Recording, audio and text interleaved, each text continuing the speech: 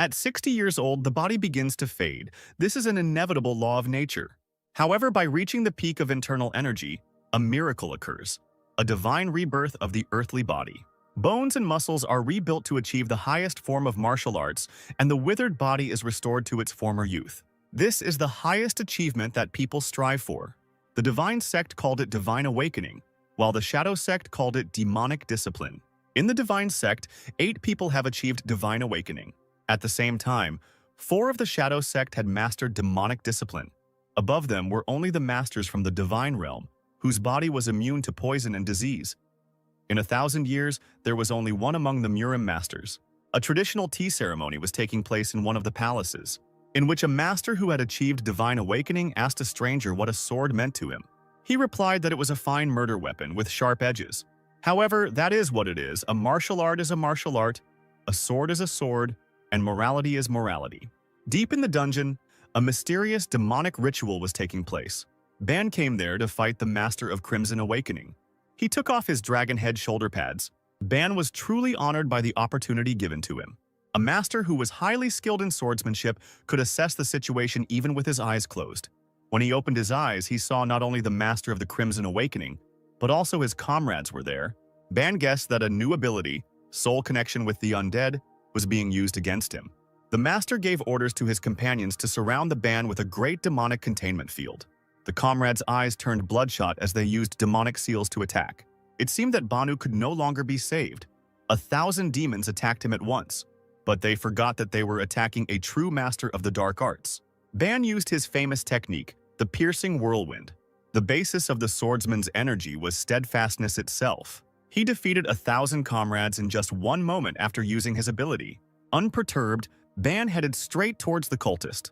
He wasn't afraid of the Ban. He grinned right in the swordsman's face. Will he really use this ability right here and now? The enemies defeated by the swordsman immediately rose from the dead, but they were without flesh. Ban found himself in the midst of an ability unfamiliar to him. It was an unclean ritual of tormenting the soul. The swordsman felt the ground beneath him begin to shake. Even such an experienced martial artist could not assess the situation while in free fall. Without thinking twice, thousands of necromancers attacked the swordsman again at once. Ban fell. The Master of the Crimson Awakening looked at his body from the shadows. He took his sword, hoping to take away the Ban's power. He was pleased that everything went as he had planned. Using a lightning-fast blade throw, he betrayed his demonic ally. He didn't expect this from the Master. The blade went right through his neck. No one knew what the Master of Crimson Awakening was really planning.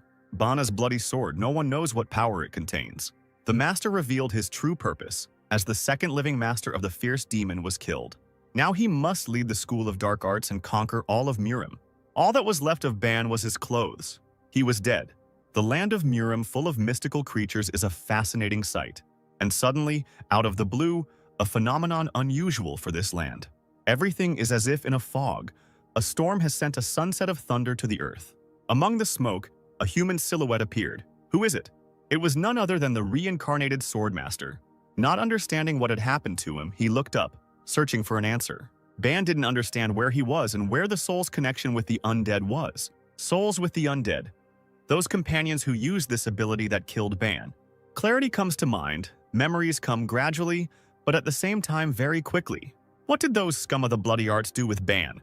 The Master also remembered the lost sword, but first he needed to get some clothes in the nearest village. Using the high jump ability, he suddenly remembered that he first used this technique of elevation naked. Sunset all alone, sitting on a tree, thought Ban. Hanging upside down, he experienced hunger, and 2 hours of searching for the village were fruitless. Banu had the idea to cover himself with an animal skin. In the forest, the swordsman came across a forest troll. He looked like a mythical creature from legends. The green creature with huge fangs was not averse to eating a human. A whistle flew past like a bullet, but not right through. What is it? It was Ban's shot. Thanks to his skill and ability, he could even shoot from his finger. The swordsman noticed that something was wrong. He couldn't miss. The shot was right on target. The forest troll's wound was healing. But how? Was it regeneration? But the amazing power of the mystical creature did not stop Ban, and he began to act. The Master's hands cut like a blade. This is one of Ban's abilities. The troll clearly did not expect this. But is he really able to regenerate even after such a blow? The troll's wound healed again. The body of the creature that had received such damage regenerated again. Ban remembered the words of the sage. In order to survive, there was one technique that was superior to others, a blow of vital energy that will leave no chance for the forest ogre. But the troll didn't need to be destroyed. Ban wanted to try roasting it. The 3-meter forest ogre didn't even have time to blink before the master disappeared from sight. Hands cut like a sword, the troll's head from the shoulders. After landing after a successful attack, Ban notices something unusual. The ogre had green blood, perhaps because he was a mystical creature. After defeating the troll, Ban, without thinking twice, lit a fire and began to roast the ogre. The master wondered why the forest creature didn't have a soul stone. Maybe he was still young. But in any case, Ban heard that the meat of the mystical creature had a beneficial effect on health. But it wasn't very tasty, and it smelled even worse. Somewhere in the middle of the mountain range, Ban remembered again that there were no people nearby. Not even traces of them. Breathtaking scenery, clean air, cool night breeze, even the moons are shining. Taking a closer look, Ban jumped up. Was it really just his imagination that there really was? In the sky, there were 2 moons, a phenomenon the Swordmaster had never seen before. There was an empire called Kratos on this new land, in the castle where the morning feast took place, at which they usually discussed something. The dark-haired lord watched silently as the king ate his breakfast. Afterwards, he turned to his majesty, who was still enjoying his breakfast. The lord begged the young king to eat properly rather than breakfast like a commoner. The king slammed his steel cup down on the table and turned to the lord. The king told the lord that they had lost most of the empire's lands. The lord wanted his majesty to eat healthy food, but he ordered him to be silent. The lord told the news that Corinth was sending an ambassador to them. He thinks they want them to clear the lands of mythical creatures. The young master thought about the lord's words and wanted to find his own benefit in this proposal. After all, his army was seasoned in battle, and the military skill of the previous emperor was hidden by his own suicide. The young emperor spoke so rudely that he almost broke the table. His Majesty Frank von Great considered such options to kindle the fire for future revenge. After 2 days of wandering, Bana, while walking through the forest, came across someone's house. He found it strange because he had never seen houses like this. A black and white guard dog ran out towards the master of the dark arts. But the puppy did not attack him, but only stepped on Ban's leg with his paw. The dog barked, which apparently confused the residents of the forest house. Ban didn't expect to see anyone. A little girl came out of the house and saw a stranger next to her faithful friend. The blue-eyed girl asked the stranger who he was and what he was doing here. Ban was confused. The first thing he thought was whether she could pose a danger to him.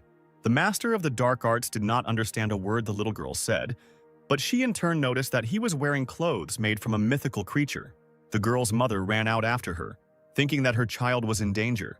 Ban immediately wanted to apologize, but remembered that they would not understand a word he said. The mother said that they had nothing for him, and if he was planning something bad, she threatened the stranger that her husband and son would soon return home. Ban, who had picked up the dog, stood there thinking that they didn't look like the pale-skinned ones from his past world. The girl in turn told her mother that he didn't look like a villain. The master of the dark arts pointed his finger at the mother, and the woman, confused, also pointed her finger at herself. Then Ban pointed with both hands at his clothes. None of them understood each other, what he wanted to say by this. The imperturbable Ban didn't know if they could understand him in sign language. The evil mother said that the stranger had shown his true nature and asked the girl to quickly call her father, but she replied that she thought the uncle had asked for some clothes. While they stood there wondering whether they were enemies or not, the little puppy lay down on the ground and fell asleep. Having come to the general conclusion that they were not enemies, Ban thought about the girl's name. Her name was Taria. He had never heard such names before in his lands. He was also given clothes that he considered strange. The mother praised the swordsman. The clothes she gave him looked very good on him, for which Ban thanked her with a hand gesture from his past world. The swordmaster turned sharply and walked in the other direction, which greatly surprised the mother and girl and perhaps made them a little wary. Ban approached the place where his father usually chopped wood and picked up an axe, which made his mother ask Taria to call her father quickly. The master of the dark arts only wanted to thank the family who gave him the clothes. The woman breathed a sigh of relief. Taria shouted to the uncle, causing Ban to stop chopping wood. The swordmaster still didn't understand their language. The blue-eyed girl only noted that he was very strong, because she had never seen anyone chop wood with one hand. Ban addressed Taria in his native language. He wanted to know what kind of tool he used to chop wood. But they didn't understand him just as he didn't understand them. And the mother again became a little wary, because next to her daughter stood a stranger with an axe. The girl's eyes sparkled, because she was interested in explaining to the stranger what firewood is and what an axe is. Ban looked at Tarja in surprise and repeated words unknown to him after her. This made the girl even more interested, and she asked the wanderer to ask her something else, since she so wanted to teach him her language. Ban thought to himself that he shouldn't rush into anything, because the most important thing for him now was to learn to speak a foreign language. Several months later, while wandering and exploring the new world, the master of the dark arts learned the local language and came to a local resident for one thing. Holding out his hand, the man said that it was a map of these lands that he had been looking for a long time. Ban curiously snatched the card from the man's hands and thanked him. But then he ran into a difficulty. He learned the language, but reading was still a problem. The man noticed this and made fun of Ban a little, saying that it was okay. He still had his best years ahead of him. To which the master of the dark arts lied a little, saying that he understood well what was written there. The man encouraged Ban, because it seemed like only yesterday the swordsman was diligently gesturing to explain what he wanted. Ban replied that it was all thanks to Mr. Blair's family, because the blue-eyed girl could not get enough of talking to him. Ban was chopping wood and thought to himself that this was a great map, not only geographically, but there were also unique features of the village. The logs flew one after another, and the master of the dark arts kept thinking about his past. His dark past. Ban has to come to terms with the circumstances he finds himself in. He has no choice but to accept it. How to accept the fact that he cannot return to Mirim only by the technique of great exaltation. Even while thinking, he mechanically continued chopping wood, one of which almost hit Tarja, who came too close. Ban told the girl that it was dangerous here. She should move away. Looking at him, the girl called the swordsman by a nickname that she herself made up. She called him Dark. To which the master of the dark arts replied that he had already told her that his name was Ban, not Dark. Tarja found this very funny because, in her native language, the name Ban means dark smell. She laughed so much that she thought she would die laughing. The joyful child pointed her finger at the master of the dark arts and said Dark, causing Ban to fall into a stupor from Tarja's persistence. The blue-eyed girl noted that the name Dark perfectly suited his black eyes and hair. Ban replied to Tarja that she could call him whatever she wanted, as long as she left him alone and didn't interfere with his work. Having decided to take a little rest, Ban leaned on the ground and asked the girl what a mercenary was, and she answered that they were people who fought for money. Was she comparing him to an assassin? The master of the dark arts thought. He answered her that he was not like them. Surprised, Tarja looked straight into Ban's eyes and asked him who he was then, if he was not a mercenary or an assassin. With a sigh, the swordsman replied to the little girl that he was a master of the school of dark arts who only wanted to find his way home. Blue-eyed Tarja said, "Why shouldn't Banu look for work in the mercenary guild? The mercenary guild is a place where mercenaries gather, where they receive orders and trade information." Ban thought about Tarja's words. He definitely needed to get at least some information in order to return home. And he also asked her how she knew about the mercenary guild. The girl told the master of the dark arts that her brother ran away from home, saying that he would become a mercenary, but his father found him and brought him back. This story made Ban laugh a lot. Meanwhile, the king was surveying his lands from the highest point of his castle, but suddenly he notices that one of his subjects is heading towards him. It was Captain Rognard. Perhaps he came with good news. He asked the king not to worry. The young ruler replied that he could not calm down, because he needed to send 2,000 palace maids to meet the needs of the Corinte. He bit his lip very hard without even noticing what was said, because these were his people. The captain replied that all they could do was increase their fighting strength to counter the Corinth, and that the king's anxiety would only increase if the ruler thought about such mundane problems as this. The emperor got angry and asked Rognard if the maids were ready to leave. The captain replied that they would be delivered to Corinth in a week. It is worth remembering that there was also a case when Corinth kidnapped the maids 10 years ago and demanded new ones. The captain asked the king to be calm, because he would be leading the escort. Looking to the side, the emperor and Rognard noticed a silhouette walking towards them. It was Lord Tozier. They were wondering what news he came with. Bowing his head down, the lord said that he had failed the task given to him. The emperor noted that this was the 5th time the lord had failed to complete his task, and also asked if there was any use in the Anfiros journal.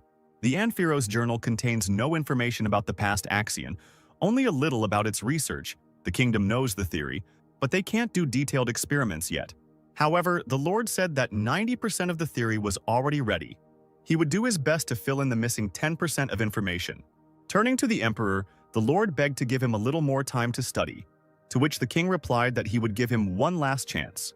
The king's eyes still burn with hope that with the help of this artifact, he will be able to provide a better life for his empire. For Mr. Blair's family, the news was not so good. Ban decided to leave. The mother and children were very saddened by this event because they had become so close lately. Extending his hand to shake hands with the head of the family, the master of the dark arts jokingly apologized for being a burden all this time, to which Mr. Blair replied to Ban that he was mistaken. He had become part of their family, and he could always return no matter what happened.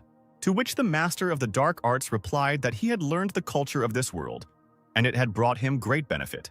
During the farewell, the son asked his father for permission to go on a journey with Ban, because the boy still had an unfulfilled dream of becoming a mercenary, to which the head of the family threatened the boy that if he ran away again, he would get twice as much as before, to which the boy replied that he was missing the best chance in life to become not a simple farmer but a mercenary. Ban, who got down on one knee, did not forget to say goodbye to his noticeably grown four-legged friend, who even shed his stingy dog tear in farewell. A small blue-eyed girl walked up to the swordsman and grabbed his clothes with one hand, sadness in her eyes. Taria said that her beloved Dark would regret leaving because if he stayed and waited a few more years, he would have a lovely bride. It seemed that Ban had never been so embarrassed in his life as he was after what the little blue-eyed girl said. The master of the dark arts told her that, unfortunately, their age difference was too big, and he also didn't want to be beaten by her father. Ban finally said that he didn't know if they would meet again, but he would never forget her. After all, Taria was the one who gave the swordsman his name, Dark. The master of the dark arts patted the little blue-eyed girl on the head, and she in turn burst into tears from the grief of the upcoming separation. The head of the family and the mother with the dog silently watched as one of the family members left. The four-legged one even somehow waved a handkerchief to his departing friend. There is no way back, Ban thought to himself, and began to walk away slowly but confidently. The dog barked at the top of his voice. The children waved their hands and shouted after their departing friend. The head of the family and the mother froze in place and silently looked at their departing, one might say, son. Ban turned one last time to his family, who had helped him as best they could, but he had a long way to go, the main goal being to return to Miram. As he left, Ban also repeated the gesture with his hands that meant farewell in these lands. Then he turned around and continued to wander on his long journey. Night, the sky was covered with the twinkling of stars. In the sky, there was also a rare phenomenon for this world, when the second moon had not yet had time to join the other, because in these lands there were two of them. In the darkness of the night, a silhouette can be seen sitting by the fire, waiting for dinner to be prepared. Suddenly, unexpectedly, in the bushes of pitch darkness, red, as if bloodshot eyes lit up. Having waited for the delicacy to be prepared, the swordsman immediately began to eat it. However, noticing that he was being followed, Ban did not show any sign. His sense of smell and vision never failed him. At that very second, the enemy appeared before the master of the dark arts. They were werewolves with huge fangs and claws, thirsting for only one thing: fresh human flesh. With only a thirst for blood, the werewolves decided that the swordsman would be an easy target for them and immediately went on the attack. Ban was prepared for anything, but he clearly did not expect such speed from the mystical creature. The enemy was very fast. After successfully dodging the enemy's attack with his ascension ability, the master finally understood why people always avoided this mountain. The master of the dark arts assessed the situation and decided to counterattack, using his famous technique of the smashing hand. He clearly caught the beast off guard with his powerful attack, but at this stage of his journey, the swordsman already knew that mystical creatures possessed regeneration. Unperturbed, Ban gathered all the power of dark energy for a final attack. The regenerating beast, who clearly failed to assess the situation and the abilities of the one he was attacking, could only rely on his instincts, growling and baring his fangs in the face of his enemy. With a slight movement of his hand, Ban, who had accumulated energy for the attack, left a shining mark in the form of a palm on the beast's chest, which was fatal for the werewolf. The other mystical creatures clearly did not expect this, watching as their leader flew away a couple of dozen meters. The beasts roared their battle cry in hopes of intimidating the swordmaster. Ban, in turn, was only thinking about what a good mannequin he would make for the School of Bloody Arts. The beast could even make a good carpet. Noticing that the man was not the least bit frightened, the mystical creatures seemed to read his thoughts and rushed away, abandoning their dead leader. The evil master, looking at the fleeing creatures, did not understand what the point was in attacking him, because he had only dropped the freshly cooked meat in vain. Gritting his teeth, Ban picked up the body of the dead werewolf. Because why let good things go to waste? This beast would look good on a flaming spit, Ban thought. The emperor, sitting on the throne, propped his head up with his hand, crossed his legs, and apparently expected at least some good news. Lord Tozer came to the young king with news, saying that this was very urgent information.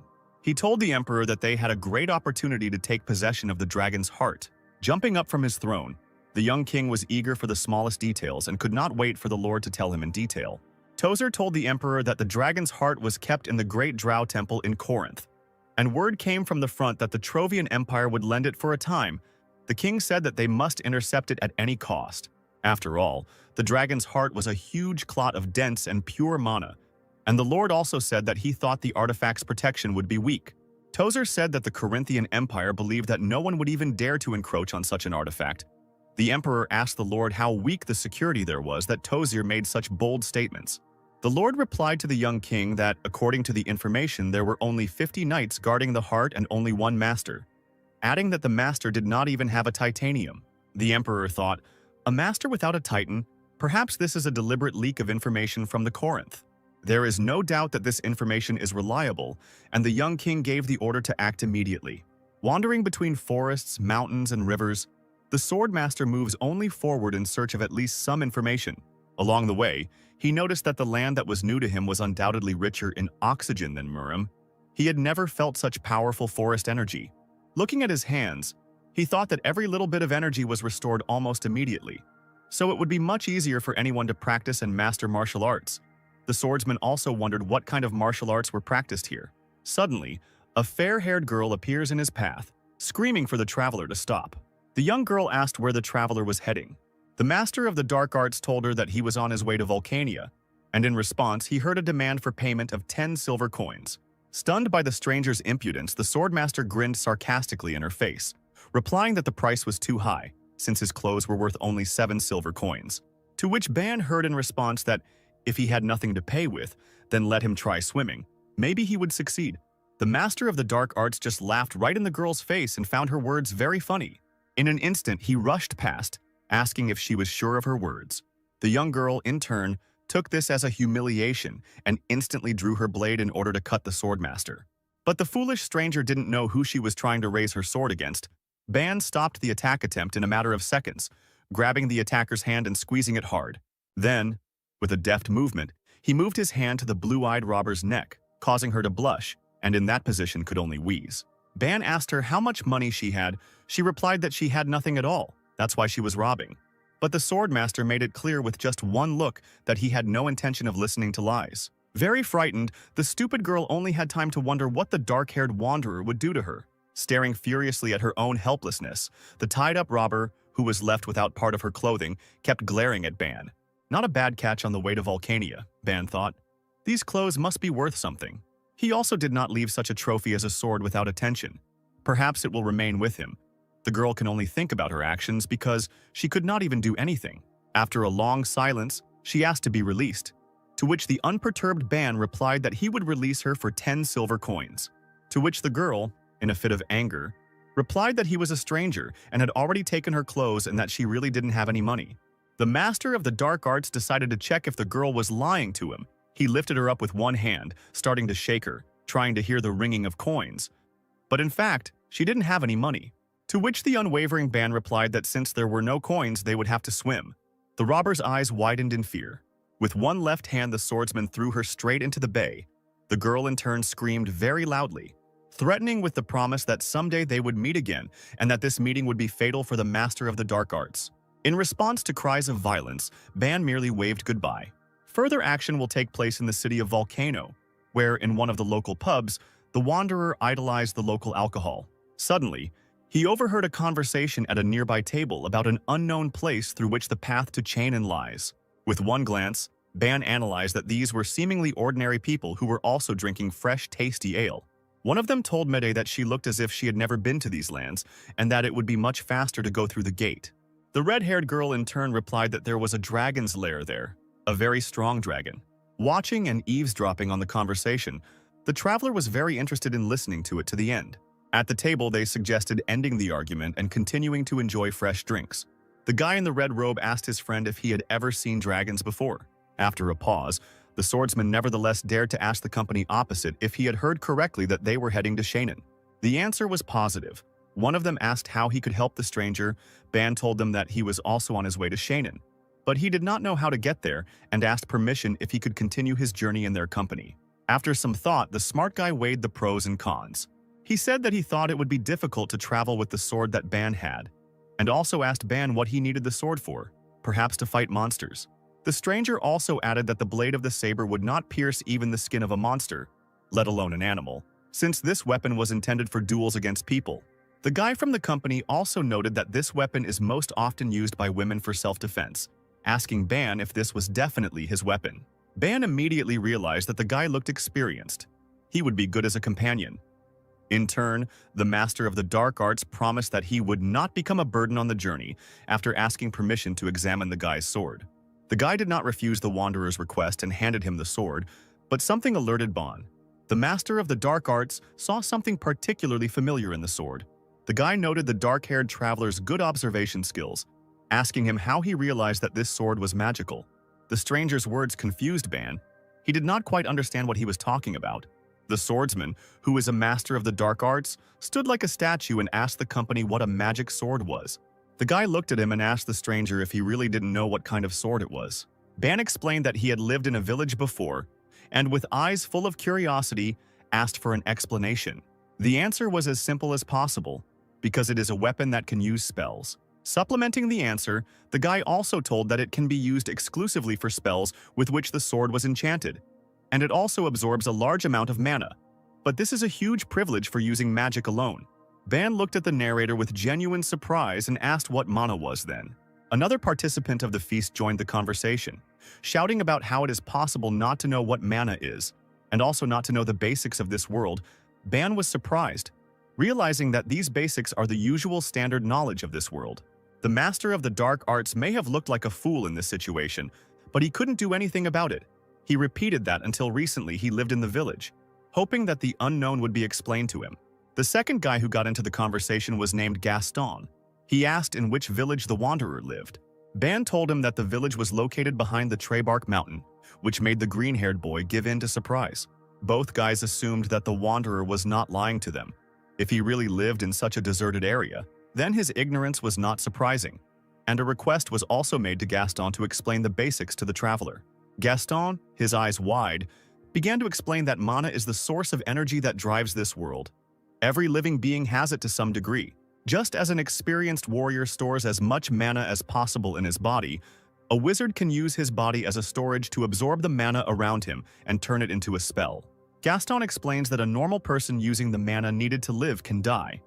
Also pointing to the blade, he said that the magic sword allows the use of magic, but if used by normal people, the blade will absorb too much mana, and this will become a problem.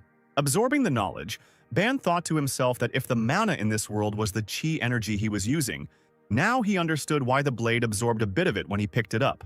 There was also a dialogue in which Ban noted that the blade looked quite light despite its size, to which he received the answer that it had an automatic spell that would not have to be cast over and over again. But the most important thing is that these are manual spells. The guy extended his hand with the magic sword Banu, offering to try to cast the spell Fire Blade. Taking the blade in his hands, Ban cast the spell the guy had said. The master of dark arts was amazed beyond measure. The sword instantly became red hot. It was something incredible, Ban thought. Just a little energy for such an effect and without knowledge of solar arts. The surprised master of the dark arts wondered if he could use other spells. The guy replied that the sword has a power shield that allows you to block arrows. Also, the blade is not expensive, but very useful. Ban's sense of smell is second to none. He sensed danger at the moment, recognizing that an arrow was flying at him. The unperturbed swordsman decided to test his new knowledge and skills by actually using the Force Shield spell. The blade seemed to howl, surrounding Ban with an energy shield. No one had time to understand what had actually happened. The wanderer cast a spell, and out of nowhere an arrow flew in and broke on the shield. The shooter exhaled. He couldn't understand what went wrong. The shot was right on target. Ban noted that the blade is very effective, asking the company if the sword has offensive magic. The guy told the wanderer that he needed to point the sword at the target and cast the fireball spell. At the same second, the Ban, having received the information, cast a fireball spell, pointing the blade in the direction where the potential shooter was located. The spell was so destructive it was a high concentration of energy. The dark scarlet color darkened the room, then flew out the window. Everyone in the pub was shocked by what was happening. There were so many questions and so few answers. The spell flew straight towards the attacker. Ban really caught him off guard. There was a powerful explosion not far from the pub, but it was unclear whether Ban had missed. Apparently, the shooter was having a lucky day. The dark arts master thought to himself that this blade would be revered as a gift from heaven in the Murima world. But was it really a common thing here? The others were watching the fleeing shooter at this time. The comrades whispered among themselves. Gaston told Narek that he couldn't even imagine how much mana it would take to create such a powerful fireball. Narek in turn whispered that he had never created such a destructive fireball in his life. During all the events, a girl appeared before the Ban, introducing herself as Mineria. She also noted that she is a servant of the goddess of the earth Karis. Ban introduced himself with a name that was not familiar to him. He said that his name was Dark. She in turn noted that the arrow apparently was intended for him. The traveler replied that he was not sure who or why, but only one face came to mind, and he added with a grin that he did not remember doing anything bad recently that would make someone come for him. Mineria suggested that the arrow could have been intended for the fair-haired Mikkel, who asked her in surprise why she had decided so. The girl added that if she had rushed past Dark and flown straight, then the target would have been Mikkel instead of the Wanderer. The blonde guy said that he could think of too many people who could do it. Other comrades suggested catching up with the shooter, since he wouldn't run far with a wounded leg. But one of them suggested that the attacker could be a member of the Thieves' Guild, which could become a real problem for them. Narek, as it turned out, was the most important one in the group, so they turned to him for an order, and he, in turn, suggested going on a journey right now.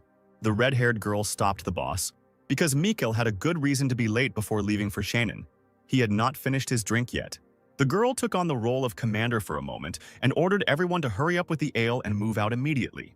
Mikkel suggested that if the attacker was from the Thieves' Guild, then this pub might be in danger. They could be surrounded at any moment.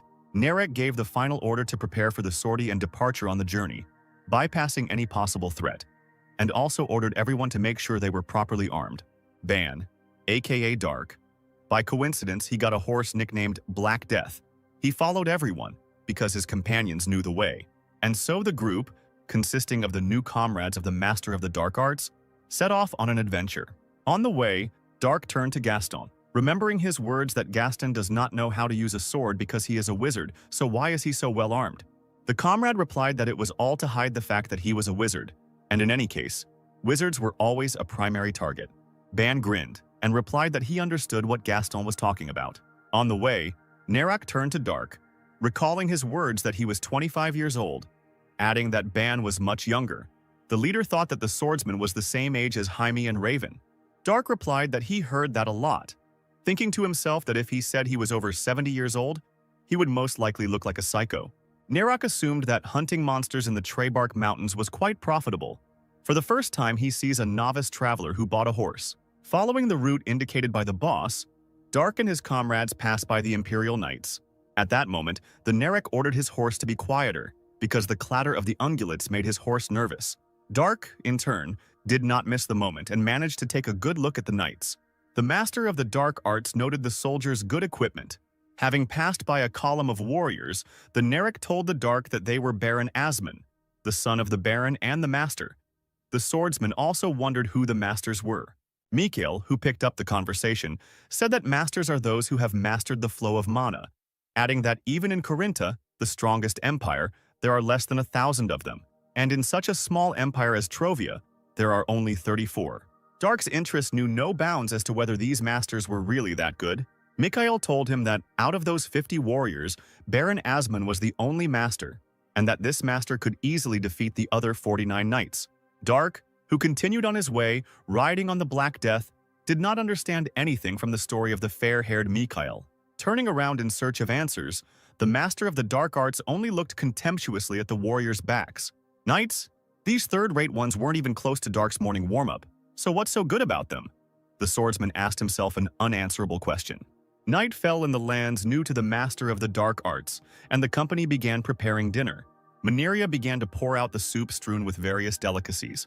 Perhaps in the future they will be able to become not only comrades but also real friends, who knows? But for now, the whole team is content with dinner. But Narek and Mikkel are in no hurry. They are discussing something on the side.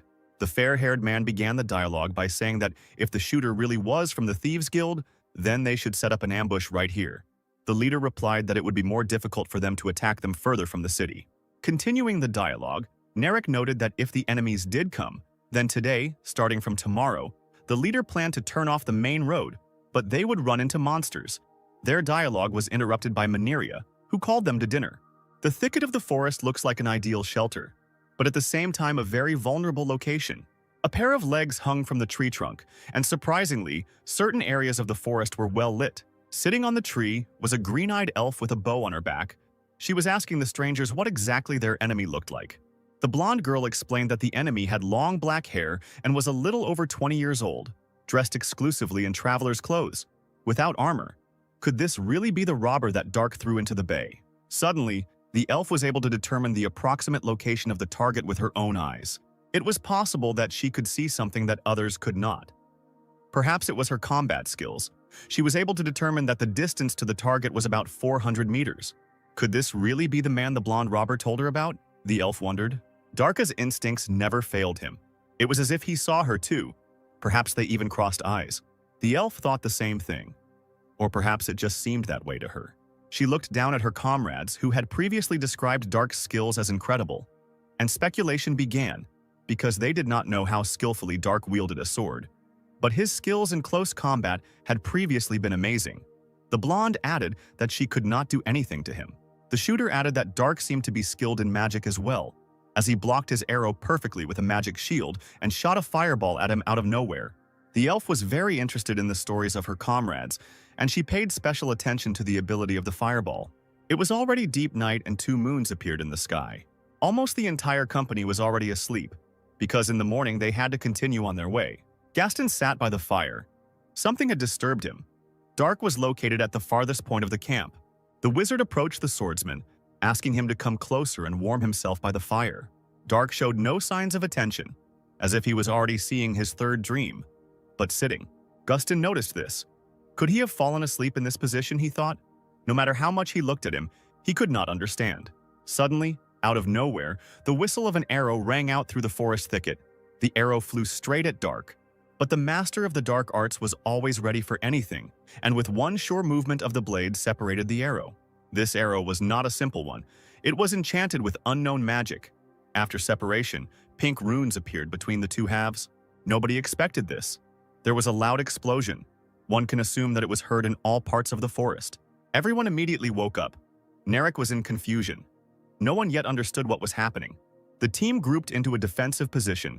An order was given for the priestess to heal Dark. The main task was to reveal the location of the attacker. Manhwa leaned over the prone swordsman and silently asked only that he hold on until she cast the spell. But Dark is not so easy to break. With a sharp movement, he instantly raised his body, apparently. Only his clothes were damaged.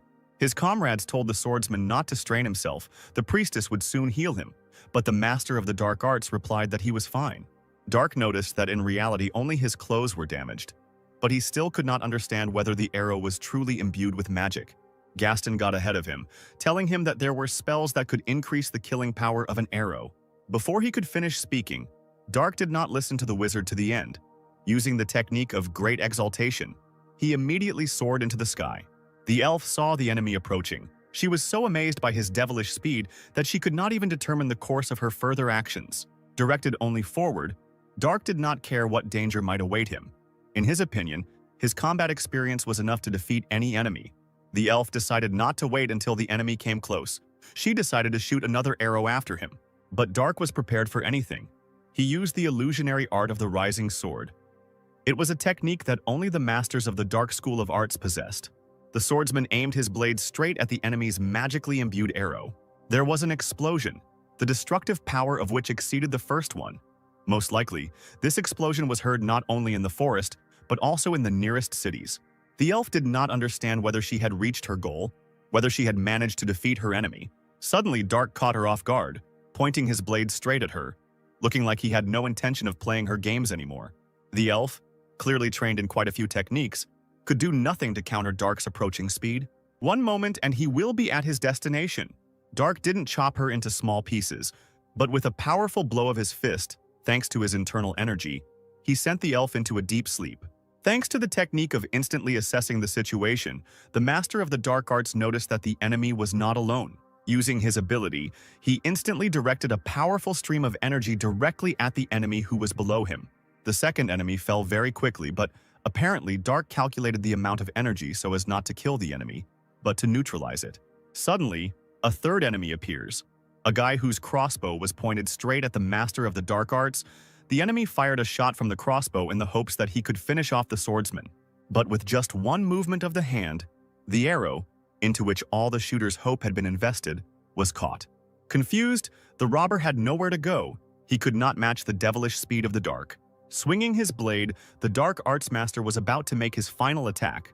Swinging his blade, Dark was surprised that his opponent was able to dodge his incredibly fast strike. The enemy had no choice but to fall to his knees and hope for the best. The master approached him and began to examine him closely. Dark began to take off his clothes, figuring that since they had ruined his attire, they should pay with their own. The master stopped at nothing.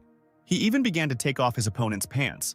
The guy in turn resisted, but he saw the grin of death, and it was as if there was no resistance, after which the guy screamed at the top of his lungs, hoping that at least someone would come to his aid. The scream reached the camp with his comrades. They were completely unaware of what was happening on the other side of the forest. Dark, who had changed his clothes, began to interrogate the attacker about the reason for their attack, since he had not done anything bad to them. The bound but alive opponents were in no hurry to answer the swordsman's question. Most likely, they were hatching a plan on how to get out and try their luck again in defeating the master of the dark arts. The elf asked Dark a question, the essence of which was what the devilish thing the swordsman had done to the guy with the crossbow that made him scream so loudly throughout the forest. The master of the dark arts replied that he hadn't done anything to him. He had simply passed out from fear. It was so pathetic on the guy's part that Dark only looked at him for a second, feeling disgust. Jokes aside, Dark was serious. He began to ask the girls why they attacked him, offering to answer nicely. Otherwise, he would make them beg him to kill them as soon as possible. The little blonde girl, gritting her teeth furiously, answered the swordsman that they attacked him because he attacked a member of the Vulcanian Thieves Guild and robbed her without even the Thieves Guild's knowledge. To the rage of the pretty robber, the Dark responded calmly that he had always felt safe from the very beginning, that he was safe and sound, and that a gang like them would never be a threat to him. He added that if this was indeed the true reason for the attack, then there was no point in him killing them, to which the robber was very surprised. The elf, defeated with one hand, looked at Dark brazenly and said that he was too self-confident, since he was not afraid of the Thieves Guild, which had a certain power in certain parts of the land. The master of the dark arts thought about what the elf had said. Indeed, he thought, if he left them alive, they would try to find him again to kill him. With just one look at the two tied-up girls, he made it clear that he might have changed his mind about their future fate, which made them squeal throughout the forest, shouting what he was going to do with them. To their question, Dark, grinning maliciously, replied that even he himself could not know what he would get into his head to do with them. Ban spared the thieves, taking not their lives, but their clothes. But even with this outcome of the circumstances, the robbers were not happy, threatening Dark with reprisals. He answered them that he hoped that next time they would be dressed in something more expensive than pants, and also adding that if they continued to threaten him, he would take his underwear too, after which the robbers instantly fell silent, because what would it be like for them to be left in the depths of the forest, tied up, without panties? Dark also took the horses and headed towards his camp, but the green-eyed girl still could not calm down, saying to herself that she would definitely kill the swordsman someday. The elf, thinking about what had happened for a long time, suggested not to try to kill him in the future, to which the enraged robber asked her how she could say such a thing, since Dark had defamed their honor and dignity. The elf added that Dark was too strong. Revenge was of course good, but looking at the truth, it was beyond their power. Remembering just one look from the master of the dark arts, she felt uneasy, and in the end she asked the robber about what honor and dignity a thief could have, continuing to say that if she was so thirsty for revenge, let her continue it herself. Fear was visible in the elf's eyes. Next time Dark might not show mercy and take not their clothes, but their own lives. The victorious Dark was already at the threshold of the camp, and he also had 3 horses with him. It was still hard to see anything in the night, but in the shadows, Dark saw familiar silhouettes. They were his comrades. The whole team was surprised. Dark returned safe and sound, in different clothes, and even with horses. Anticipating questions from his comrades, the master of the dark arts said that these beauties belonged to those who were hostile to him, continuing that his opponents simply bored him, so he stole the horses. Dark was asked what he had done that in the middle of the night, in the depths of the forest, an enchanted arrow suddenly whistled straight at him. The swordmaster told them a story that on the way to Vulcania, a girl tried to rob him. In the background of the story, a red-haired girl admired her pet.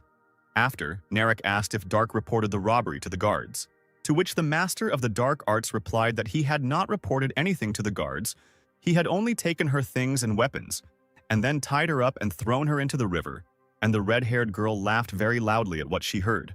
Narek said that if the girl was in the Thieves' Guild, then this would be a problem for a long time, and also mentioned that this was far from the wisest thing Dark did, to which the swordmaster replied to the leader that if it was really so dangerous then he could continue the journey alone, so as not to impose himself on anyone.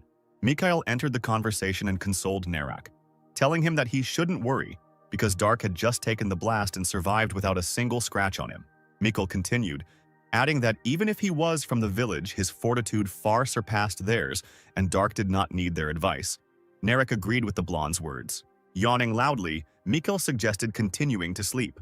At this moment, Gaston felt multiple mana responses in another part of the forest. It looked like a group of knights. He determined it by the quality of the mana. Surprised, Mikhail, who was already about to take a nap, asked how many there were approximately, to which the wizard replied that there were a lot. About 50 or about 100? Narek was confused by this. Such a number of knights in such a place and at such a time. In his memory, this had happened for the first time. Gaston, with his magical powers, sensed that the battle had already begun, because the mana responses were slowly fading. Mineria immediately rushed to the side where Gaston was looking. Mikhail called her to understand what she wanted to do, to which the priestess replied that this was a battle between knights, that she must act immediately, hurry, get to the battlefield as quickly as possible to heal the knights before they were hurt, to which Mikhail shouted after her that they didn't know anything. If she had rushed there recklessly, then no one knew what could happen. The priestess was faster than ever. She hurried with all her might to have time to apply her healing knowledge to the wounded knights. Dark also caught up with her, perhaps because he could not leave his comrade alone on the battlefield. The rest hurried after them, and if they didn't fall asleep, then everyone did. Dark noticed that the others were lagging behind. Most likely they couldn't keep up because of the armor they were wearing. The swordmaster wondered if he should pick up the priestess and rush faster, because she couldn't keep up with him either. The master of the dark arts immediately returned for the priestess, took her in his arms and sped up to the battlefield, focusing on the sound of the battle. The priestess fell to her knees next to the first wounded warrior she came across. Dark analyzed what was happening behind the priestess. It looked like there was no one left to heal. Kneeling next to the mountain of corpses, the priestess screamed that these were the knights of Raken and that no one was left alive. Gaston, standing in a stupor, could not understand who could have done such a thing to the valiant knights, because they were different. But the Raken warriors were good.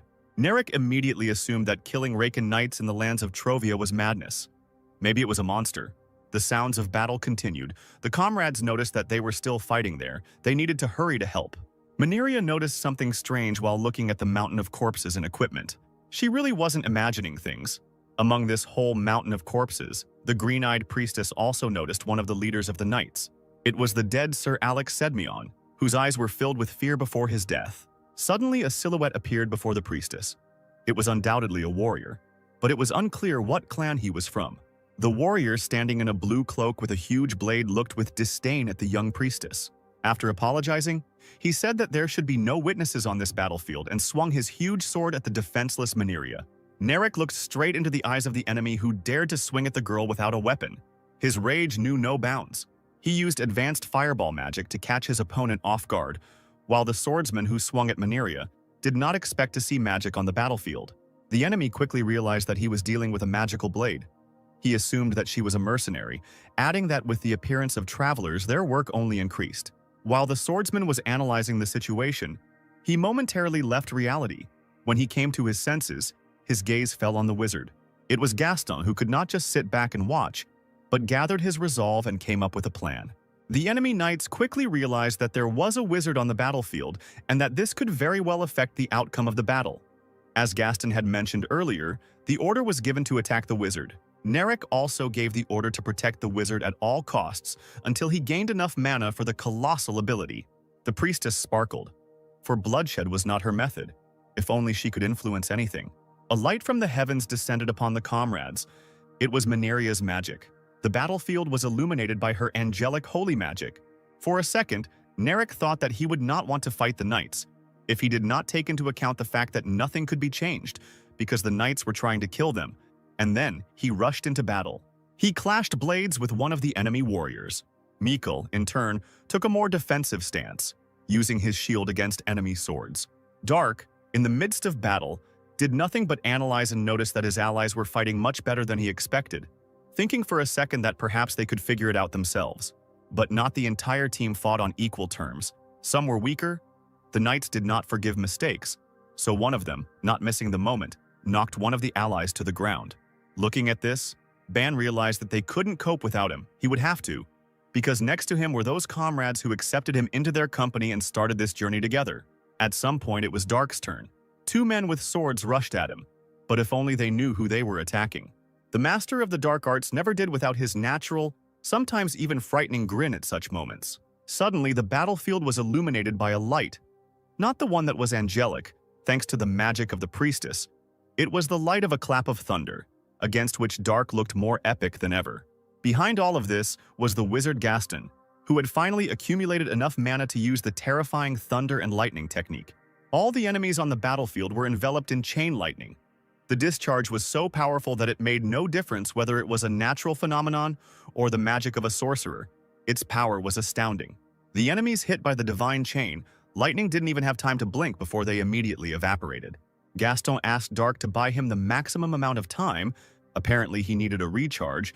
To the wizard's request, the swordmaster replied that magicians are quite useful if they have a protector. The sorcerer can rely on him. Unaware of their own helplessness, the remaining knights continued to try to attack the master of the dark arts, but their attempts were in vain. A powerful explosion thundered. It was none other than the famous fireball ability. It was released by Gaston, who was under Dark's protection. From the outside, one could say that it was an absolute protection for the sorcerer. The knights' eyes were filled with rage, and they were driven by revenge because the battle had not lasted long, and they had already suffered heavy losses. But no matter how many times they tried to attack the master of the dark arts, each of their attempts was unsuccessful. Dark, with one light movement of his hand, pierced the enemy soldier through and through. The half-dead knight, hanging on the blade of the swordmaster, most likely did not even have time to understand anything. This was evident from his empty eyes. Perhaps, in the end, he did not even understand why he died. At that moment, when the opponents looked around and tried to understand the colossal speed with which they were suffering losses, none of them could even imagine that he was next on the death list. Thanks to the devilish speed of the master of the dark arts, he felt like a god on the battlefield. Because no one could resist him, he could easily appear behind the enemy in a matter of moments to inflict fatal damage. At the moment of the attack, Dark could not understand what kind of power he was using at that moment, whether it was chi energy or the local mana, but the result was always the same. The riddled opponents didn't even have time to squeak, while the master of the dark arts inflicted damage on them that was incompatible with life. At one point on the battlefield, a frightened soldier called for help from a master. But even among masters, there are individual differences in skills and abilities, to which the master in the blue cloak said that this difference could be felt between him and Alex, who had just died a heroic death. The master in the blue cloak, who was initially hostile to travelers, also possessed magic. He could strengthen his sword. Could he really surpass Dark in strength? The Dark Arts Master quickly realized that the enemy had strengthened the sword not with mana, but with chi energy, which had been developed through special techniques and training by the Murima sages. The enemy disappeared from the band's field of vision. The executioner's speed of movement was slightly inferior to the devilish speed of the dark. Swinging in the air, the enemy shouted that he had never heard of a master using a saber. A master of the dark arts could anticipate any action from the enemy based only on his combat experience. And of course, Dark's invincible grin to catch the enemy off guard. Or maybe he's really that confident. The enemy noticed Ban's smile while delivering his signature blow, as if a guillotine descends on a man's head, seeing no obstacles and crushing the earth.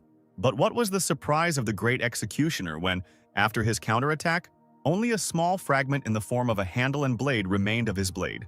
With one sure swing of his sword, the master of the dark arts repels the enemy's attack. Is there really no one in these lands who can match his speed and strength? The second part of the executioner's blade was sticking out of a nearby tree. If this had been a busy battlefield, the scattered remains of his sword could have easily taken a couple of lives of his subjects. The dark arts master, observing the opponent, thought that the executioner was about as strong as a first-class knight from the Black Death Squad.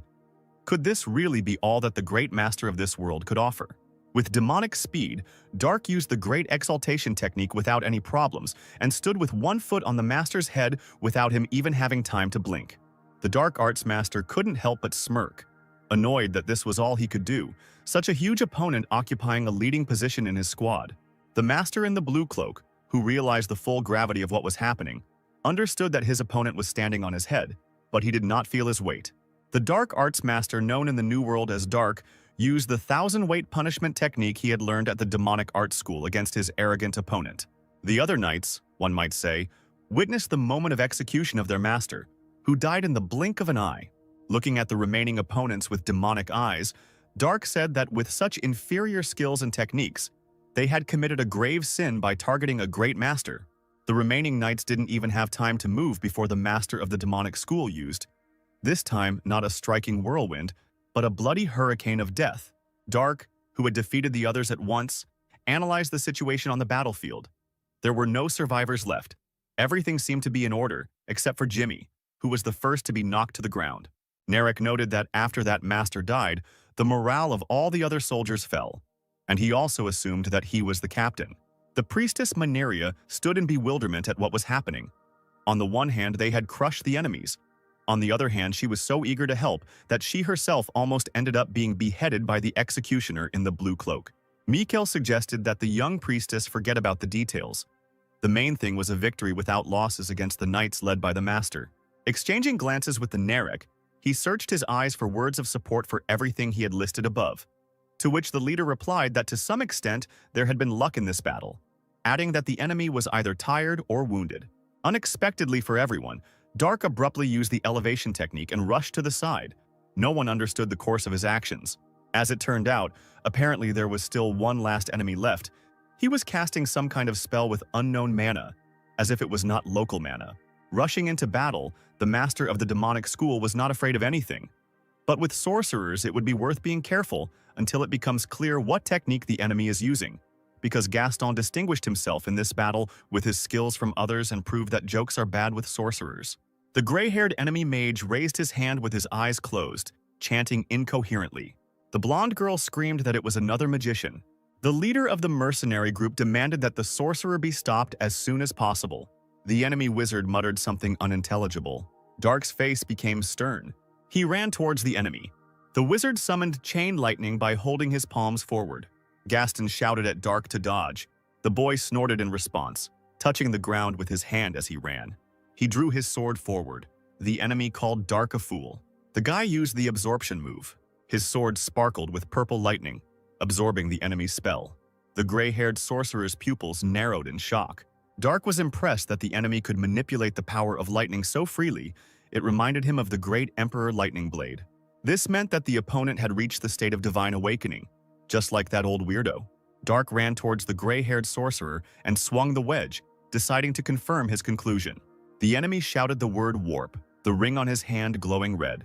The guy swung his sword but missed the enemy because he was no longer there. Dark looked up, guessing that it was the ascension technique. He began to look around, searching for the enemy with his eyes, but there was nothing there except the trees he had cut down. The guy realized that Kai had also disappeared, although it seemed impossible to him. The group leader and Gaston ran up to him and nervously asked if he was okay, and he said that he was fine. The man asked in surprise how Dark managed to block the lightning magic with just a sword. The boy claimed that in this situation, he should be the one asking the questions, and asked, pointing at the empty space with his sword, how the enemy managed to disappear, since this was impossible even with full mastery of the ascension technique. The man clarified whether he meant warp. Gaston explained that warp was a spell that transported the user through space. Wizards of that level usually acted alone, which is why the mage was so prepared. Dark clarified whether the enemy was prepared. He remembered the glow of the ring on the enemy sorcerer's hand. The guy assumed that this thing was the mentioned preparation. Gaston agreed with his assumption. Warp is a 4th-level magic. Without an enchanted item, it will not be possible to quickly use this spell. Dark asked if his interlocutor, who was a wizard, could use this spell. He was confused by the question. He was only a 3rd-level mage. Gaston found it strange that Dark was concerned about this topic. The guy thought that it might be related to the bloody blood arts that the villains used to get rid of him by moving him to this world. Dark wanted to know more about this magic.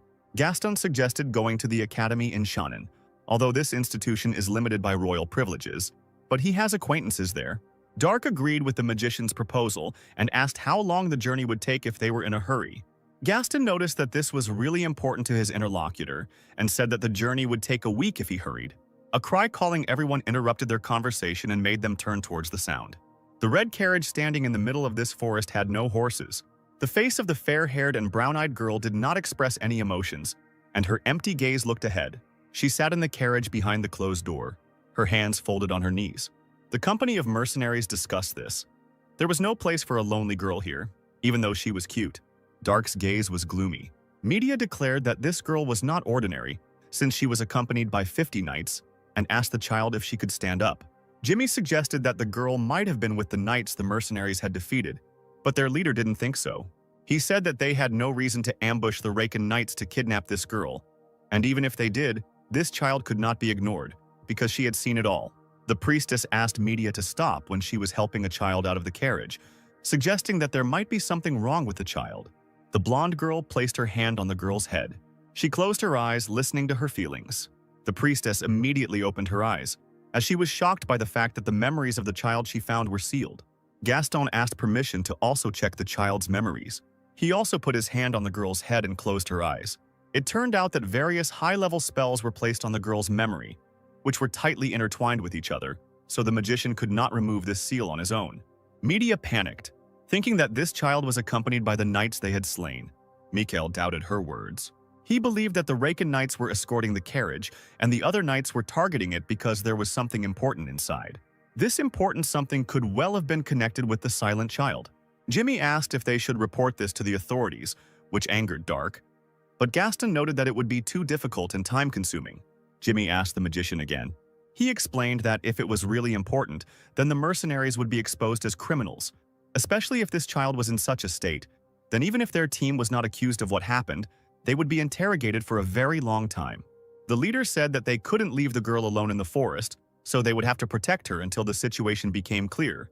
Dark asked if they could just give her to the Raken knights. The boy believed that if the child was connected to the knights, then it would be better to give her to them, since he did not understand why they would care about this child. The man realized that Dark didn't like the girl, and he was right, because the guy thought that this pathetic child with amnesia would delay them. The mercenary leader explained that the knights would still ask about this girl, even if they were given an honest answer. Dark walked past the man. He stared silently at the girl, standing in front of her. The guy suddenly grabbed the child by her clothes and lifted her up as if she were some kind of object.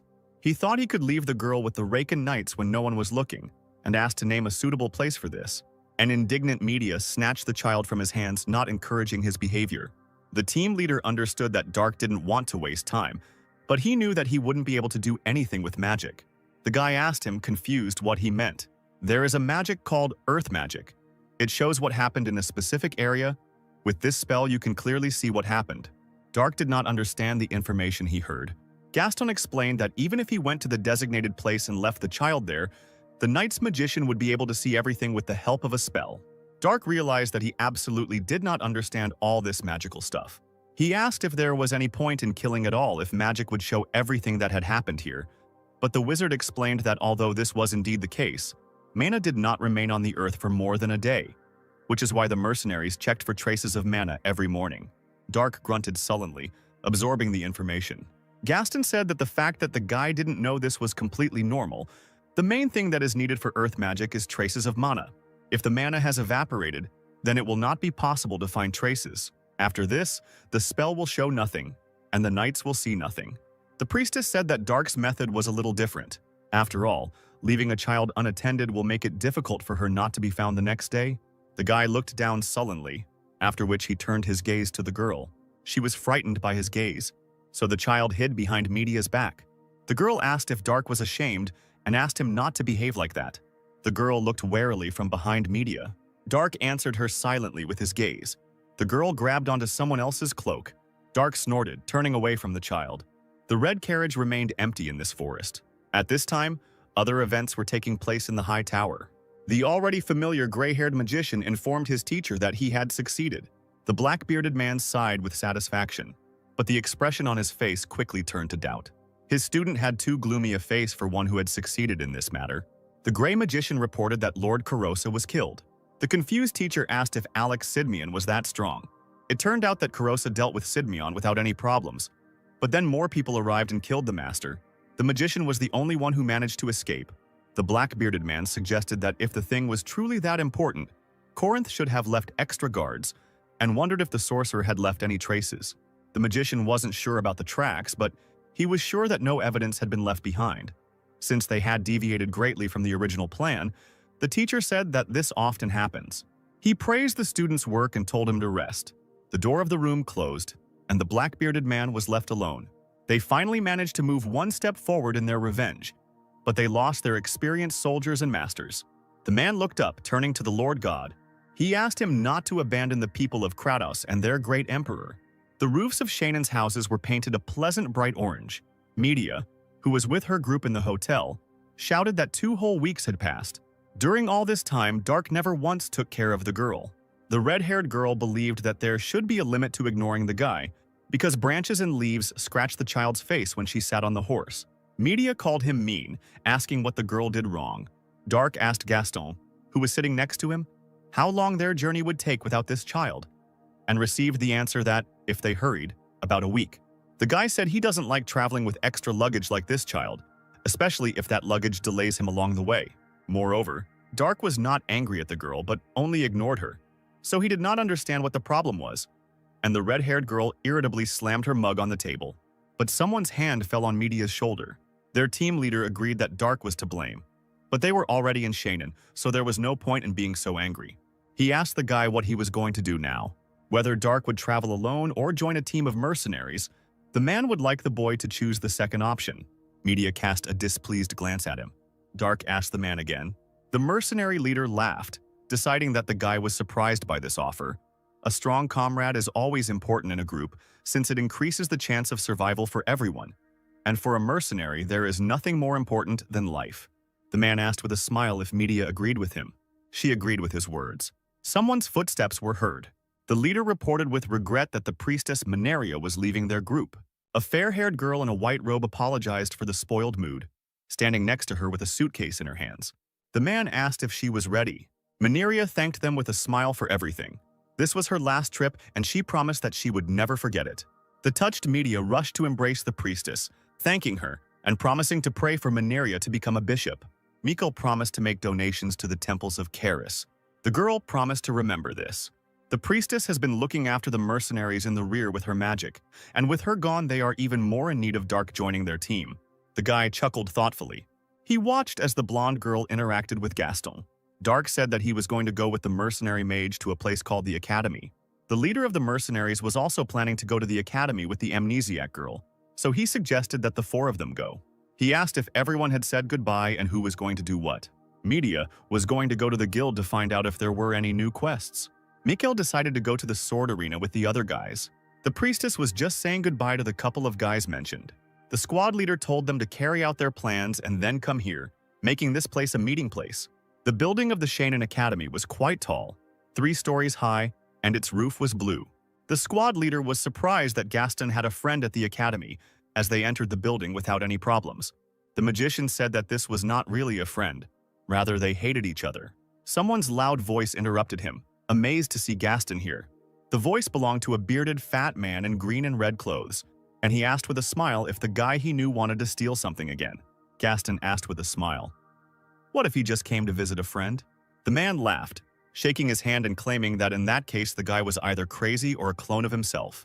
Gaston agreed that he would not have come here unless necessary. He asked to meet a wizard whose specialty was warp magic. The man was puzzled by this request.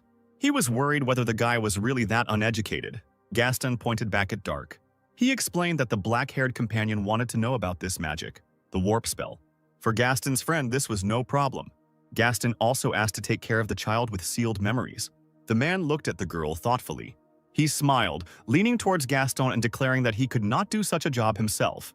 Dark sat in front of a gray-haired old sorcerer with glasses, who was the one who understood the necessary information about the magic of the warp. He drew something like a circle on the board, explaining that he was standing in a similar one, and after a bright flash, he disappeared into nowhere. That place was very different from the world the mage lived in, so the boy asked for an explanation. The sorcerer looked at the image held out to him and adjusted his glasses. His eyes widened. What Dark had described to him was spatial travel magic. The boy looked at the old man curiously. The wizard assumed that this was the magic he had named. Dark clarified what the definition spatial meant. The man explained that it was a place that existed in another time and space. Two places parallel to each other and never intersecting together. He gave the example of a place where only one moon rises, and it does so just like the sun. Dark's eyes widened in realization. The wizard said that no one had seen this before, and he was speaking only from a theoretical point of view. The guy asked if this meant that in theory people could travel to other dimensions. The old man confirmed this and said that the drawing made by the interlocutor looked like a circle for this kind of magic. To activate, the circle absorbs the surrounding mana, and is therefore only used for large-scale or complex spells, such as the National Teleportation Magic Circle, which allows travel between two destinations. Dark asked whether it was theoretically possible to return to the original place. The magician did not confirm this, but assumed that it was quite possible. The guy was inspired by the information he heard. The old man clarified that this was only possible in theory and impossible in practice, which angered Dark. Without the specified place, it is impossible to return back. As the wizard said earlier, there must be magic circles or something connecting the two places at the 2 points, and you need to have a connection with the other side. This was impossible even 1,000 years ago in the golden age of magic, as there was never a single document regarding the creation of spatial travel magic. Dark slammed his fists on the table, asking if the sorcerer meant to say that there was no one who could use such magic. The wary old man said that he didn't know any such people, but he was curious whether his interlocutor meant himself. The guy realized that it seemed like he had lost the opportunity to get a good clue about how to get back. Dark lied that his friend had recently disappeared in a similar manner when some wizard lured him into a magical stream. The man was clearly disappointed. He turned his back on Dark, claiming that the sorcerer was at a disadvantage, and simply teleported the guy's friend away, so that said friend should return in one piece in a couple of months. The magician told Dark to leave because he had just wasted his time. The guy thought that if this matter were not important, his interlocutor would already be dead. He stood in front of a closed door because the sorcerer had thrown him out. There was a smile on the girl's face. Dark took notice of this. The child smiled smugly as he looked at him. The guy said that she looked like she had gotten her memories back. The squad leader confirmed this fact. The girl cried out jubilantly that her name was Lana Spittenberg and that she was a student at the Great Drow Temple. Dark didn't understand what she was talking about. Lana sarcastically remarked that, in her opinion, he was not smart. The boy ignored this and turned to the man, asking if the wizards had used a strange object to return the girl's memory. She indignantly cried out that she was fine now. The mercenary leader reported that the knight's target was a box that was in Lana's possession. The item was being transported from Shannon's palace to the Great Drow Temple, and the knights were ambushed by other knights. The girl muttered something unintelligible. Dark assumed that this thing was very valuable. The man asked the boy not to be surprised. The guy listened to him thoughtfully. This thing turned out to be a dragon's heart. Dark's pupils narrowed at what he heard. He asked what it was, causing a shocked reaction from those around him. Where the dragon's neck bones and spinal cord meet, there is a jagged part. This is where most of the dragon's mana is collected. The place is bright red, so people called it the dragon's heart, Gaston explained. When a dragon dies, most of the mana disappears, but the heart still contains enough mana that some people would never be able to absorb in their entire lifetime. Dark realized that it worked just like the soul stone, and then asked what a dragon was. When people mentioned the dragon, they often said that it was strong. Lana asked, puzzled. Who the guy was he really that stupid? Palshan scratched his head in embarrassment, and Dark asked how much longer this useless weakling would travel with them. The girl was outraged that she was called useless. Palshan thought that since her memories had returned, she needed to be returned to the Drow Temple, but Lana screamed that she wanted to go with the mercenaries. She asked if he wasn't going to find the dragon heart. Dark asked what the girl was going to do with it. Lana Spittenberg turned up her nose and declared that she would not tell this to such a stupid mister who does not even know what a dragon is. The boy reached for his sword in its sheath, Gaston reminding him in a panic that this girl was just a child. Dark cracked his hands, mentally telling himself to keep himself in check. After all, he was the one who had reached the great state of demonic teaching through enlightenment, while Lana stated that he looked like a child trying to act like an adult. The guy sarcastically asked Palshan where, according to him, they make wyvern armor. He nervously said, Alcasis. Dark asked why not go to Alcasis in that case. The squad leader asked why he suggested that. The guy heard that there is more advanced magic there, which he wants to learn more about. Moreover, Gaston is a wizard, which means that the things he needs may be there. Palshan agreed with this statement with a smile. Dark looked at him, puzzled. The man said that the boy's words meant that he was joining their team. Dark frowned. He turned away and scratched his head thoughtfully. Gaston looked at the guy with incomprehension, also waiting for an answer. Dark thought these guys were good at what they did in this world. He raised his palm. The guy agreed to join the team but didn't know how long they would travel together. Palshan was flattered that such a strong warrior decided to join them. Gaston smiled as he watched them shake hands. Lana charged at the leader, shouting that now was not the time and waving her fists. If they did not pursue that gray wizard, they would lose him forever. She asked them to think about it, about the heart of the dragon, about the possibility of getting a good reward. Palshan said that this was too much. This would mean that the mercenaries would meet even more enemies like the knights they fought. The strongest of them, namely Dark, was not interested in this matter, and the rest of the mercenaries were not up to it. The man could not put their group in danger as its leader. Besides, the girl doesn't have to bear a sense of responsibility for this. Lana gasped in surprise. Palshan explained that her role was to hold the box containing the dragon heart, not to protect it. So the responsibility lay with the people who sent such a disciple to hold such a precious item. So he told the girl to return to the temple unharmed. Lana's face darkened when she heard the words. Dark sat in the hotel with a concentrated face. There were some seeds in a small bowl. Opposite him, on the other bed, sat Gaston, reading a book in his hands with a thoughtful look. He covered his mouth, not taking his eyes off the pages. The door to their room suddenly opened. The magician wondered who had broken into their room. He saw Lana behind the man standing at the threshold of the room. Gaston asked if these were the people she had spoken about earlier, and the girl confirmed his assumption. The guy stared at the man in armor in shock. This man was a tall and strong-looking man, with a scar on one eye and stubble. He studied those present with his gaze. Gaston asked who he was. The man who entered asked Lana if she had spoken about these people, and she confirmed this.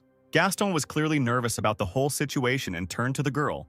The man in armor took a few steps, entering the room. He apologized for his rudeness and asked if it was the mercenary group that saved Lana. Gaston looked back at Dark, who was sitting behind him with his eyes closed, and said that they had saved the girl by pure chance. The guy behind him wasn't involved in what was happening. The sword blade flashed in the air. The sword was wielded by Palshan, bare-chested. He heard someone calling him. The man stood up and asked Gaston, who was calling him from the window, what he needed.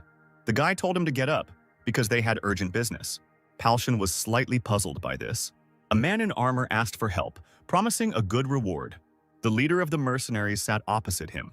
He said that he had already told Lana about this. The risk is too great for their team. The man asked him again and received the same answer. The man in armor said that his name was Jared Sidmian, one of the proud royal knights of Tron. Stunned by the information, Palshan and Gaston wondered what one of the strongest knights was doing here. Jared Sidmian was an older brother to Alex Sidmian, who died on the battlefield where a group of mercenaries rescued Lana. Alex was also a master, and the knights were quite experienced. But they were still destroyed. Only a person who is not inferior to the master in strength can kill such an opponent. But the mercenaries not only survived, but also killed all their opponents. Jared was on the battlefield. Some enemies died from magic, while others had their heads crushed, and there were even bodies cut in half, even though they were wearing armor. Jared concluded that the mercenary group would be able to easily confront those enemy knights. Dark finally opened his eyes. Jared asked what the mercenaries thought about him, and Simeon joining them. Even though Simeon was young, he was an excellent knight. Palshan admitted that the knights before him were the best of the best even among the masters, which meant that it was really important to them. But if the country decided to intervene, then why were the knights having difficulties in asking mercenaries for help?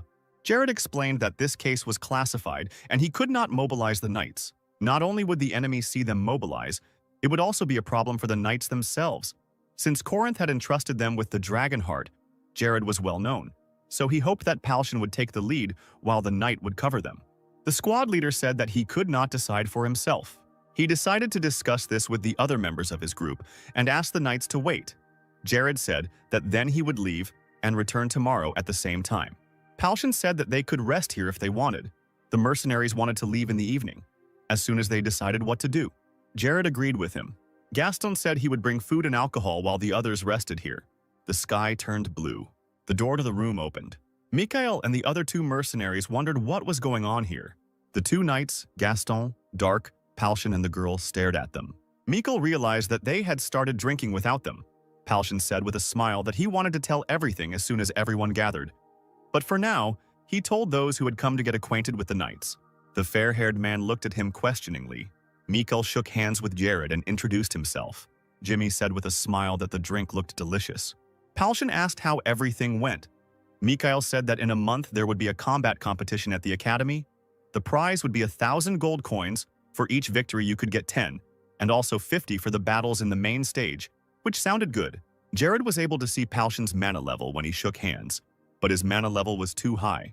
Mikkel was good, but not on the same level as Alex Sidmian. The other two were of a normal level. Jared turned his head thinking.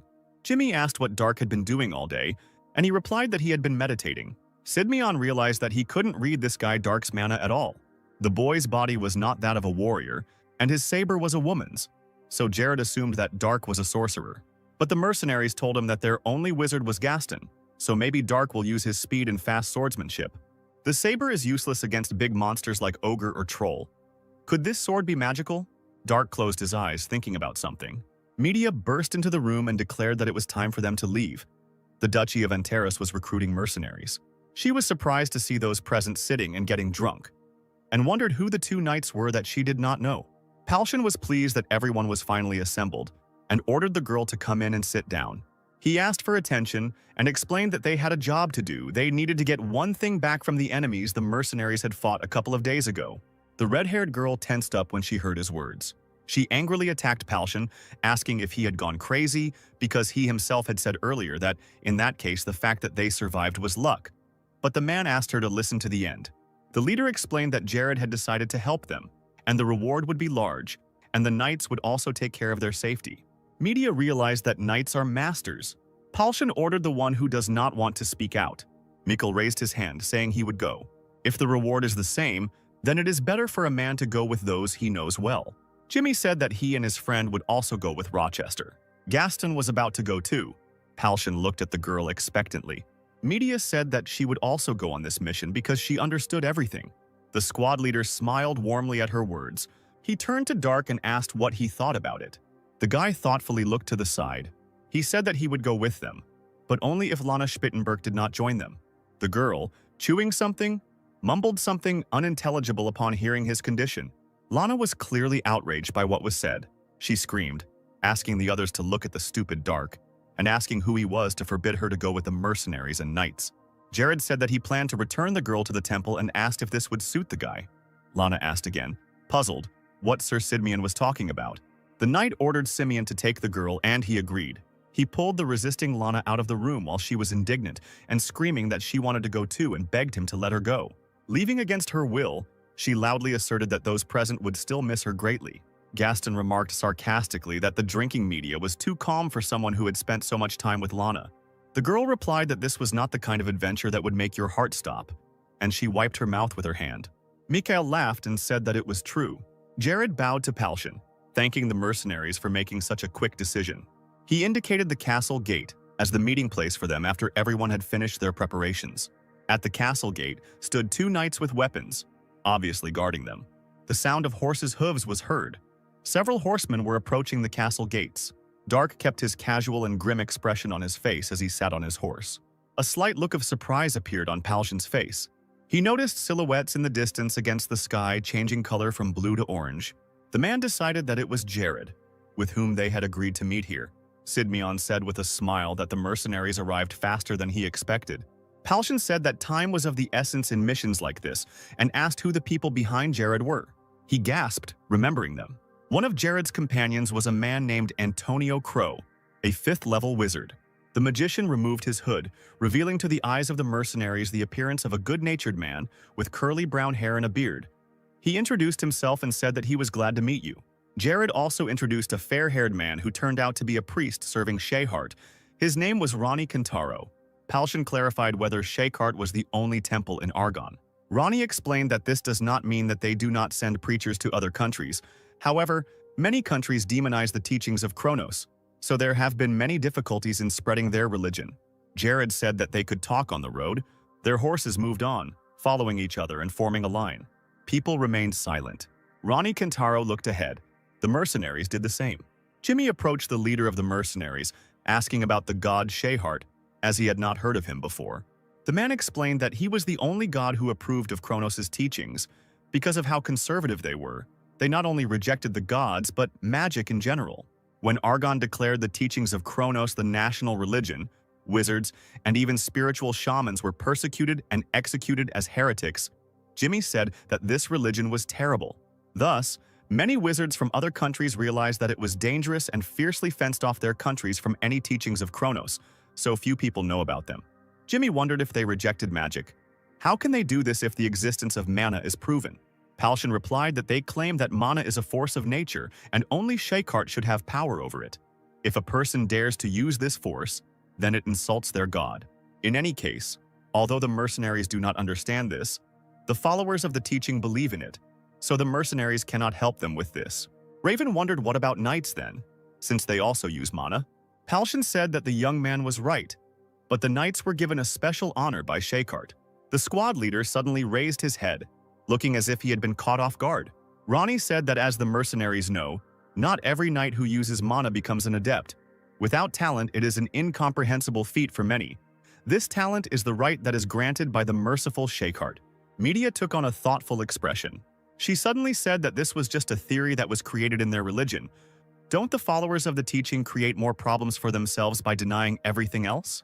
Ronnie replied that they are not ardent fanatics who blindly follow their faith and do not think about their surroundings.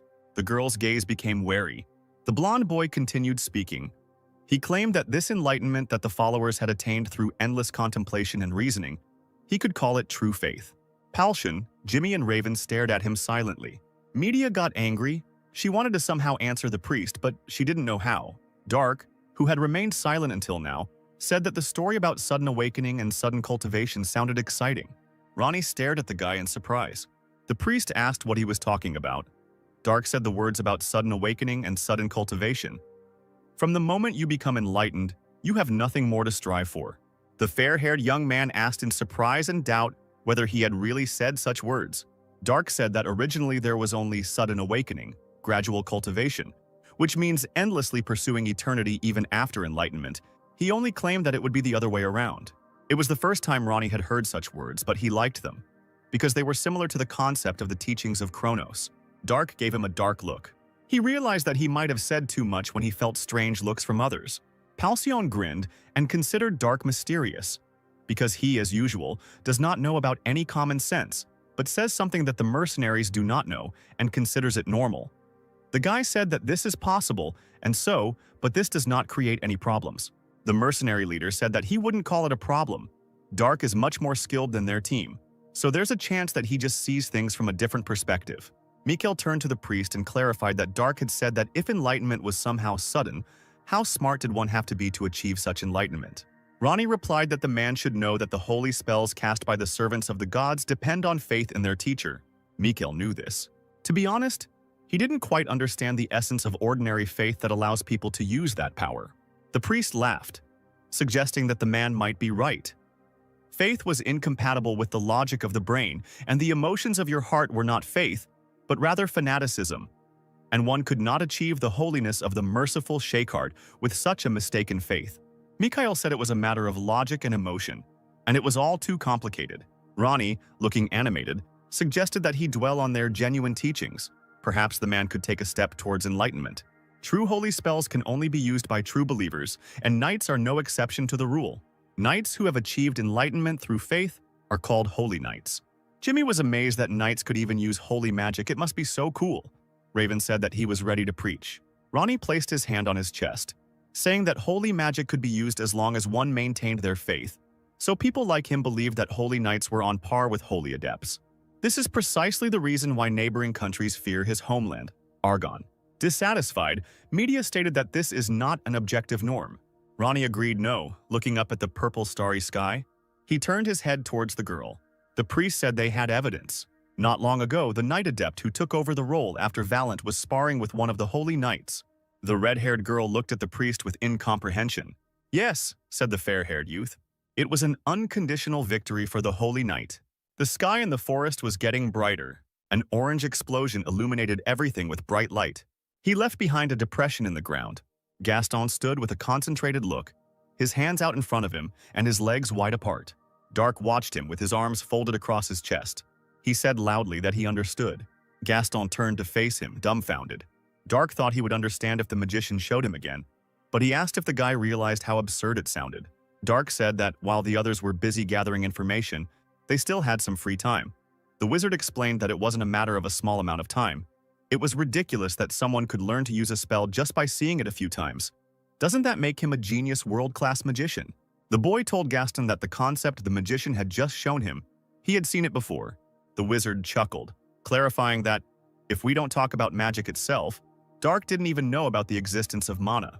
The guy replied that it wasn't true.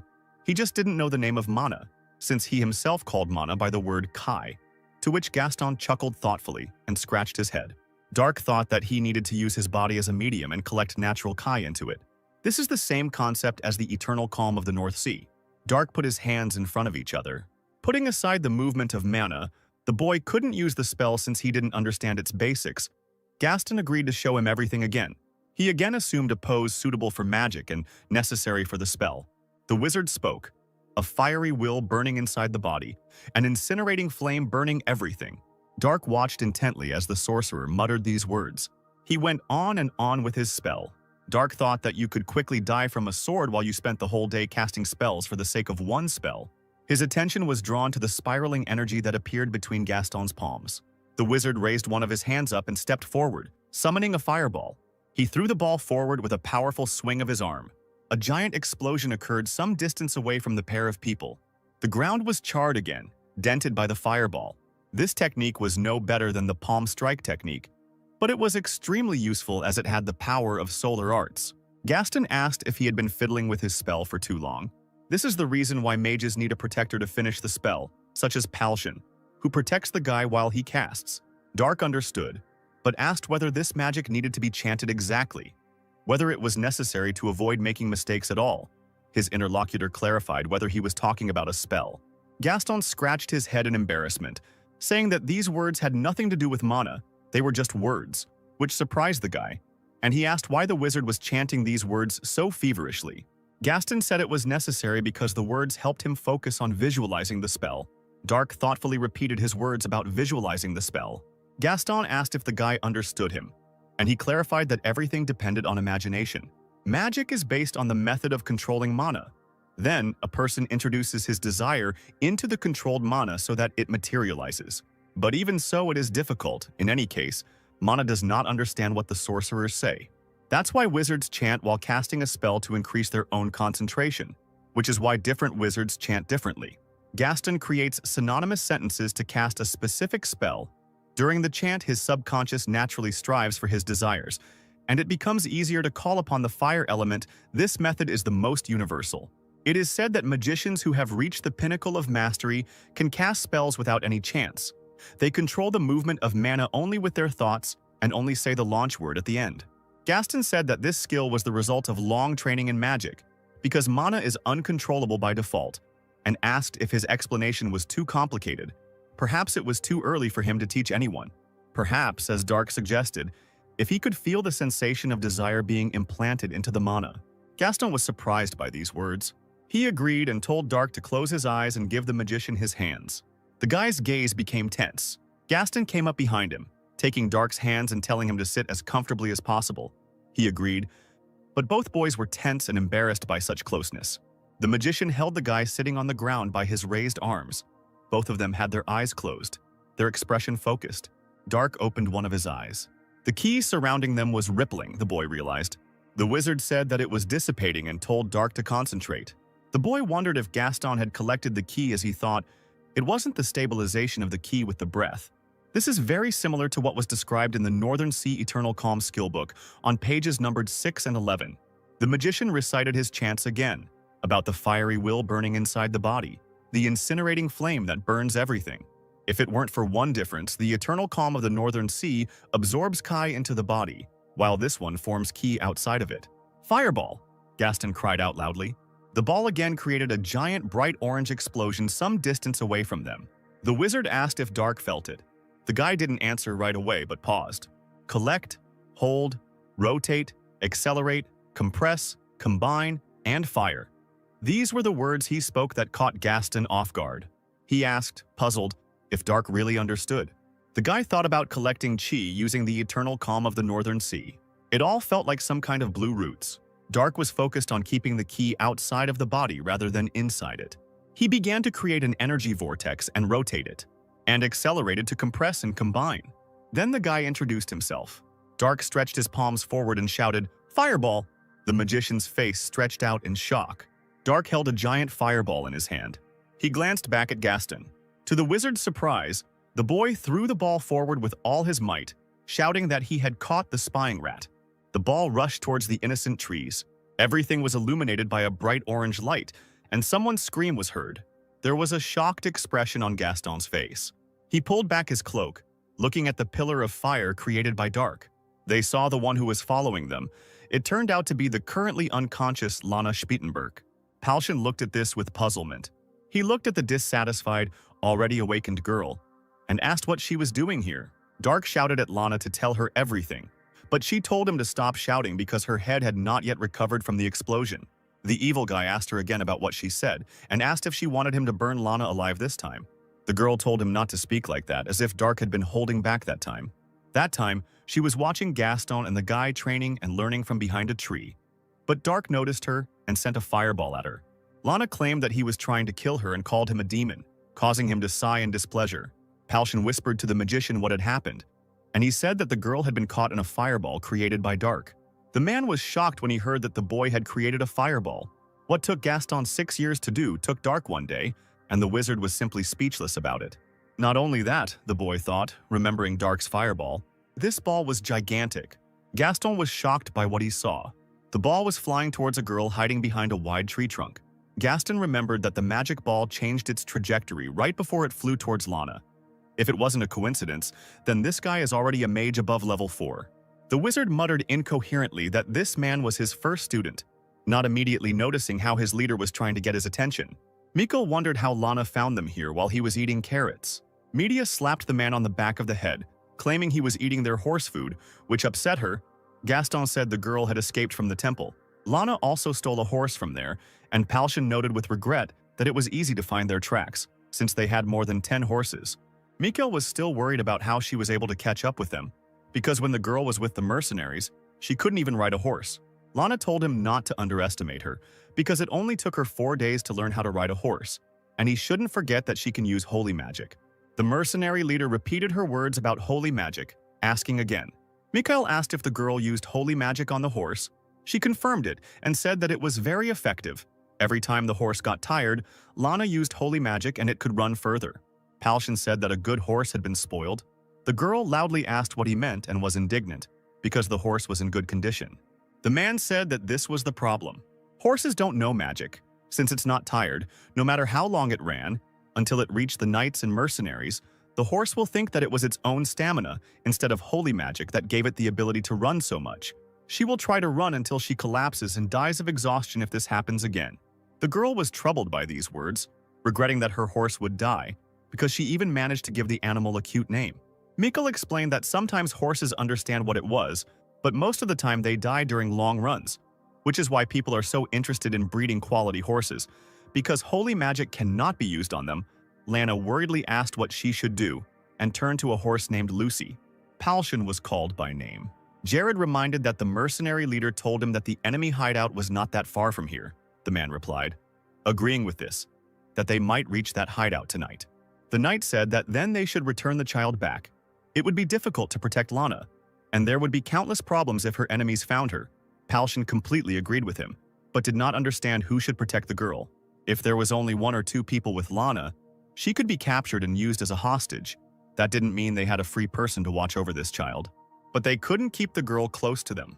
Palshan suggested that they let her stay with them now, and when they met someone they could trust with Lana, like border guards or church clergy, they would tie up the girl and hand her over to those people, sending her back. Like that time, she could return at any time. What? Dark said furiously. He asked indignantly if the leader and Jared wanted him to guard this stupid and useless child. Palshan replied that they couldn't do anything about it, because the guy was the only one who could ensure the safety of not only Lana, but also himself at the same time. Dark shouted that he refused, considering the girl useless luggage, but she indignantly intervened in the conversation, offended by the fact that she was called luggage. The boy indignantly ordered Lana not to interrupt when adults were talking and called her an ill-mannered sly girl. The girl indignantly asked how he could talk about manners, being a village simpleton from Mount Trebark, and usually such people do not know about them. Gaston suddenly felt something familiar and magical. Gather, hold, rotate, accelerate, compress, combine.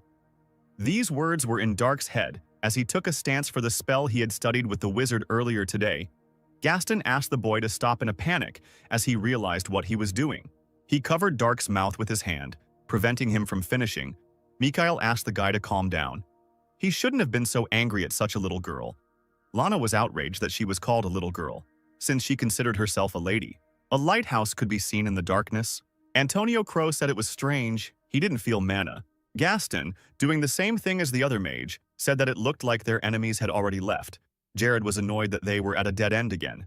Antonio asked to wait, asking if there was empty space in the basement. No, it was too big for storage.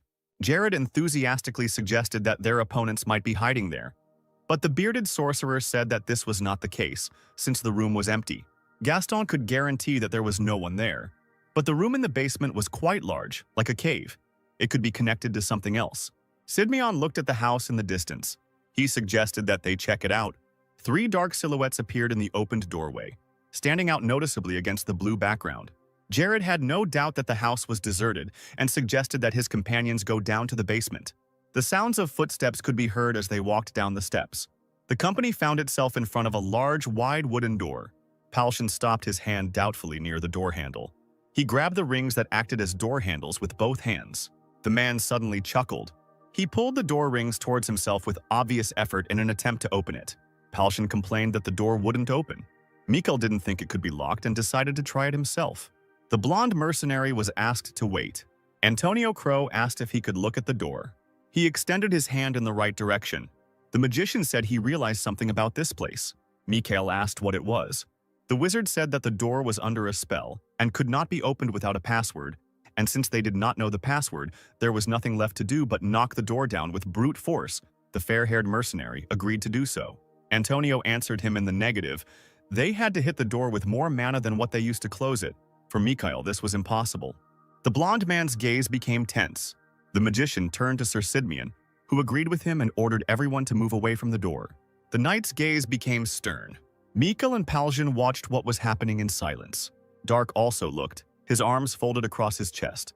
Jared's longsword sparkled with blue lightning, the blade itself taking on color. Dark noted with a grin that Kai Sidmione was well-disciplined, better than the knight the boy had fought before. The man swung his sword. With his powerful blow, he cut the door apart. Palshan and Mikhail's gazes became shocked. The doorway was empty. Sidmion saw the cave and asked if it was connected to the enemy's hideout. Gaston asked the man to wait. As the sorcerer thought it was a dead end, he turned to Antonio Crow, who agreed with him. The knight asked what it was and what Gaston meant. The guy jerked suddenly. The eyes of both wizards on the team lit up as they said with a smile that this was a wizard's dungeon. They asked to go in there, while Dark yawned boredly, leaning against the wall. He frowned, as if thinking about something. It was still dark outside. "This is the place," the voice said. The 2 cloaked figures looked at the house. One of them asked where those items were kept. The other figure said, "Yes, teacher. He used this place as a shelter for a short time, because he planned to return, since the mission has the highest priority." The gray magician asked if there was even a need for the teacher to come here. The black-bearded man clarified what his interlocutor was talking about. Because even as a man who had put everything into reviving his country from the ashes, he was still a mage.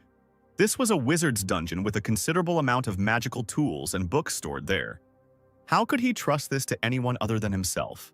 The gray-haired mage remarked that his master's words were wise. To be honest, it had taken a lot to stop Sir Carosa from entering the dungeon this time, given his excitement.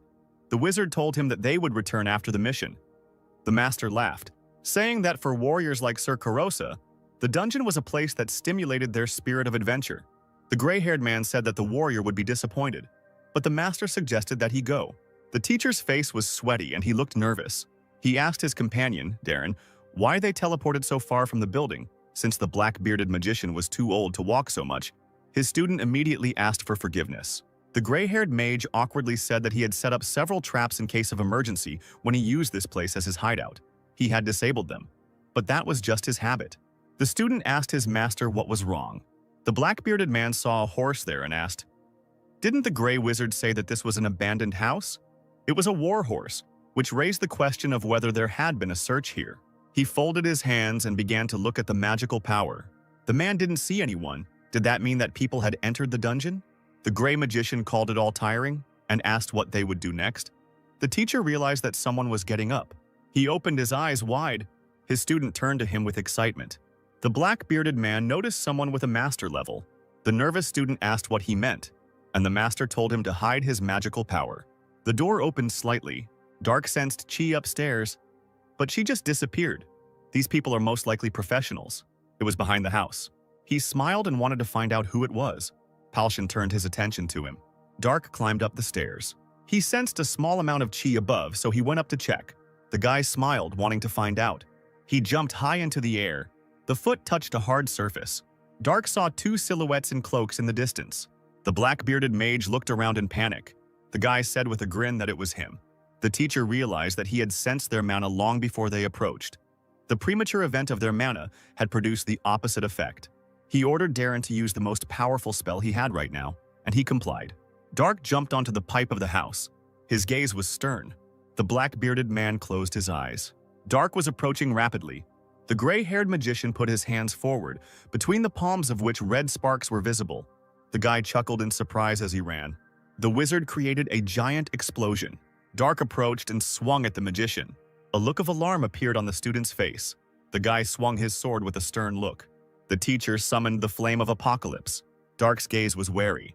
The black-bearded opponent's hand was extended forward. Everything around the guy turned red and black. It caught him off guard. Dark coughed and closed his eyes. The teacher helped his student to stand up. The man looked up, holding Darren's hand, and looking up at the black-red glowing magic ball.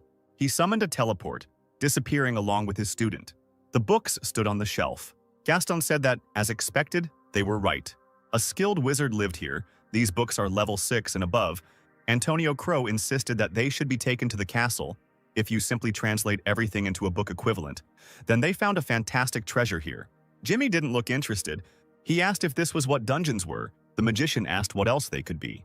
Raven said there were few traps. Only one arrow was the most dangerous. Gaston said he almost died there. Lana said that if this was a wizard's dungeon, there should have been a lot of monsters and dangerous traps everywhere. Antonio chuckled, asking how the magician could make such a room without anyone's help. Gaston explained, "Basically, the dungeon is where wizards keep their books and tools. If they set up traps and dangerous monsters, wouldn't they ruin them?" Palshan called it a disappointment and asked if he could go upstairs with Dark. Mikkel said that the mages said that these were expensive books, so they would be pleased with that. Suddenly, the mercenary leader heard something. The fair-haired man realized that the sound was coming from above. Jared noticed this too. Everything around suddenly began to shake. The girl fell screaming into the arms of Media, who asked if what was happening was an earthquake. Sidmion shouted that it was an ambush. He ordered everyone to go outside. Palshan and Mikhail were shocked. Their loud steps brought them closer to the exit. Palshan carried the girl on his shoulder. They walked quickly up the stairs. So the group ran out into the dark street. Sidmion stopped suddenly, confusing Gaston. The man mentioned the Lord's name. In front of them, a huge crater gaped in the ground, apparently left by an explosion. Palshan asked where Dark was, going over the worst options in his head. Gaston wanted to use the viewing of magical power, but the knight claimed that there was no need for it. The magician asked him again. Jared didn't feel any mana and thought that the opponents had fled after the ambush. The leader of the mercenaries ran past him abruptly. The knight called out to the running Palshan. The man stopped at the edge of a giant crater. His face showed excitement and horror. There lay Dark, unconscious and with his clothes all torn. Palace of the Krataus Empire. There was a giant glowing circle drawn on the floor of the room. Darren and his master appeared in it. The gray magician said that it was him. Dark was the warrior who killed Sir Carosa. The black-bearded man was shocked by this statement. The horses outside the fence must have belonged to the guy and his group, who were probably in the basement, in the dungeon. Darren asked if his teacher thought their opponent was dead. With the teacher's magic, even master-level people. The man interrupted him, claiming that they couldn't be sure until they saw the corpse with their own eyes. The flame of apocalypse had dealt a direct hit, so even people at the master level would be unlikely to survive it. The gray mage said that it was all in vain, because there might be a mage who could use earth memories, so there was a chance that they could be tracked down. The gentleman said that it was not a problem. Darren's identity was not revealed even in other countries. The teacher is a public figure, but from the moment he put on the cloak, they can only track him with spells. But the Flame of Apocalypse is black magic. They will never be able to trace the connection of this spell to a man. The student asked if the teacher was sure that they shouldn't worry about this. The teacher thought that in fact they should worry more about the warrior of the mastery level. The man had previously thought that it was one of Corinth's warriors, but he was wrong. The masters of Corinth are Thierry de Valencia, Camus de Rochester, and Risa de Cluden. If not them, then the mages need to find out who Dark is. He may prove to be the greatest obstacle to their empire's greatness. So the man told the student to investigate everything thoroughly and come back. He understood his teacher. It was still night outside. Antonio Crow muttered something with his eyes closed, sitting at the table. "Display," he said, and the light in his hands lit up. Their two opponents were magicians. The wizard hesitated slightly. It was dark, and people were wearing raincoats, making it difficult to see their faces. Lana chuckled thoughtfully. She remembered the enemy's appearance. She especially remembered the mustache, which she considered stupid. The girl suddenly stood up and screamed. Media asked worriedly what happened. Lana began to mumble something unintelligible about the person the spell showed. This man turned out to be the mage who attacked the girl, and he could use a level 5 explosion. Antonio Crow could also use it. But the problem started later. Sidmeon asked about the wriggling thing. The sorcerer explained that this was the black flame. There was only one type of spell that could do this. It was black magic that astonished those present. Black magic is a power that you borrow from the demon gods through a contract with them. One who is able to use it must be a mage of at least the 6th level. A person of that caliber would be the highest-ranking mage among other mages in the royal courts in most empires. Jared grabbed his head. Antonio said that there were things he could not understand. Palcion looked to the side. Dark lay with his eyes closed. He groaned and opened them with difficulty. In front of him were a delighted Michael, Jimmy, and Raven. He did not share their reaction, lying under the blanket and somehow regaining consciousness. The guy sat up, declaring that there was nothing to see here and showing off his bandaged torso. Palcion laughed, assuming he was okay. Mikkel said that it was thanks to the priest Ronnie, who poured his healing energy into Dark. The priest lying next to him replied that it was not he who healed the guy. It was the will of Shakehart who healed him. Jared asked excitedly if Dark could tell him what happened. The bearded wizard said that they only saw everything through the Earth's memories. It seems that they were the magicians who kidnapped Lana before. But the next explosion was even stronger, so Antonio believed that it was the work of black magic. Dark asked him again, not understanding. The sorcerer began to explain that powerful magic that could be used by magicians who had made a contract with a demonic god. The guy mentally cursed, considering what he had said to be nonsense. The team couldn't see anything because of the explosions, so the mage was interested in how Dark managed to survive. Dark was informed that he was found in critical condition. He could have died if not for Ronnie, and the priest lying nearby on the floor muttered that it was Shakehart's will. The guy turned away and chuckled thoughtfully, listening to this and thinking about the situation. He had truly never seen a combat technique as powerful as the one that was used on him. Dark had used Divine Iron Key and even the Shackles of Immobility together. But he couldn't withstand this strong magic that he didn't understand, because this magic worked according to the rules of this world, which was not his native one. But the guy, the one who received the name of the True Demon, was critically injured and lost consciousness, which shocked him, because this had never happened to him before. Antonio Crow waved his hand excitedly in front of Dark's eyes, trying to get his attention since he was too deep in his thoughts. The guy lay down, turned away, and covered himself with a blanket, saying that he blocked the first blow, but couldn't handle the second blow, that's all. He felt unusual. The magician thoughtfully repeated his words about how Dark was able to block the explosion while holding his own chin. Knight Jared said that to do this, you need to be at least his level, or even higher, which is surprising because, until recently, the guy was just a hunter. Mikkel said that this was not the most surprising thing, because something more significant had already happened to them. The mercenaries had already seen about 50 knights led by an adept, but for the great mage of the royal court to show up here, it seemed like the country itself had decided to take up the matter, which was quite unusual and important. Can the mercenaries now calmly think about the fact that they will not use titans? The knight could not help but agree with this, understanding their point of view. One titan could wipe out their team, so Mikkel wondered if their team had a way to fight it. Jimmy and Raven's faces darkened as they thought. Mikkel and Jared stood silently opposite each other, also deep in thought. Dark noticed that they mentioned titanium. He turned his head slightly, listening, as he was interested in this topic, thinking that it might be useful. Jared said that his Titan Kuma is with him, so they don't need to worry. Media asked where the Titan was, even though she knew Sidmeon couldn't keep the weapon in plain sight. But the man told everyone to follow him so he could show off his Titan. A group of people stood near the house, waiting for something. Everyone looked at Jared, who stood in front. Gaston turned his attention to Dark and asked when he had managed to follow them. But the guy did not answer him, carefully watching what was happening. "Kuma, come," said Sidmeon, calling upon his Titan. Dark turned his gaze. A certain sight caught his attention. Bright blue spirals began to spin in the starry night sky. Jimmy let out a delighted cry as he watched.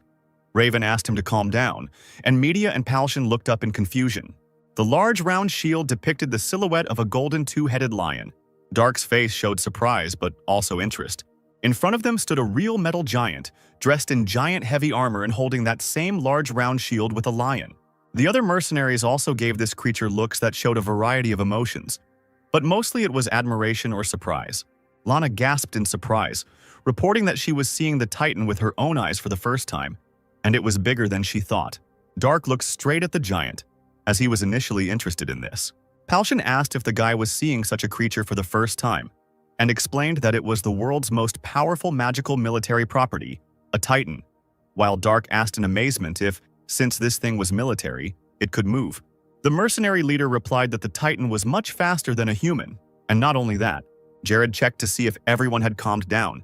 The man knew it was already quite late, but he thought they needed to move now. Palshan thought that they wouldn't be able to get more information now anyway, so he suggested moving towards Galicia. In the night blue starry sky hung two moons, so familiar to the sky of this world, illuminating a string of horses walking one after another.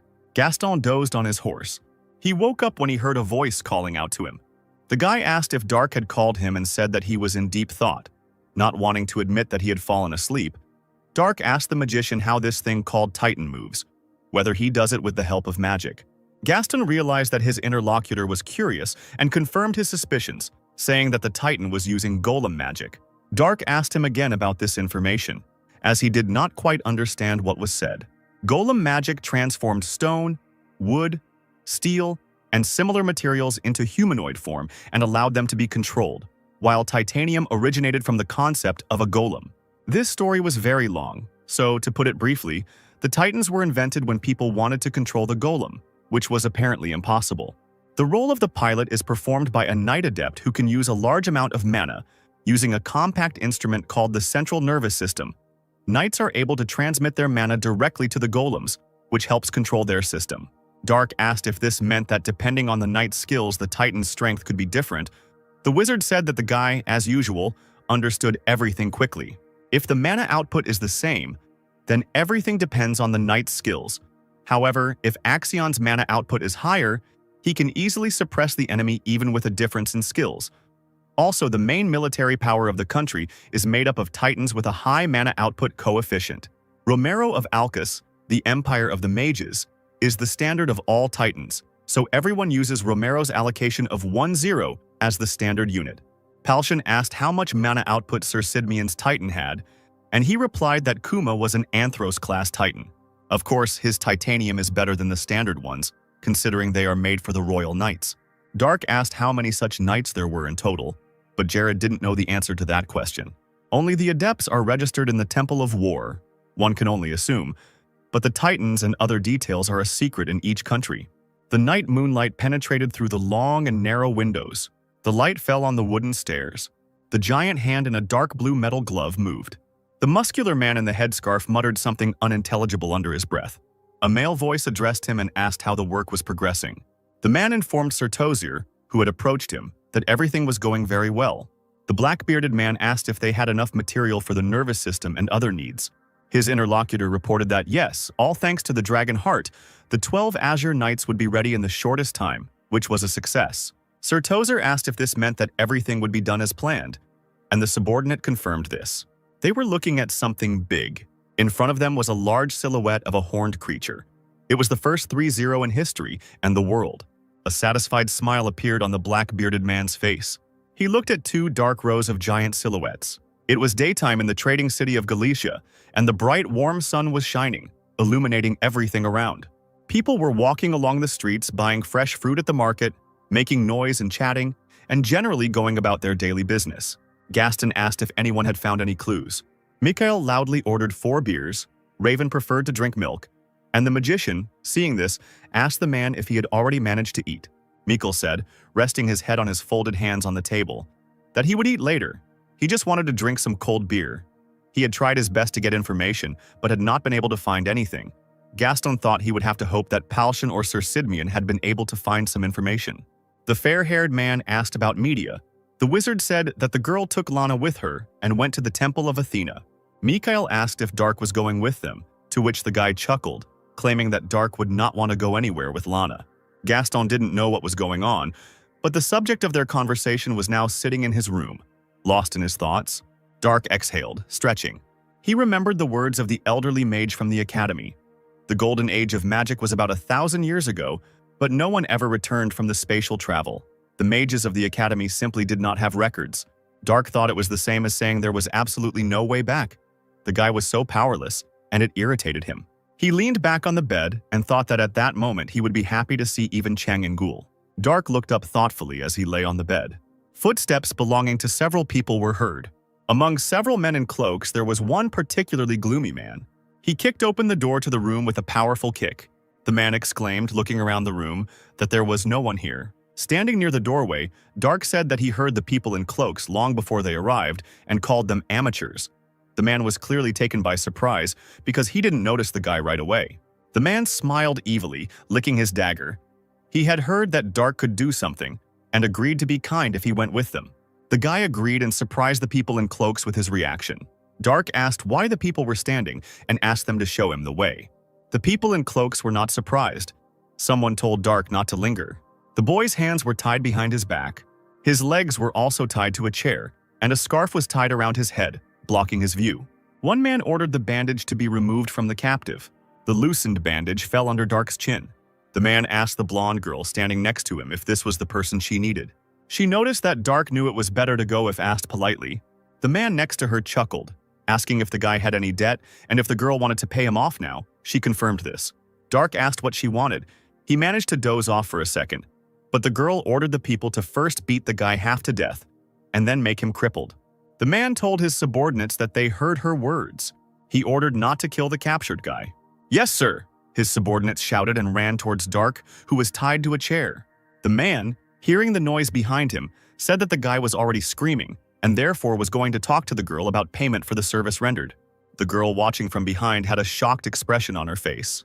The man asked what was going on and what was going on there. Looking back, he discovered in horror that Dark had managed to free himself in that short time and defeat his subordinates, whose bodies were now lying on the floor.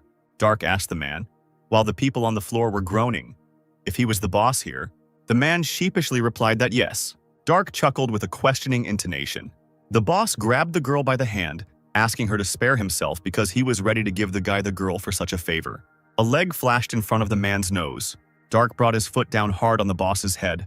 The guy asked if the girl was bothering him again. Dark had had enough of her antics over the past few days. He reported that the girl had arrived just in time.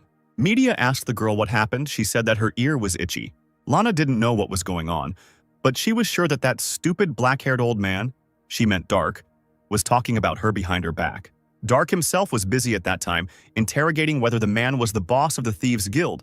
The beaten, and because of this quite swollen girl answered that he was the master of the Galicia Guild. Each large city has its own guild. The guy asked what guild she belonged to. The scoundrel hesitated with the answer, but after a new threat, she immediately said that it was Volcania. Dark realized that this was the place where they first met, and asked how long the girl was going to bother him. But she, in horror, promised that she would never even catch his eye again if he spared her. The guy agreed to save the blonde girl's life, but in exchange for something. 2 guards guarding the gates to the city were talking to each other when a girl ran towards them. She quickly ran towards the entrance, not giving the guards a chance to figure out who had run past them. They only hoped that she wasn't a monster. The girl remembered the elf's words that revenge was good, but the difference was too big, and this mercenary was too big a target for them. She thought the guy was absolutely disgusting. Gaston asked if their leader had found the knights in gray armor. Palshan replied that it seemed that the knights were returning to the capital along the Maltaria Mountains, since they were seen by the merchants who came from there as mercenaries and thought that those with whom they fought that night were not alone. Gaston said that if they were far away, then it would be too late to move out today. Sidmion said that then today they should have a good rest. Tomorrow they should walk as much as they could. The mercenary leader agreed, looking at Dark drinking. He asked if something had happened to the guy, because he had never seen him like that, and he didn't understand where he got that strange hat. But no one knew. Gaston reported that Dark first went out with a group of people dressed in black, then returned alone and began to drink happily. Mikael assumed that the guy had taken it out on these guys. The man the mercenaries were discussing coughed, covering his mouth with his elbow. Palshan hoped that even though he didn't know these people, they were safe and sound. Kratos' castle loomed as a large dark silhouette in the dim evening light. A cry came from the tower that he was alive. The Grey Mage reported that Dark was alive and well. Sir Tozier noted that it was expected, but still incredible, that he had managed to survive that hellfire, and asked what his student had found out about the man. The Grey Mage summoned the image. He said that Dark was most likely the leader of the group, and judging by the amount of mana, he was definitely at the master level. The teacher said with admiration that this was incredible, and asked if there was any more information. The Grey Magician began to tell his story. They couldn't find anything about Dark, even in Corinth or Trovia. There was no one like him among the masters registered in the Temple of War, which amazed Sir Tozier and the blonde man in purple clothes who was in the room with them. The blonde man said that it was strange because usually people with such skills want to become stronger and try to prove themselves in the Temple of War. The teacher suggested that Dark was born in secret to be used as a hunting dog and told him to look in Corinth. His student agreed. The blonde man, aka Sir Chromis, suddenly noticed something in the display. He pointed at one man, announcing that it was Jared Sidmion, a royal guard. Sir Chromis said that Jared was a knight who could compete for first or second place in Trovia because he was very strong. Tozier decided that they needed to conduct an experiment. His interlocutor asked again. The man told Sir Chromis to attack them with his titan when the opportunity presented itself. The royal guard might have a titan, and if there were two, the second might belong to that mysterious master, and then they could guess what country was behind him. The fair-haired man said that it was too risky, since the titan belonging to Sir Tozier could not be controlled by anyone else. He asked if it was so difficult to verify the summoning of the titan and escape, and said that he would send 4 people with Sir Chromis. Chromis asked what would happen if there was only one titan, since the mysterious master might not have one. Sir Tozier wondered if that would not be a great opportunity then. A great opportunity to get rid of everyone. Dark sat with his eyes closed, frowning. Palshan awkwardly noted that he had not been looking very well for the last few days. The guy asked irritably if it was that noticeable. Lana whined that her legs hurt a lot. Dark covered his ears, complaining that all this kid had done for the past few days was whine. He turned to the girl irritably and asked if she wanted him to leave her here. Lana snorted dismissively and declared that if the boy did that, he would be cursed by Athena. Jimmy thought Media was going to keep the baby. She was going to, but she couldn't do anything about it. What? Lana exclaimed in the past, her face showing concern. She didn't think leaving her was a good idea. Media said that this mission is dangerous. If the girl gets into trouble, then the adults may not be able to protect her again. Lana said grimly that the students of the Temple of Athena must complete their first mission in order to become full members of the temple. Her mission was to safely deliver the dragon heart, which was kept in the Great Drow Temple. Media knew this, because that's why the girl was here. Lana said nervously that then they should know that regardless of the failure or success of the mission, she was obliged to report to the Great Drow Temple at the Temple of Athena, and also in the Great Temple in Corinth. Sidmion, Palshan, and the girl were disturbed by what they heard. The knight explained that Corinth must not know about their mission no matter what. He was sure that the girl herself understood this, and she agreed with it. Jared's face became stern, and he asked if Lana wanted to take the people of Trovia hostage and dared to threaten them. The girl waved her hands, saying that she would never do such a thing, because such terrible people could never become priests of the temple. The man asked what Lana would suggest in such a situation. She said that she would not be able to lie when she contacted the Great Temple. They would immediately know if she was lying and not telling the whole truth. Media asked worriedly if the girl had met them when she was returned to the temple the first time. Lana said that if she had reported the failure, then she had no reason to live if she couldn't even complete the first task. Mediac has made sense of this information. As long as the girl was in this group, her task was not considered complete, so there was no point in her getting involved with them. And not only that, she believed that the search and protection of the dragon heart itself was just a part of her other task. and she would gladly take any risk to see how it ended. This is what Lana, who is complaining about the conditions now, said. Jimmy decided that the girl clearly hadn't thought about the danger of this walk, but they really had to share her suffering. Media didn't care. It was all connected with the Holy Temple and politics, so she didn't want to say anything at all. And the child couldn't be returned to the temple. Jared sighed. He just prayed to Athena while the girl was arguing with Dark. He prayed for the protection of this mission, listening to the abuse. The landscape, meanwhile, was shimmering in all shades of green, with a lot of vegetation in the form of trees and hills covered with grass. Sir Chromis stood on the edge of the cliff. He was informed that they had made contact. The man in the cloak carried a communication ball on a pillow. Sir Tozier reported via the orb that they had received new information from Trovia. According to the message that Sidmion sent to King Trovia, the people accompanying him were simply a group of adventurers consisting of mercenaries, a wizard's apprentice, and knights. Sir Chromis asked who that master was then. Presumably he was just a hunter who lived in the Trebak Mountains area, but they couldn't know for sure. However, Corinth had no reason to send a master here, so it's safe to assume that Dark is not his hunting dog. Chromis asked if the boy could be from Kruma, but the man thought it was impossible because it was too far away. Then we can assume that Dark does not have titanium. The sky was still light. Several figures gathered in a circle in the clearing. Lana fell to the ground, wondering if she could just go to sleep. Palshan said that they were finally in the kingdom of Toria, and the girl had no plans. The knight sitting next to him chuckled. Jared said that it was possible, but they couldn't afford to rest here since it was enemy territory. Media asked when they would reach the settlement. Mikhail replied that in 4 days, they should reach the city of Zelion. 4 days, the girl repeated after him. Dark sat in a meditative pose, thinking. He realized that something was approaching them. Jared looked at the guy with a questioning expression on his face. What? Lana said in surprise, opening her eyes. She stood up, asking if the ground was shaking.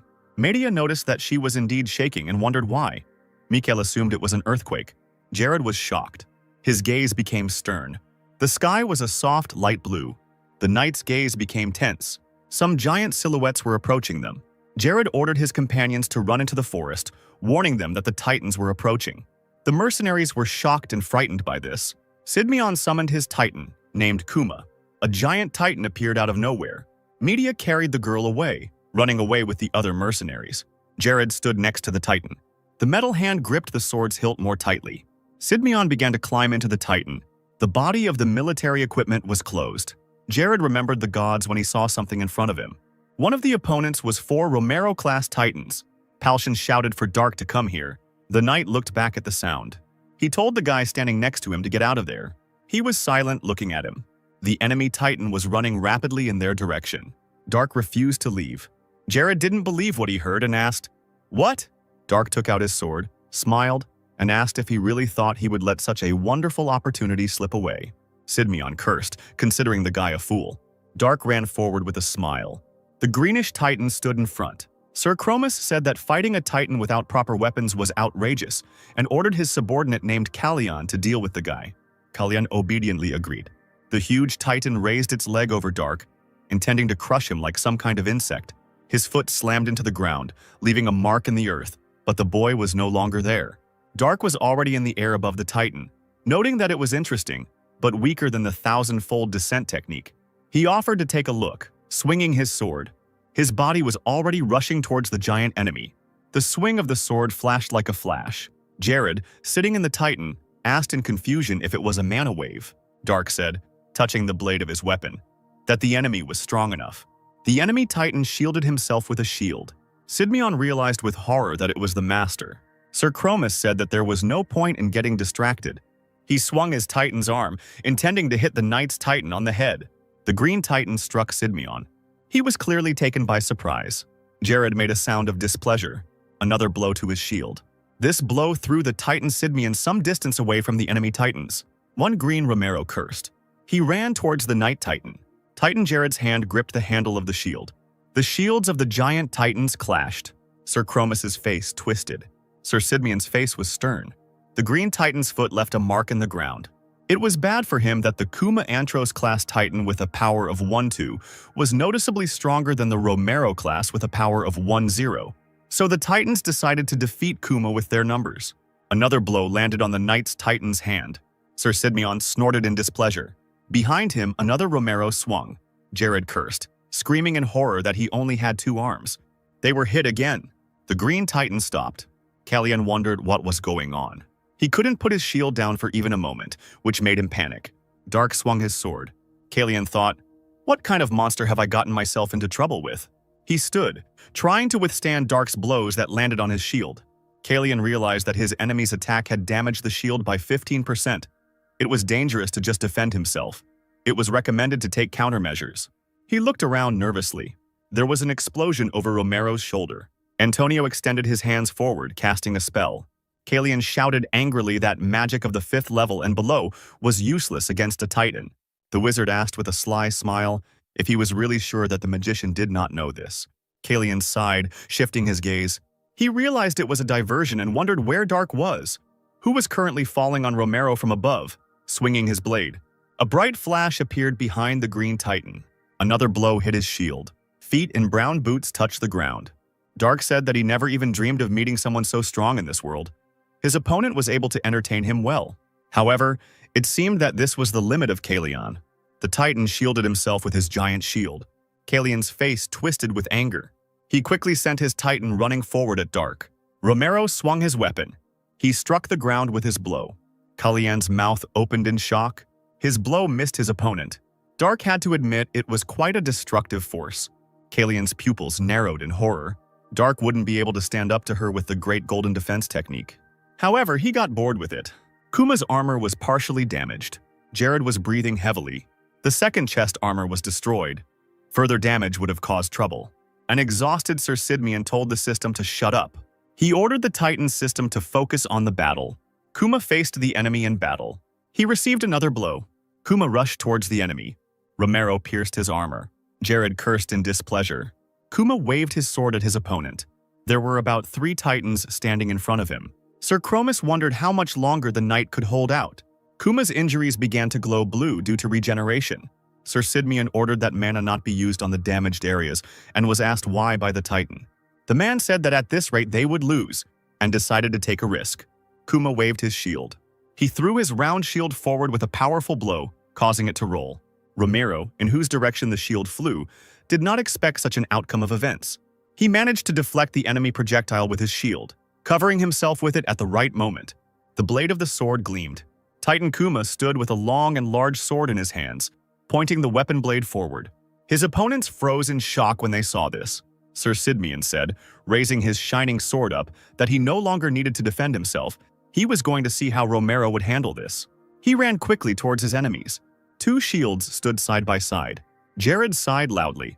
His swing of the weapon crossed 2 enemy shields. Sir Chromis's gaze took on doubt as he saw the strength of his opponent. He dropped his shield, which was cracked by the attack of the Night Titan Kuma. The green titanium sword glowed a light pink color. Sir Sidmion managed to notice this, but Romero was already raising his weapon over the Knightly Titan from behind. Kuma managed to avoid the enemy's blow in time. Instead of getting hurt, he blocked Romero's weapon with his sword. The glowing blades pressed tensely against each other. Jared noticed something. One of the Romeros froze, remaining silent. Dark was in the air, having obviously jumped so high. While the boy was in flight, he swung his blade. His body was rapidly falling down. A giant blue beam shot into the sky. Dark was kneeling on the ground, holding his blade in his hands, point down into the ground. Romero continued to stand motionless. The guy squinted as he looked at it. Again, a giant blue beam appeared, and the same flash illuminated everything. A shocked expression appeared in Kalyan's eyes. Dark created a bunch of thin and long beams as an attack.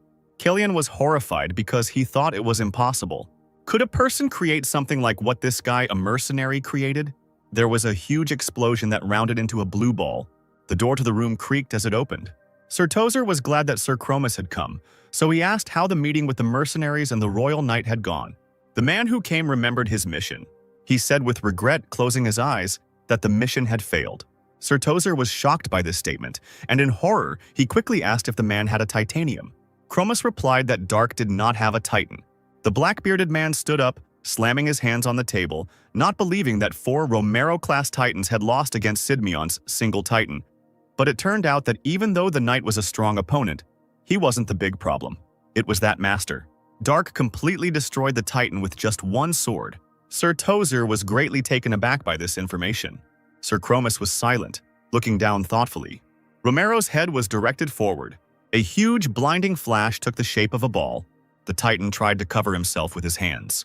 Romero Caliana cracked and opened, revealing a man sitting inside. Mana continued to swirl around Dark in circles. Sir Chromus's face showed horror. He clearly did not expect something like this to happen. The man remembered Dark's gaze as emotionless and cold. Sir Chromus said that the black-bearded man could verify his words. Their Titan was completely destroyed, and Kalian, who piloted it, was out of action for 5 months. The man had certainly heard that people at the master level were strong, but that mercenary was not just strong. The level he had reached was impossible for a human, which terrified Sir Chromus. Sir Tozier touched his chin, considering his interlocutor's words. He asked how many Titans it would take to kill this man. At first, Sir Chromus assumed that 5 Romeros would be enough, but then he interrupted himself, calculating that at least 10 Romero-level Titans would be needed. Sir Tozier said that this meant that they must be willing to sacrifice 9 of their Titans, and yet they would not be able to defeat this man, even though he was alone. They had to find another way, and Sir Chromus was free for the day. Media shook the unconscious girl and said that it was all over. Palshan shouted to Dark in the distance whether he was okay after the fight. The guy covered the gigantic distance in one quick jump, approaching the leader of their mercenary squad. The man thought that everything was happening to Dark just as he thought. Palshan looked at the giant hole in the ground the boy had left behind after the battle and thought that he was an amazing, scary, and wonderful man. The man turned to Dark, who was already standing next to him. The guy wondered what his interlocutor wanted and became slightly nervous, looking away. Jared Sidmion said, placing his hand on his chest, that he was a proud knight of Tron of Trovia. He knelt down, saying that it was an honor to greet a respected masterclass knight, not a blade master. Mikhail and the mercenary leader stared open-mouthed in shock at the kneeling knight, while Dark looked at him with confusion. The guy turned to Gaston and asked what master meant, which stunned him. The magician remembered that Dark didn't even know who the adepts were, so it was not surprising that he didn't understand anything, and asked a question. The magician thought that their leader should answer. But the man had a different opinion, because there was someone more suitable for telling the story on the required topic. Under this man, Palshan had a knight who was right here. Jared asked if it was true what he had heard about Dark, that he had been a hunter on Mount Trebark. Sidmion said that if it is difficult for a guy to answer, then it is normal, because it does not matter whether it is true or not. Dark scratched his head in confusion and asked why the knight was asking him then. Sir Sidmion asked if the boy belonged to any country, then asked if he could rephrase whether the boy had sworn allegiance to anyone. He replied that he had not. A hint of a smile flickered across the man's lips. He asked if Dark could then join his homeland, Trovia, inviting his interlocutor as the captain of the Royal Knights. Palshan and Mikhail were shocked by this statement. There were only 4 Royal Knights in Trovia, but their captain's seat was vacant. Jared could promise the boy that he would be treated as one of the country's greatest assets. Dark asked if it was because he was a master. The knight confirmed this by nodding to his interlocutor. Those who can infuse mana into a sword are at the adept level, but only masters can create a wave of mana with a sword. And in the entire Great Continent, there are only 12 people who can do something like that. Dark asked the man again about the number of people capable of such a thing. The knight confirmed this and said that wherever the boy went, he would be offered a high position in the army, and after proving his loyalty, he would receive the title of chief in the corresponding area. But Dark would not have to prove his loyalty in Trovia, because Jared would do everything he could to convince his majesty. The boy said that title and fame did not bother him. But Sir Sidmion said that there were 12 more people as strong as Dark himself. At least that's how many people the knight knew about. If Dark had accepted the man's offer, whether he could cross his blades with them was what worried the boy. Sir Sidmion was uneasy about this question. He said that he couldn't guarantee this to Dark, and he wondered in his head if all masters were so self-confident. Moreover, a battle between masters meant a war between countries, and a small country like Trovia could only fight at the adept level, which made the guy wonder if the master but adept that everyone praised turned out to be a weakling, how strong all these masters really were. But now, it was more important for Dark to find information about teleportation magic, and entertainment like the masters could wait. A chuckle was heard in the room of the high tower. Sir Tozier was pondering the information about Dark. This guy managed to survive a direct hit from the Flame of Apocalypse, and was even able to destroy a Titan with one ball. His student asked if he could speak. The man told him to speak. The Grey Magician said that it was hard to believe, but after he met that master a second time, he showed similar behavior. His teacher asked what this could mean. Dark ran straight towards their magic, This shows his competitive nature. Perhaps he is very confident in his abilities. Obviously, the guy is strong enough to think so. But it becomes clear that he has absolutely no understanding of magic. The black-bearded man asked what of it. There wasn't much magic that could. He stopped speaking, his eyes widening with a sudden thought. The gray-haired wizard said, bowing his head, that it was possible. Sir Tozer realized that even if they couldn't kill Dark, they could make him disappear. The city of Zillion had many green and yellow warm shades. Mikhail said that was all they could do. The mercenaries never found a single trace, so their leader thought that further searches were pointless. Jared exhaled as he sat on the floor. If he returned now, the knight would only face the wrath of Corinth, whether he should consult the oracle for guidance. Lana agreed with him, her eyes sparkled. She said that if a man wants to go to the oracle of the Temple of Athena, the goddess of wisdom is the best. Since the girl is from the Great Drow Temple, which houses the main temple of Athena, they won't even have to wait. The faces of the mercenaries present darkened, and Lana asked why. Dark stood up from his seat. The girl immediately noticed this and indignantly and loudly asked where he went when she was talking about important things. The guy wasn't sure he needed to listen to all this. Lana thought that, of course, he should listen to it, because Dark himself wasn't much use when it came to gathering information. Maybe he was embarrassed to listen to it, but nothing could be done about it. The guy ignored her sarcastic words and left the room, which surprised the girl who was expecting a reaction. Lana said it wasn't funny, and the mercenary leader smiled and suggested that Dark wasn't in the mood for it right now.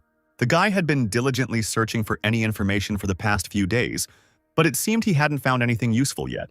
Dark stood behind the door. He irritably promised himself that he would kill this stupid little girl without anyone knowing. Jared, who had come up from behind, called out to him. The man said that his offer still stood, but Dark had already made his decision. The knight asked if it was because the boy was not satisfied with the fate of being a pawn in someone else's hands. But with his skills, such arrogance was not surprising. But more often than not, if politicians can't get their hands on such power, they'll try to destroy it, which will become even more likely when the team arrives in Corinth. Jared was sure that his interlocutor was unlikely to be able to deal with all of their masters on his own. These words made Dark think. He asked about Sir Sidmian's homeland, the country of Trovia, whether it was under the rule of Corinth. Jared's companions, the knight and the mage standing behind him, were stunned by the boy's suggestion. Sir Sidmian, greatly embarrassed by this, quickly closed the door behind him and confirmed the words of his interlocutor, saying that although Trovia and Corinth pretended to be allies, the truth could not be denied. On the other hand, thanks to this, they can protect Dark. Even though it is all in words, politicians cannot ask to give them an allied knight at their disposal.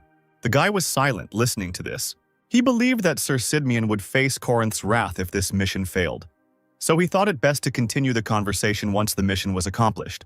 Jared understood this, and at that moment, Lana stuck her head out of the doorway, wanting to urgently find out what they were talking about. The girl reproachfully shouted at Dark that he was becoming more and more arrogant just because he knew how to fight a little. The guy addressed the girl, calling her first and last name, which surprised Lana Spittenberg because she didn't think he remembered her name. Fear appeared in the girl's eyes. Dark, with a frightening expression on his face, told her not to irritate him anymore. After that, he left, leaving the girl with Jared. Lana shouted after the guy that he was wrong to think that she was scared and that it was funny, although in fact she really was scared. And Sir Sidmian turned to her, asking if the girl wanted to continue their previous conversation. Lana apologized, not understanding what the man meant. He said that he knew that the fee for the oracle's predictions was quite high. In the city, there grew a wide tree with dark green foliage. In the middle of the crowd stood two figures in cloaks and wizard hats. One figure's clothes were colored blue, the other figure was dressed in pink and purple. The magician in blue clothes created a beautiful white dove with the help of magic, which amazed the people around them. Dark, sitting nearby on a bench surrounding a tree trunk, thought that judging by the flow, it was not a trick, and assumed that it was magic. The guy couldn't find any information about teleportation even here, and didn't know if he should go to Alcus and look there. But Dark had no idea how to get there, so it's possible that at some point he'll stop traveling with Palshan's crew. Looking at the sun, the guy remembered Lana, and, angry, waved his hand because he absolutely did not want to remember this little wretch ever again. His hand movements did not go unnoticed. One of the cloaked mages noticed that Dark was doing something, and his companion asked if the object of their observation could suspect something. The mage in pink and purple clothes announced that they were starting. He stretched out his hand, on the finger of which was a ring with a red stone. This man did not even imagine that he would use this thing only as a seal. Some man happily asked if this ring was magical. The wizard held out his hand. It was Sir Tozier. In the name of Cronetio, he commanded this indestructible ring as an object of seal. Tozer said that Dark should become the one he despised the most and used the antipathy spell. The silhouette of a guy was reflected in the stone of the ring.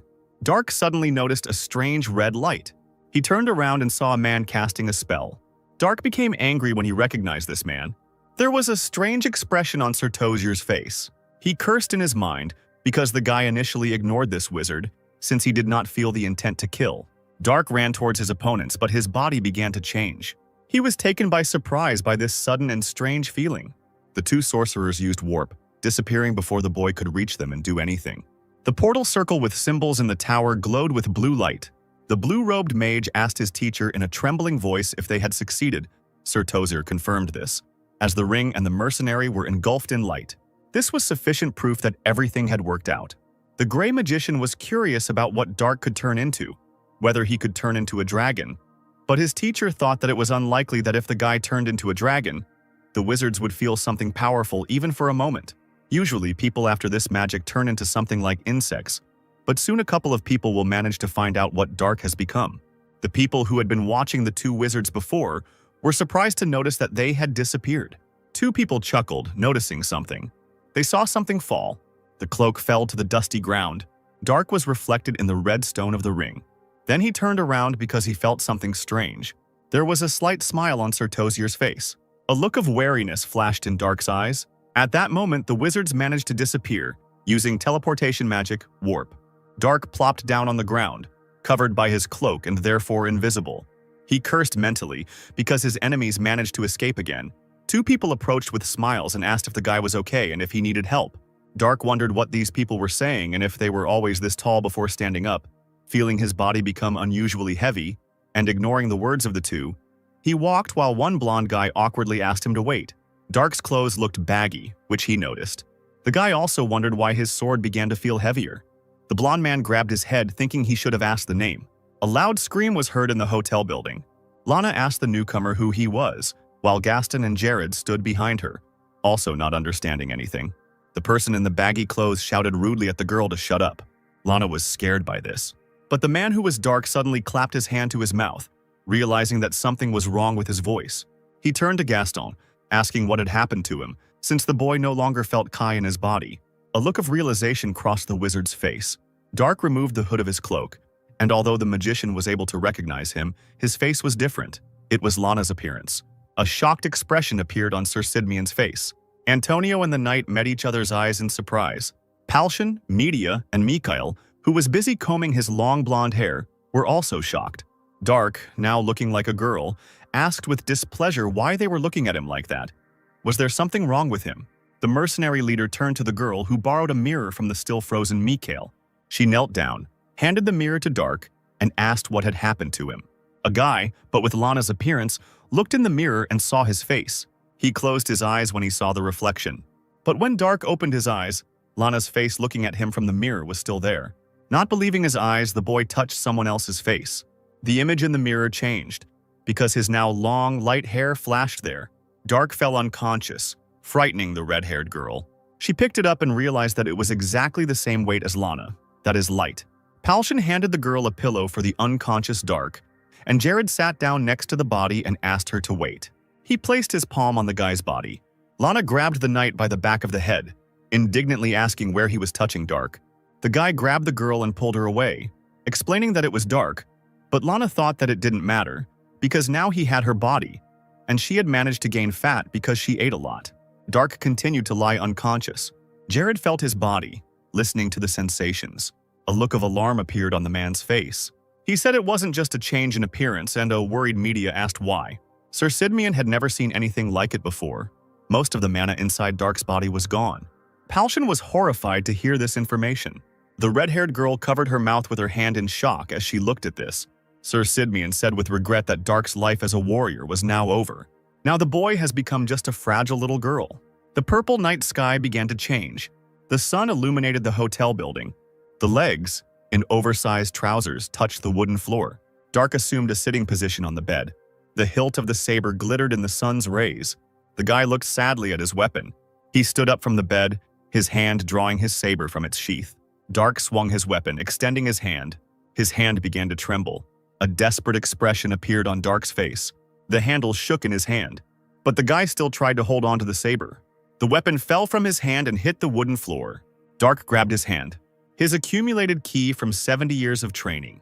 The body obtained through divine rebirth of his earthly body. All this was gone. Dark sadly thought about the possibilities of returning to his world in such a body. There was a discreet knock on the door. It was Media who brought the clothes. Behind the closed green door, she couldn't help but hear the guy's groans. The girl sympathetically lowered her head down, feeling sorry for him. Paljan took a piece of bread from the bowl and noticed that Media was late. Mikhail said that it was a rather grim situation, and Gaston turned to Sir Sidmian. The guy asked if it was true that the warrior's life was now over for Dark. The knight said that his situation was better than Lana's. He can be thought of as a fragile girl who has complete mastery of the sword in theory. Or rather, since Dark learned it himself, it is not just a theory. Mikhail asked if Sir Sidmian meant that since the boy had lost too much mana to apply this theory, then as a warrior he was dead. He agreed with that. No matter how strong your psyche is, you won't be able to cope with stress when the skills you've perfected your entire life disappear in an instant. Considering the level Dark has reached, the stress and frustration is unimaginable for people like the group of people gathered here. Jimmy suddenly spoke. He believed that if he were in Dark's place, he would have gone crazy or committed suicide. Lana was outraged by their reasoning because she did not understand what was wrong with her body. Antonio said that it was not worth going that far. The mercenary leader said that Jimmy was right, which made the girl even more angry. Palshan said that it was not about her appearance. Mages use power from outside to use magic, but warriors store magic in their body. Over decades, they increase it step by step. The despair of losing everything at once is impossible to understand for someone who has never trained as a warrior. Antonio, Crow, and Lana were silent. As she walked down the stairs, Media asked why everyone was so upset. Behind her walked a gloomy Dark, who had changed into clothes that suited his new body. Someone called his name, but the guy didn't react, looking down. Jared, clearly worried about him, asked if Dark was okay. The guy answered positively, but his face was sad. Sir Sidmian said that he would not tell him to do his best, but would rather just offer him something to eat for now. Jimmy said with a smile that at least Dark's new clothes looked appropriate. The red-haired girl thought it was a good thing they had spare clothes. Lana said with a bored face that it was terrible. Dark asked again with displeasure what she had said. The girl was irritated by this situation. What kind of curse was it that could turn him into her? Dark's gaze became angrier than it had been just a second ago. Lana asked what she should now call a girl who looked like her, since it was no longer possible to call a guy an old man. The table shook when Dark stepped on it. He jumped, swinging his saber at Lana, who didn't have time to react. The girl screamed in fear, covering herself with her hands and closing her eyes. She froze, but no blow came. So Lana opened her eyes to see what was happening. Media managed to stop the guy's blade with her sword, covering the girl with her body. An irritated Dark ordered her to get out of his way. The red-haired girl asked if he was crazy to attack a child with a gun. The boy repeated his order and pushed her sword away. Media's gaze became nervous because her opponent's knowledge was still there, and this gave him an advantage. A series of saber strikes and active attacks followed. Dark swung his weapon, and the girl realized that he had not forgotten how to use a sword. With skills alone, he was levels above her. The blade of the sword trembled and twitched. And yet, thought Media, continuing the fight, her hands gripped the hilt of the weapon tightly. The girl hit Dark's saber with her blade. His arms dropped due to the force of the blow he received. They were now weaker than when he was in his own body with enough Kai. Media said that he couldn't even handle the weight of the sword, and the company couldn't cause a commotion in this place, so she suggested that they stop fighting. The girl's hands held the handle tightly for another swing. Dark was breathing heavily. The fight was not easy for him. Media swung her blade. Palshan and Jared watched this nervously, not interfering in the battle. Dark had his back turned to the girl, still holding his saber in his hands. He said that Media really thought that she could defeat him with force alone, which was in vain. The girl stared at him with incomprehension. She realized that the guy was still fast. He deftly dodged another attack from Media. The girl chuckled in displeasure during the battle. The guy's blade managed to scratch her cheek, and blood began to flow from the scratch. Media pushed him back some distance with an attack from her weapon. She froze for a moment, feeling a slight pain. The girl raised her hand, looking at the flowing blood. A smug smile appeared on Dark's face as he considered this a victory, but his emotion quickly changed to alarm when he heard Media's stern and very displeased voice. The red-haired girl was very outraged that Dark dared to hurt her face and smile. She began to look frightening. The guy was horrified by her reaction and stunned, because he did not expect this. The rest of the people watched what was happening in horror and nervously, waiting for the end of the fight. Dark's saber flew into the air and stuck into the floor. The guy himself was pushed away and fell onto the stone floor. The girl stepped on his chest, pressing Dark to the floor. She said that wielding a blade with such a body would only put the guy in a worse situation, since he would anger his opponent. While Dark is under the curse, he should just sit here and not get into trouble. The guy was silent, listening to media. The girl left him lying there as she left, believing she had taught him a lesson. Dark breathed heavily, looking at the blade of his own saber stuck into the boards above his head. Beads of sweat ran down his gloomy face. He was clearly tense. The capital of Thoria, Cromel, was awash with a variety of vibrant colors, from the bright rooftops to the clear sky and green vegetation. The Temple of Athena was beautiful and bright, quite high and wide, decorated with columns. The High Priestess was good. She was a beautiful woman with blonde hair and blue, light, almost transparent eyes, and the woman's outfit was bright blue. Lana actively and vigorously recounted the events that had happened to the woman, and she listened to it all with a smile, which amazed the girl's companions. Dark was clutching his aching head, groaning and grumbling. Raven asked how his hangover was, and Jimmy reminded him that they had advised him not to drink too much. Mikhail chuckled, assuming that it was related to the defeat in the fight with media. The guy then looked lost and gloomy. Dark sighed, remembering how he started getting drunk yesterday out of emotion. Lana said that this was how she got here, all this only because there was a student of the Great Drow Temple here. The High Priestess chuckled, noting that this adventure turned out to be difficult for a simple student mission. Darka was irritated by all this nonsense with obvious exaggerations and lies of the little girl. The woman asked if the blonde man's name was Mikkel and clearly wanted to tell him something. The mercenary understood that they were addressing him and was ready to listen. The priestess asked where Sir Sidmian was. She had heard that he was their leader. Since Toria and Trovia are not allies, the mercenary comrades decided to limit their movements. The woman decided to first analyze the curse for which she needed to touch the bewitched person. Dark's face was stern and displeased. The High Priestess placed her white-gloved hand on the boy's head. Everything around began to glow with a soft, bright light. The woman was clearly surprised. Dark's companions watched this closely. It was impossible, but the High Priestess could not remove such a curse. The woman believed that probably no one could do it. This black magic is called antipathy, and the curse cannot be undone by anyone except the magician who cast it. There is another option. You can kill this sorcerer and find a medium who binds the curse. Dark remembered the wizard who cursed him. He was worried whether he could kill Sir Tozier in such a state. The location of the dragon heart and the one who cast the curse. The woman was interested in whether the people who came wanted to hear the wisdom of the goddess about these two. Mikhail had one more request. The priestess asked what this request was. The man turned to Antonio Crow, as if hinting for action. The bearded wizard placed his hand on Lana's head, and she asked in fear what he was doing. The man activated the memory seal and memory lock, enchanting the child's head. The girl's previously lively, albeit frightened gaze became dull and emotionless. A look of fear appeared on the High Priestess's face, and even Dark became nervous, not understanding what was happening. She immediately grabbed Lana, asking what the mage had done, clearly agitated by what was happening. Mikhail said with regret that he didn't want to do that either.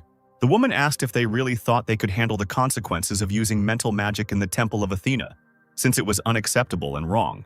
The fair-haired mercenary believed that they could come to an agreement, because the priestess heard what the girl said when she described their path.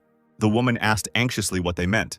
Mysterious knights, a wizard with black magic, who they encountered on this difficult journey, titans, the dragon heart, and finally a high-level curse that couldn't be removed.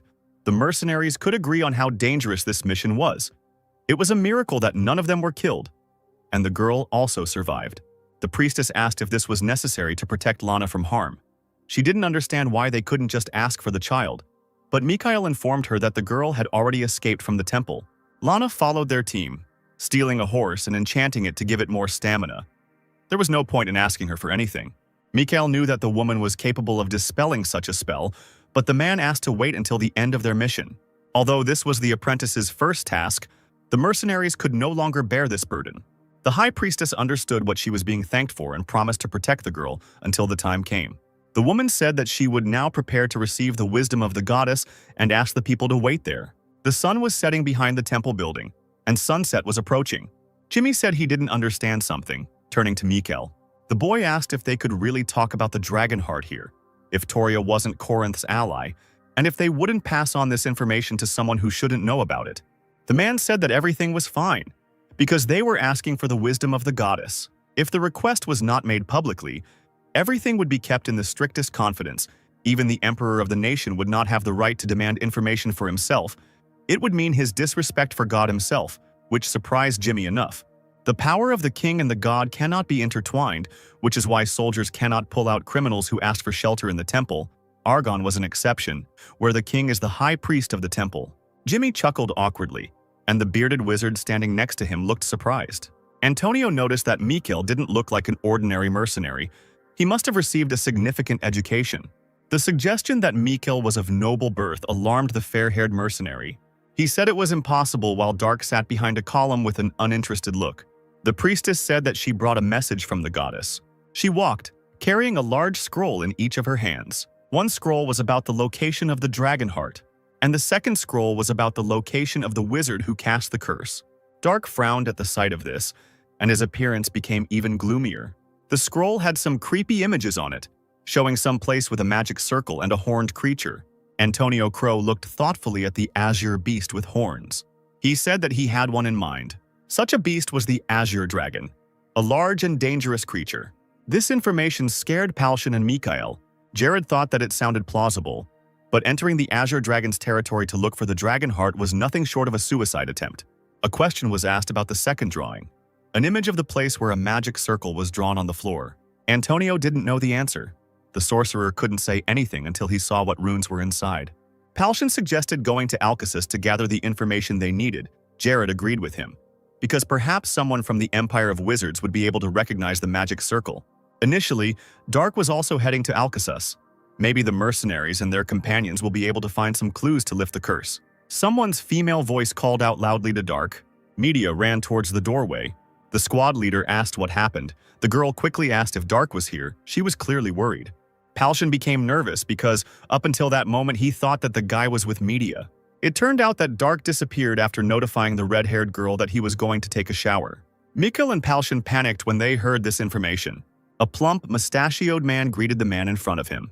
Dark, the man himself, leaned against the counter and asked for a bottle. The man, who was also the seller, clarified that the guy was not going to drink it because he looked like an underage girl, to which he lied that it was just his assignment. The seller handed a large bottle to Dark, saying that the item cost 5 silver coins and 22 tar, and the boy paid for his purchase. Dark turned around and left, holding the drink he had bought in his hands. He opened the neck of the bottle with his teeth, tearing the cork out, after which the guy began to empty the bottle in one gulp, not paying attention to the fact that some of the contents were pouring down his neck and down his collar. He cleared his throat, saying it was wonderful, referring to the drink. The alcohol here was definitely better than this place itself, and now Dark couldn't even do anything. He didn't finish speaking, falling to the ground and dropping the bottle from his hands, which flew high into the air and rolled away.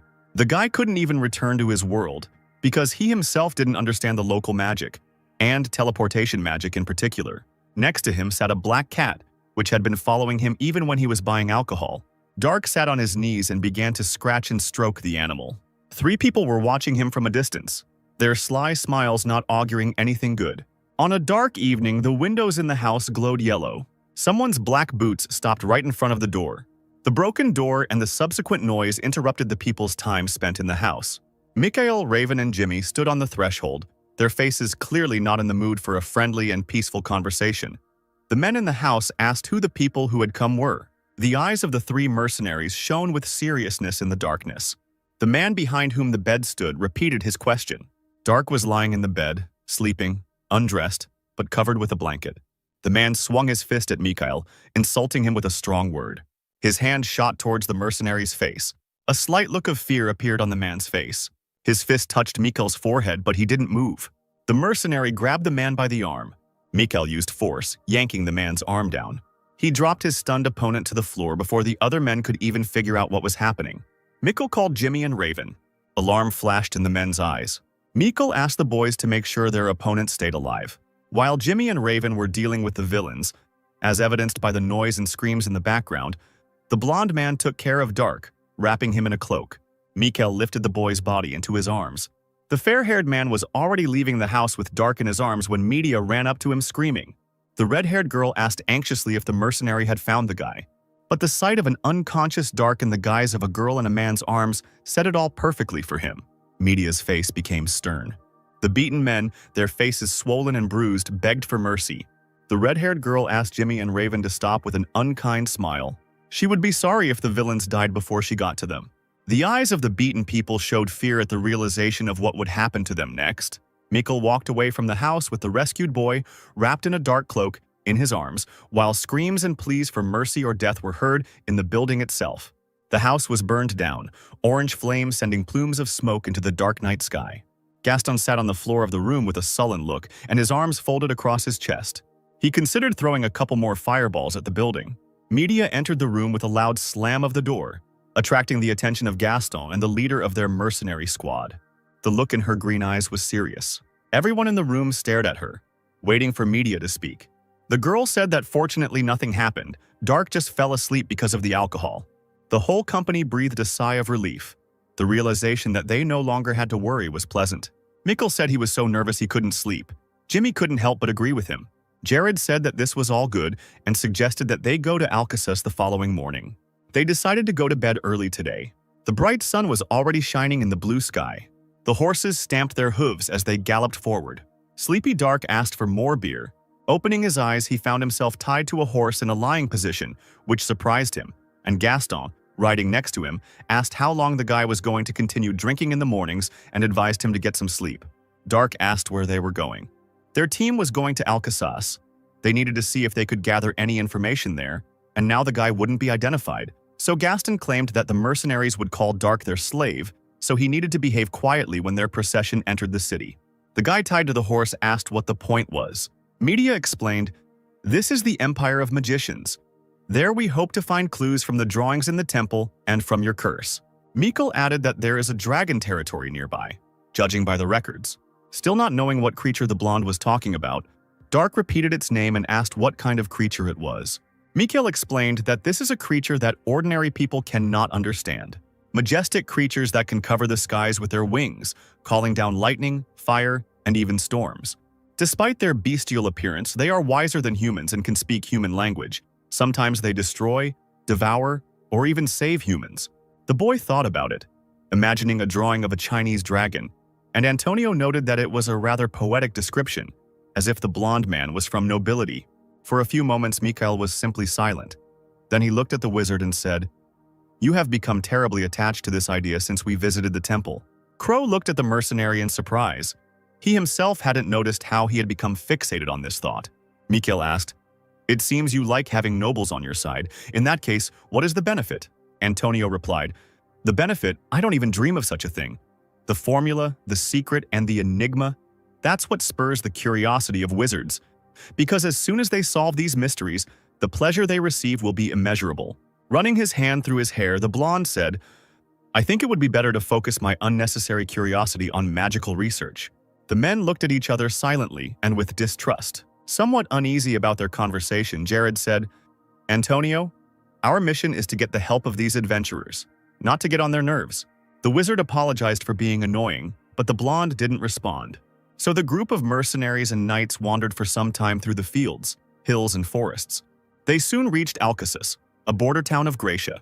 At the gate, a group of people were met by two knights armed with axes. One of them asked where the travelers came from. Smiling, Palshan took out the documents, handed them to the guards, and said that they were from the city of Zilion. "Here is our entry permit." Looking through the papers, the guard concluded, "So you all came from Toria. The goal is the arena." However, the man was confused by Dark, who was tied to the horse and was just a child to him. The mercenary leader nervously replied, "She is our slave. She is too young to sit in the saddle, so we had no choice." The guards didn't really believe it, but they didn't ask any unnecessary questions and silently let the group of people into the city. One of them asked, "They keep a slave on a horse, do you believe it?" Another one answered anxiously, "Did you see this child's eyes? There is no hope or will in them. They are exactly the eyes of a slave." Once again, Dark had overdone it with his alcohol consumption. The jug and cup were overturned, allowing the remains of the noxious liquid to flow out onto the table, where half of the swordsman's sleeping body lay. Jared, Jimmy, and Raven looked at this depressing picture and sighed sadly. Behind the former swordsman's back was a saber, which Sidmian decided to remove. When handing the weapon over to Jimmy, Jared explained that it was a rather dangerous item for Dark's mental health, to which the mercenary agreed. Raven placed Dark on his back and said that he would take him to bed. The mercenary became nervous after hearing the strange sounds coming from the former swordsman and told him not to hold back. Drunk Dark took this literally and started vomiting right on Raven. The mercenary screamed in disgust, and Jimmy and Jared, sympathizing with their comrade, were glad that they weren't the ones who had to carry the guy. After a while, a disgruntled Raven sat and wrung out his freshly washed clothes. And at that moment, Dark was lying on his bed and seeing an alcoholic dream. The next morning arrived, and the awakened swordsman was walking down the stairs to his friends. Hearing the creaking of wooden steps, Media looked towards the guy. Palshan asked if he had finally woken up, and the girl waved her hand at him, calling the mixture to their table. However, Dark was not interested in anything now. He was too thirsty, and at that moment he noticed a red-haired guy who was carrying a tray with a jug and 2 cups. The swordsman asked if there was any Goresh in the vessel, and the red-haired man, alarmed, hesitantly confirmed it. The guy remembered how yesterday this girl had waved a saber at him, demanding that he give her the alcohol. And when she got drunk and threw up on Raven, it was he who had to clean the vomit off the floor. Dark demanded that they give him the alcohol and brazenly took the jug, and the alarmed red-haired man just silently watched this. Palshan suddenly took hold of the jug, not allowing the swordsman to swallow the drink again. Giving the man a displeased look, Dark demanded that he release the jug. However, the man did not listen. The guy tried to vomit the drink, but the little girl's body was not capable of this. Looking at his friend's efforts, Palshan said that Dark needed to stop drinking, or at least drink something with less alcohol content, like beer.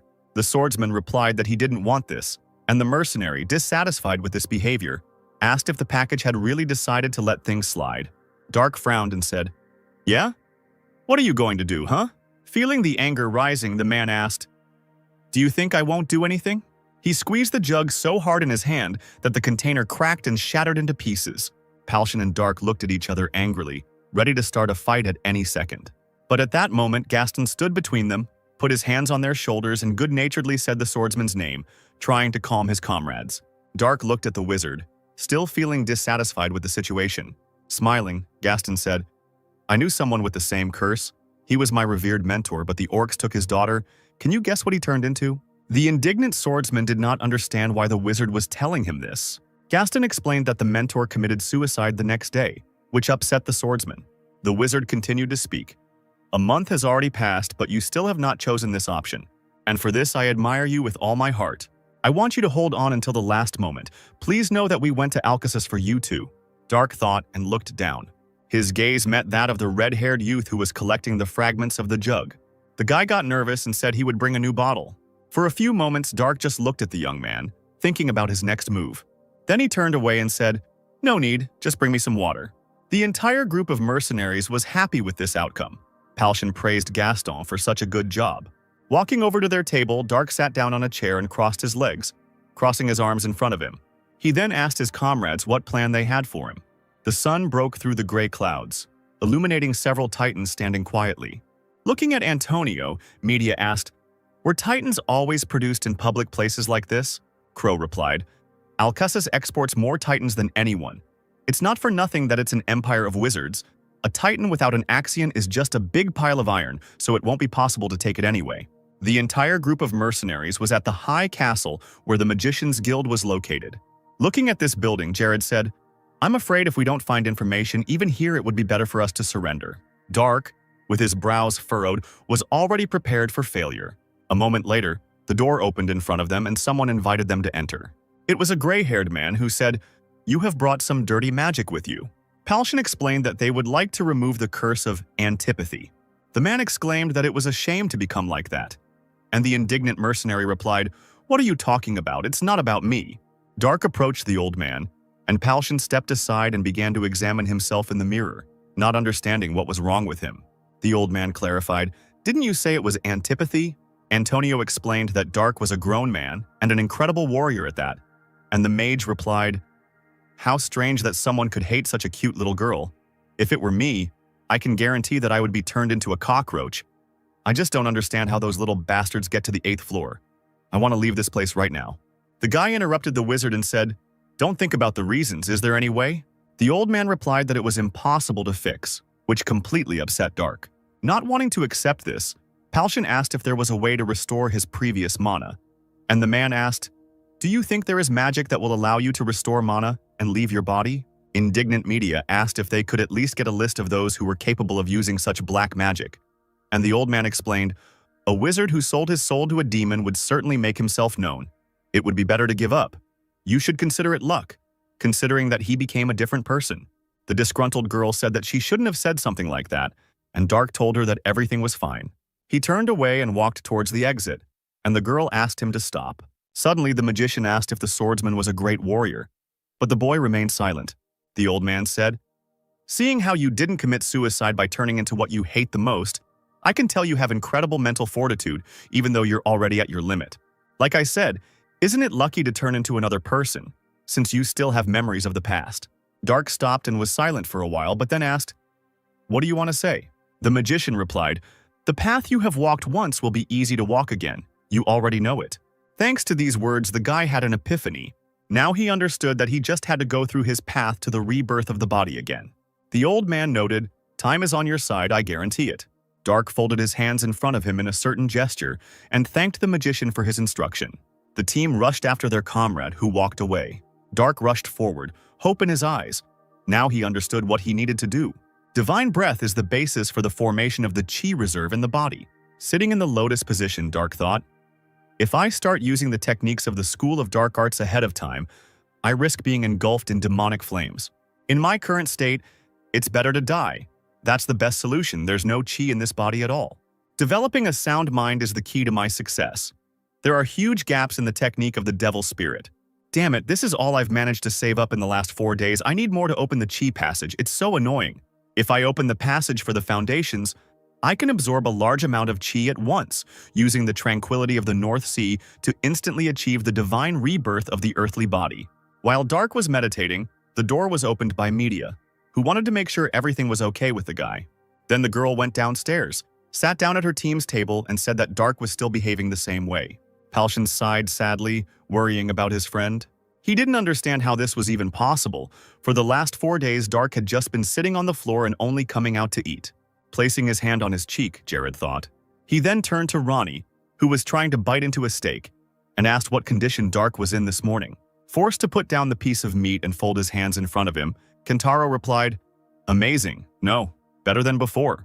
Sidmion asked if this was really possible even without sleep, and the priest said, "I would like to ask if meditation is not used in military training." Jared explained, "This is different. Meditation is useless for a powerless body that can withstand the basics. Meditation only plays a supporting role, such as healing damaged muscles after training, restoring or regulating the accumulated mana in the body." Palshan continued, "Sleep is essential when it comes to military training.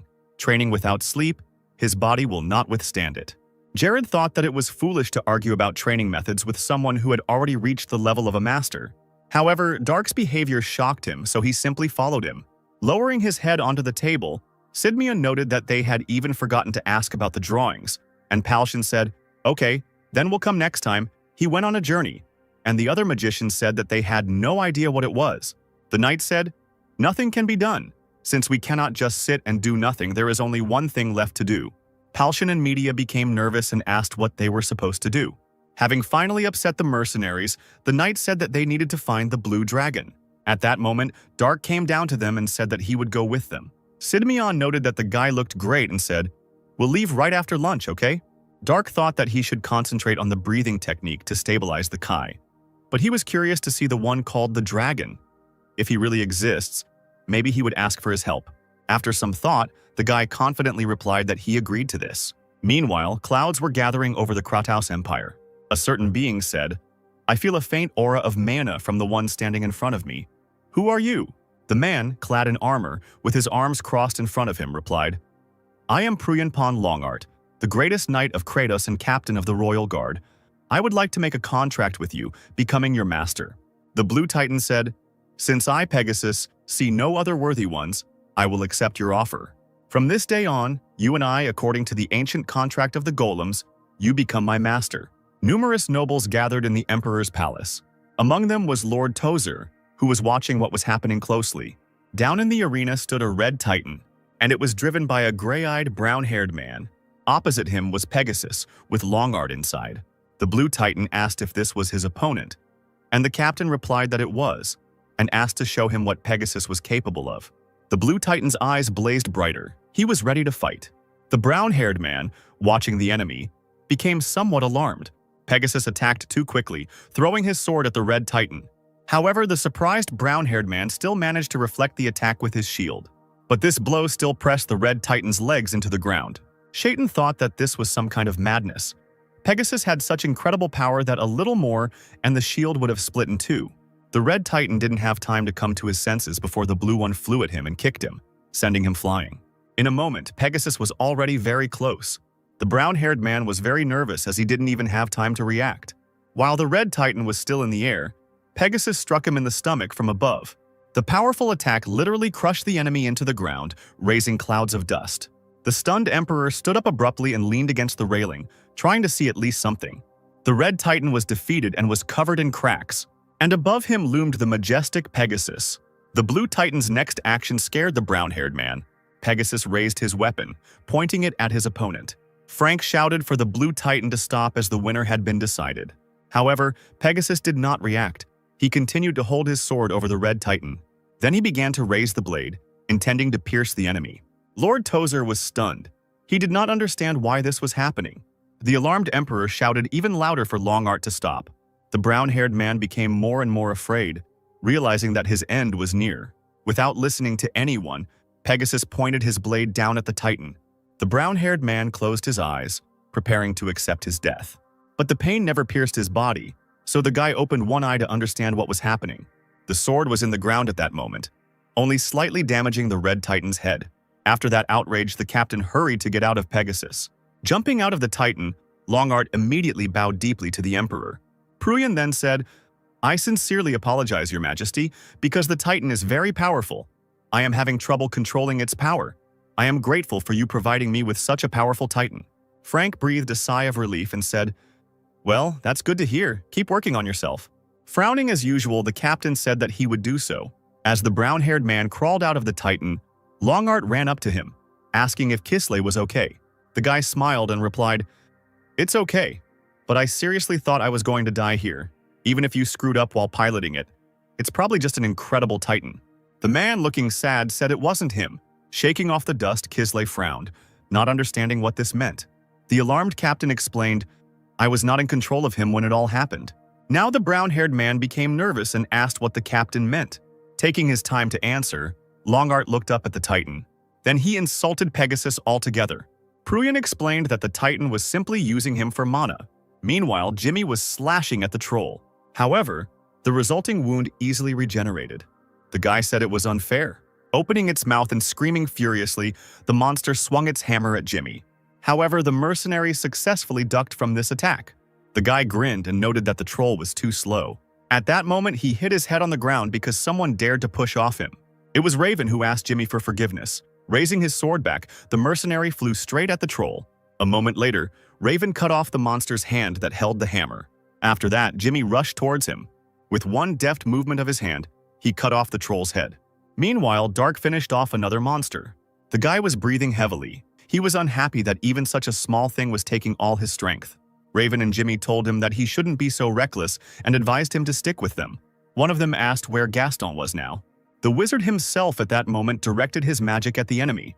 Feeling the pain from the electric discharge, the ogre screamed furiously. Somewhere nearby, Mikkel was fighting a monster. Jimmy, Dark, and Raven were running towards him, warning the blonde about the danger behind him.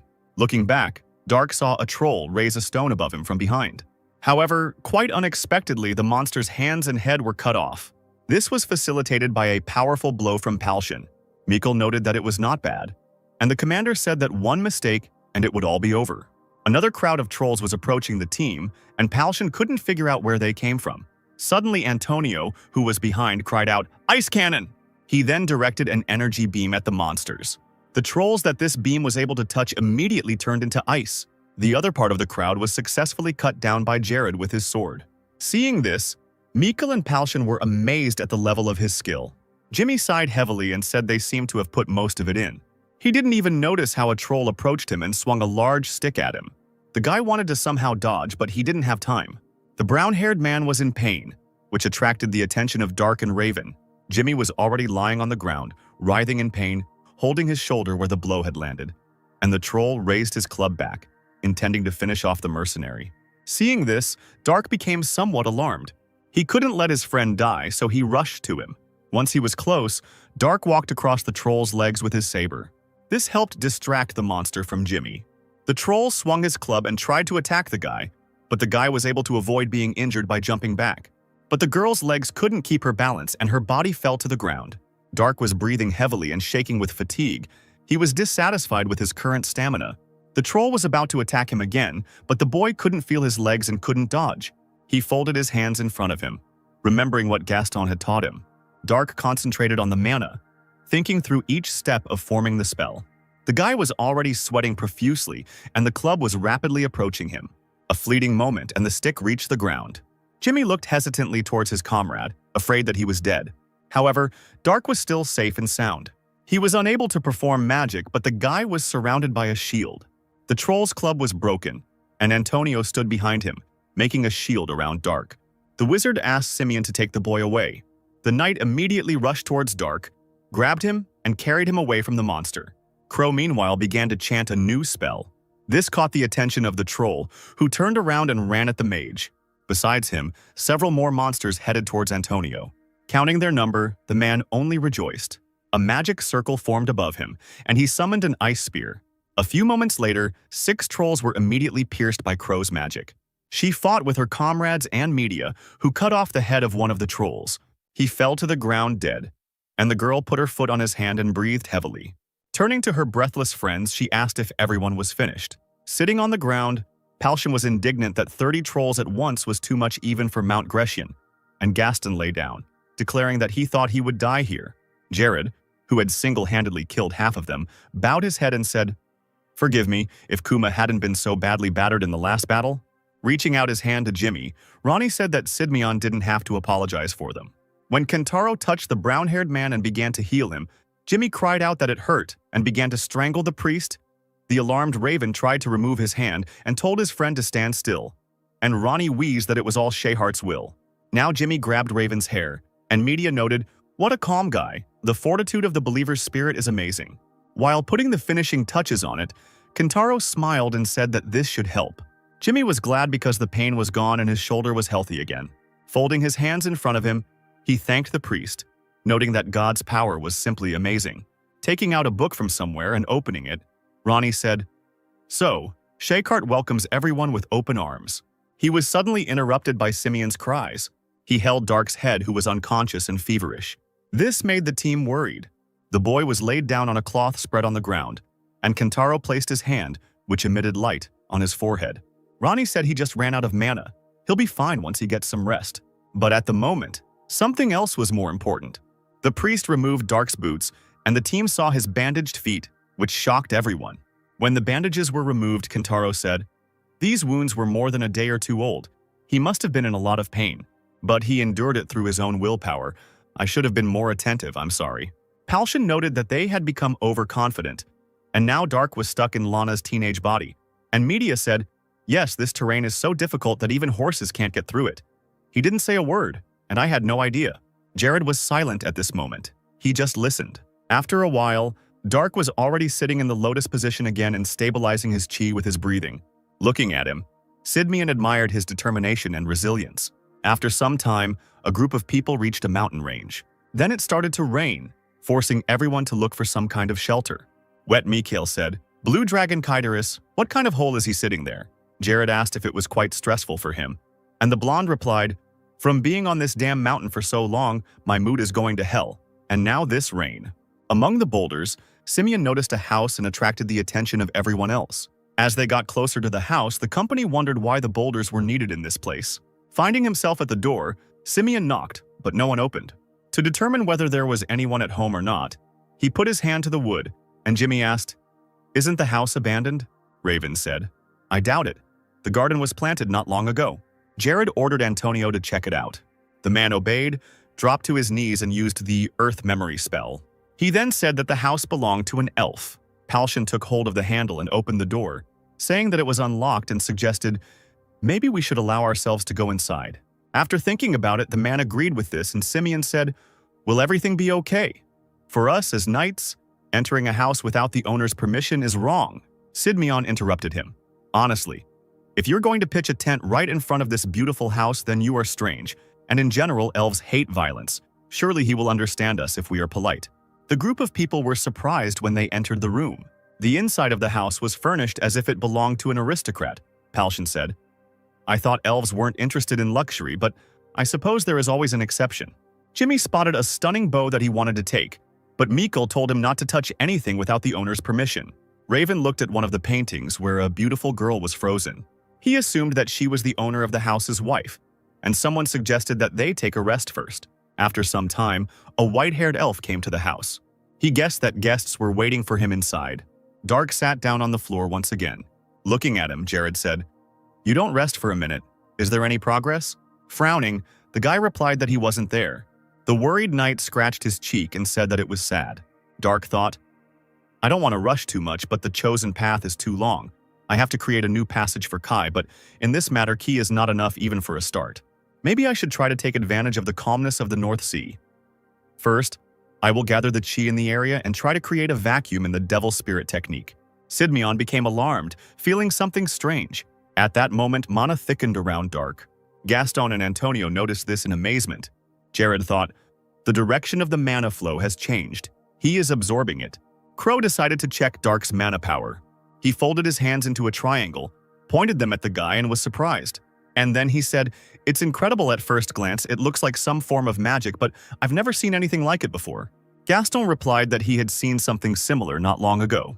When he was teaching Dark how to use magic, the boy absorbed the mana in the area and created a fireball on the first try. Hearing this, Antonio asked again in shock, on the first try, impossible. Suddenly someone came in and asked who they were. Alarmed, Antonio and Jared immediately turned towards the speaker. The silhouette of an elf appeared at the door, and he was the owner of the house. Bowing his head, Simeon said, please forgive us for intruding. We were seeking shelter from the rain. I beg your forgiveness. Smiling, the elf asked, for what purpose did you come here? This territory of the blue dragon Kaidiris? Jared admitted, we need something from Kaidiris. The owner of the house asked, are you one of those adventurers who dream of becoming dragon slayers? The knight waved his hands and explained, no way, we just wanted to ask him something. The master said, I have lived a long enough life, but this is the first time I have seen people come to the dragon's territory just to ask him a question. So may I ask what you want to know? I have personally met Kaidiris. Perhaps I can answer your question. Simeon said, then you should know how many horns the blue dragon has. This question somewhat puzzled the elf. Then he turned away and began to shake in an attempt to contain his laughter, which now puzzled those present. Then the owner of the house turned again to his guests and, wiping away his tears, said, ah, forgive me, one? Kaidiris. Exactly one horn. You people came here only for this, what nice travelers. Somewhat nervously, Jared said that this was the right answer, but that was not what he wanted. The elf asked what he was talking about, and Simeon turned and cried out, Simeon, bring the drawing. When they opened the bundle of paper, they saw a drawing that was partially blurred. Jared looked at his subordinate with displeasure, who justified it by saying that it was the rain's fault and asked for forgiveness. Looking at the drawing, the elf said, demonic god. Alarmed, Simeon turned sharply to the owner of the house and asked again, did you say a demonic god? Folding the piece of paper, the elf said, yes, the horns in the drawing belong to a demonic god. However, I do not know which one exactly. Hope left Simeon again, and the upset man cursed and grabbed his head. Jared asked Palshan what they should do. After thinking for a moment, the mercenary replied, how about we go back and get information about the demon god since we don't need to look for the dragon anymore? The knight agreed to this, and the owner of the house asked, in return, may I ask you my question? Jared looked at the elf. He was ready to listen. The owner of the house pointed at Dark and asked, is this girl a warrior or a magician? The knight became nervous and replied, no one, just a weak girl. The elf said, that's how incredible it is the mana absorbed from the area circulates in her body. However, this technique has some drawbacks. Do you know that if I touch her with even the tip of my finger, she might just die? At that moment, the owner knelt down next to Dark and extended his hand towards him.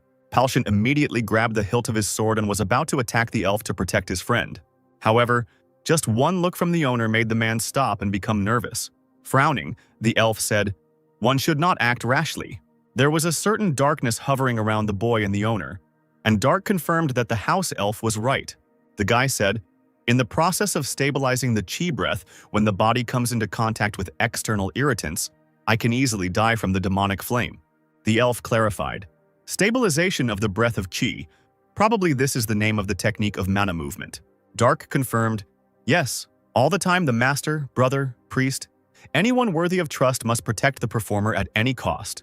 Smiling, the elf noted that the guy was counting on his fellow travelers, and Dark simply remained silent. The owner of the house said that he wanted to know about the warrior's master, but Dark replied that he was currently far away. The elf asked where the boy was from, and the warrior replied that he came from far away, from a place called Song. The owner of the house repeated the name thoughtfully and said that he had never heard it before. Dark explained that this was quite natural because this place was not even on this planet. This information shocked the owner of the house. The whole team was surprised by this new information. The elf said, "Your mana usage technique is akin to the best mages in the country. You really haven't used magic yet?" Dark replied, "Magic? I don't think I'm suited for that. My whole life is steeped in blades. This is my path." The owner of the house asked, then, after some time, "Do you believe that you will be able to return to your previous appearance?" Media was stunned when she heard this. She thought, "Did he see Dark's true identity?" The boy replied, "About 10 years or perhaps earlier. This place is rich in kai no, mana, compared to my homeland." The elf said, "You are confident that you will reach the level of a master in 10 years? Incredible." Dark asked if the owner of the house really believed what had just been said, and the elf replied that he had no choice to believe the guy or not. He also asked if the warrior was sure he could trust him with such personal information. To this, Dark gave a confident, positive answer. The boy smiled and said, "This is the first time in a long time that I have met someone like you, Sage of the Crimson Awakening." The elf treated the entire team to tea, and while sipping the hot drink, Palshan asked Media if Dark had ever spoken so politely to anyone before. The girl replied that this had never happened. Elf and Dark were sitting opposite each other and chatting pleasantly about something, so Palshan asked his friend what was happening here then, and Media asked not to ask her about it. The elf said, "Damn, I understand. Fortunately, you are still human. The opportunity to restore strength in just 10 years is also a great success." The guy replied, "A drop of luck and a series of failures. In 10 years, I would like to cross swords with you." Taking hold of the hilt of the super sword, the owner replied, "He is my companion. With him, I wandered all over the world. I have already forgotten most of what I practiced in the art of swordsmanship." Taking hold of the hilt of his weapon, Dark said, "The sword is difficult to learn, but even more difficult to forget. It took me over 40 years to forget how to handle a sword." Upon hearing this, the team was stunned into silence. The elf asked how old Dark was, and he answered that he was 72. The warrior asked the same question, and the master said, "I'm not sure. I stopped counting after 420. It would have been better if we had met before you were cursed." The boy agreed with this, and the elf put something in his hands. The owner said, "Please take it. It will protect you until you regain your strength." In Dark's hands was a very wide gold ring with a blue stone. After twisting it, the guy said that it would hardly fit his fingers. The elf told him to try it on, and when Dark began to put his finger through the ring, the decoration suddenly shrank to the right size. This surprised the guy, and the owner, smiling, explained, "He is called the Master of Water. For some time you will not be able to use his power, but now it is enough for you to simply wear him." Hearing this, Gaston and Antonio were shocked again, because the elf had suddenly given the stranger such a valuable thing. Looking at the ring, the boy said that as soon as he regained his strength, he would return the item to the elf. Folding his hands in a gesture of gratitude, Dark also explained that by then he would no longer need the decoration. Smiling, the owner of the house noted that it seemed the ring had found an excellent owner. The dark sky was strewn with an endless number of bright stars, and somewhere comets could be seen flying by. Somewhere in the middle of the forest, a group of mercenaries and knights made camp. At this moment, Dark, sitting on the ground, felt an unpleasant pressure on himself. All the members of the group sat around the fire with him.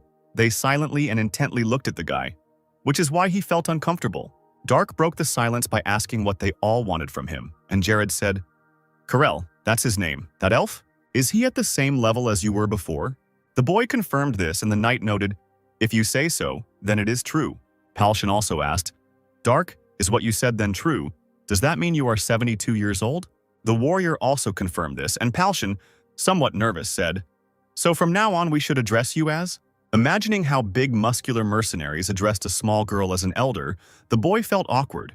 Smiling, Dark explained, "There is no point in this now. Let's communicate with each other in a way that is convenient for us. It will be better for me." The mercenaries were delighted and breathed a sigh of relief. Then the guy realized that they were all thinking about the same thing. Frowning, Media asked, "But how can a 72-year-old man look 20 years old? I have thought about this for so long. I still cannot understand." Dark explained that it was a matter of divine rebirth of the earthly body. Palshan wanted to ask something, but the girl closed his mouth and told the guy to continue talking. Dark explained, "Where I come from, once you achieve divine awakening or demonic discipline, the Kai you accumulate in your body transforms your bones and muscles to accommodate the use of martial arts, which is why I looked young. In my world we call it divine rebirth of the earthly body, but I don't know what they call such a phenomenon here." Jared asked if Dark's body had transformed on its own, and the boy replied, "I suppose the masters here who correspond to the level I spoke of most likely also have young bodies." Surprised, Mikkel remained silent, and Ravenson asked Jimmy if he had ever seen the master, to which the brown-haired man answered in the negative. Media asked if Palshan had met the masters, and the leader replied, "They are as unattainable as the nobility or the sky itself. If you want to meet them, it does not mean that you will succeed." Jared asked the priest master if he had seen anyone like that in Argon, and Ronnie replied, "No, I am primarily connected to the palace." Listening to this, Dark was silent for a while. Then he said, "And then you decided to keep a close eye on me, magician." Antonio stroked his beard and replied, "Forgive me. To be more precise, I was not following you but your waterlord." Dark smirked and asked, "Why are you so keen to get it?" Now the wizard smiled with a hint of madness and replied, "Honestly, I'm going to take it, even if I have to cut off my fingers." At that moment, Jimmy screamed and ducked as if covering himself with his hands, which alarmed Media and Raven. Dark said to Antonio, "You are honest in your greed, it's funny." Crow stated that the boy did not know how valuable the thing was, and the boy asked what kind of ring it was. The wizard replied, "With its help, one can command the power of the soul of the king Naiad. Its value is comparable to an entire nation." Mikkel asked, "Nation, could you explain which country it is more expensive?" Antonio said, "The answer, of course, is quite simple. My homeland is more valuable than Trovia." These words made Jared wary and furious. He instantly grabbed his sword and pointed it at the magician's neck. At once, the alarmed Palshan jumped up, shouting the knight's name. Sidmion was unhappy that Antonio dared to say such a thing. Crow replied, "I am a magician, Mr. Sidmion. Regarding magical items, no, artifacts, I have never had the need to lie about their value." Jared demanded, "Prove his worth. If you fail to convince me, you will lose your head for insulting the homeland of our knights." Antonio said, "Sir, if Dark can freely control the power of the ring," Sidmion asked the magician about this again, demanding that he continue his thought, and Crow said, "At the moment, he can destroy all of Trovia." Nervous, Jared said, "No way, how is this possible?" The magician explained that this was possible if the entire country sank underwater, in which case a lake in the shape of this country could appear on the map where Trovia was. Looking at the ring, Dark said, "It's funny. The life of an entire country is on the tip of my finger." Antonio agreed. Yes, if the rumors spread, the bandit guilds from all over the world would come for the ring, even if they had to unite. Introducing the thieves the boy had already encountered, Dark said, "Those parasites are not the best news considering the state I'm in." The magician explained that it didn't matter anyway, because no one would be able to steal the ring from him anyway, and Dark asked why exactly. Antonio replied, "The Lord of Water has transformed to fit your finger, which means the ring has chosen you as its owner. No outside force can remove this ring from your finger, even if it is cut off. The reason I haven't stolen it yet is not because it's unethical, but because I'm a realist. I am a magician, after all." Darren was in the tower of Lord Tozer, who said, "Tell me what you have learned." The student replied, "We still need to check what he has turned into, but definitely the person we suspect will only be expelled from the party." Folding his hands in front of him, Tozier said, "Maybe it's for the best. He could have turned into some kind of bug." However, that was not all Darren had to say. He reported, "Moreover, we found 4 adepts and 1 mage who had joined the Iron Cross Knight from Corinth." Tozier became a little alarmed and said, "They have finally arrived." A group of mercenaries once again visited the magician Alcasus. Jared explained that they forgot to ask him something last time, and the mage said, I heard that you guys came to meet me recently. What happened?" They laid out in front of the old man 2 rolls of paper that the priestess had given them and said, "We would like to receive information about these drawings." Looking at them, the magician assumed that one of the paintings had Axion's magic circle. The man explained, "It was created by mages to channel Axion's magic. This is a fairly common practice among the mages of Alcasis, but it is difficult to say what it is for because I cannot see the rune." Then the old man turned his attention to the second drawing. Jared explained, if the elf living on Mount Grecian was to be believed, this was an image of a demonic god. Then it sounded rather ridiculous. But since it was already over 420 years old, we couldn't just ignore it. The magician was surprised. 420 years. The same age as the famous elven elders. Using magic, he levitated one of the books on the shelf and said, "I think it is worth studying this issue." The book fell onto the table and opened in front of the old man. Jared watched in tension as the mage looked through the scripture. A moment later, the book slammed shut, alarming the knight. He clutched his heart, and the magician's face darkened. Then the old man said a name, and Jared asked what it meant. The magician said, "The master of the black magician who put a curse on your friend, Cronetio, I understand?" Antonio replied that now everything became clear to him. He turned to Dark and said that everything fell into place. Media asked what it meant and asked Crow to explain everything, and the magician replied, "The prophecy about the dragon's heart. Is it clearer now?" However, this meant nothing to the girl. And then Antonio said, "The magician who attacked Dark with black flame is the same man who made a contract with the demonic god." Palshan became nervous and said, "That's right, but how do you think all this is connected?" Crow replied, "If the main target of the magic circle is Axion, then the Titan's attack is also quite logical." Sidmion asked, "Even if so, we do not know their names. Dark magician who commands knights and titans, where will you find such a person?" Antonio agreed with this, and Ronnie noted that they were back to square one. Jared was once again frustrated that they couldn't find all the answers. Trying to defuse the situation, Palshan said, "Let's first go back to the hotel. We haven't washed for a long time and we need to rest." Radiating a heavy aura, the knight said, "Okay, I doubt we'll come up with any good ideas if we stay here." After some time, the group was already at the usual hotel. A knight suddenly approached Sidmion and said that he was glad to see him. And Jared asked, "Dominic, how did you end up here?" A gray-haired man in a red and white robe approached them, and Dominic, pointing at him, said, "Let me introduce you to..." Suddenly, an unknown man asked if the knight was Jared Sidmion, to which he answered in the affirmative. The stranger introduced himself. "I am the court magician of the Corinth Empire, Gilert Tion, and they are the Knights of the Iron Cross, Croton Antines, Torio Gilnane, Lena Intrain, Jintin Kamioji." Jared became alarmed. Realizing that Corinth had begun to act, he said, "So it's all about the dragon's heart, eh?" Tyon replied, "It is surprising that you are aware of this. We know that you began your investigation after the prophecy appeared. What happened then?" In response, Sidmion began to tell about everything. The mage called the knight a fool, which Jared did not understand. Gillard said, "So you're saying that you came back here and, without thinking, believed that alpha?" Jared replied that he had lived for 420 years and had personally seen Kaidiris, and the magician said, "Elves tend to lead a solitary life, but they never settle in the wilderness. Did it not occur to you that it could have been Kaidiris himself? If he is over 420 years old, then there is a high probability that he could have transformed into someone and sent you on a false trail. Lead us to him now." Dark intervened in their conversation and stated that this was not the case. Turning to him, the magician asked arrogantly, "Did you just say something, stupid boy?" Crossing his arms in front of him, the warrior explained, his flesh had grown into the form of divine rebirth of an earthly body, something that could not be done with an artificial organism. Gillard asked if these were the third-rate mercenaries hired by Sidmion. Gerard answered in the affirmative, but he didn't like the way the magician called his comrades. Dissatisfied, Tian shouted, "What absurdity! Of course you barely moved from your place, since you drag this ballast everywhere." Waving his hand at the mercenaries, he again continued to speak in a raised voice. "Get out. You will receive your payment in Trovia." This attitude angered Palshan, but Mikkel, trying to calm the leader, put his hand on his shoulder and said that everything was fine.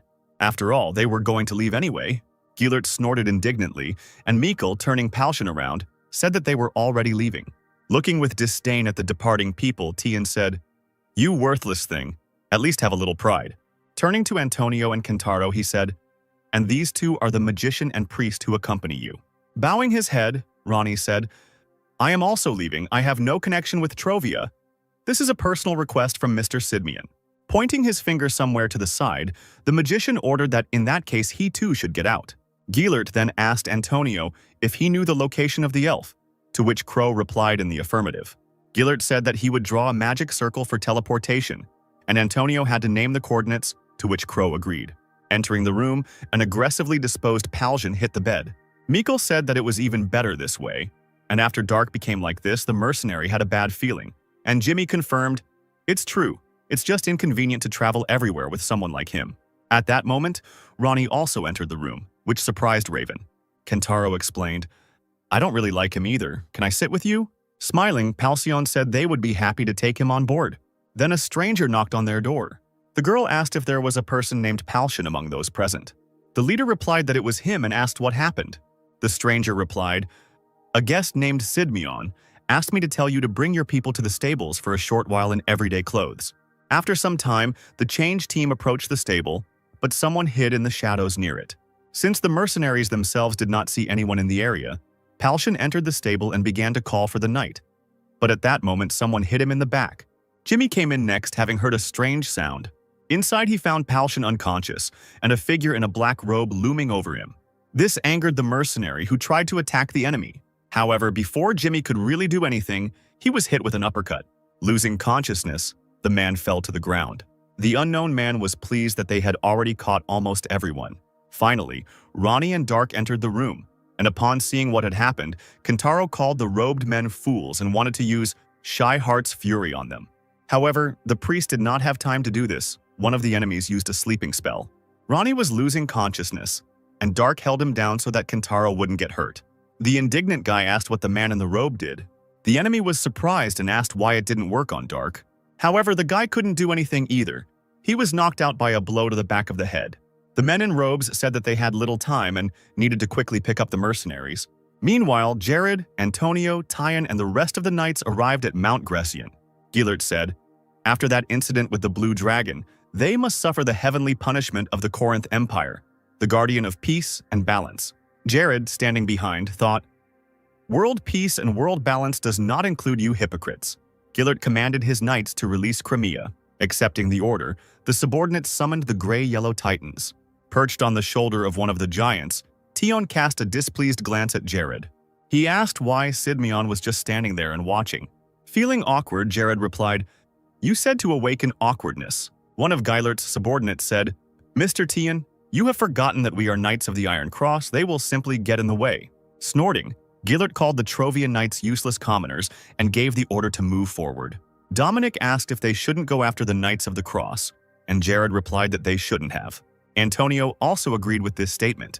As the Knights of the Iron Cross approached the elf's house, the stones in the area began to tremble. Gilert watched as the boulders rolled from place to place, turning into golems. Covering his eyes with his hands, Tion said, "How primitive, as expected from someone who had lived apart from the rest of the world for the last 420 years. He then ordered his knights to destroy all the golems. The warriors accepted Gilert's order with a smile and headed towards their enemies. The first golem was cut in half by Torio. The stone monster's hand flew straight at one of the titans but met with a metal shield. Then Gilnane finally destroyed the stone monster. Smiling, Lena swung her flail. Another golem was destroyed by a girl.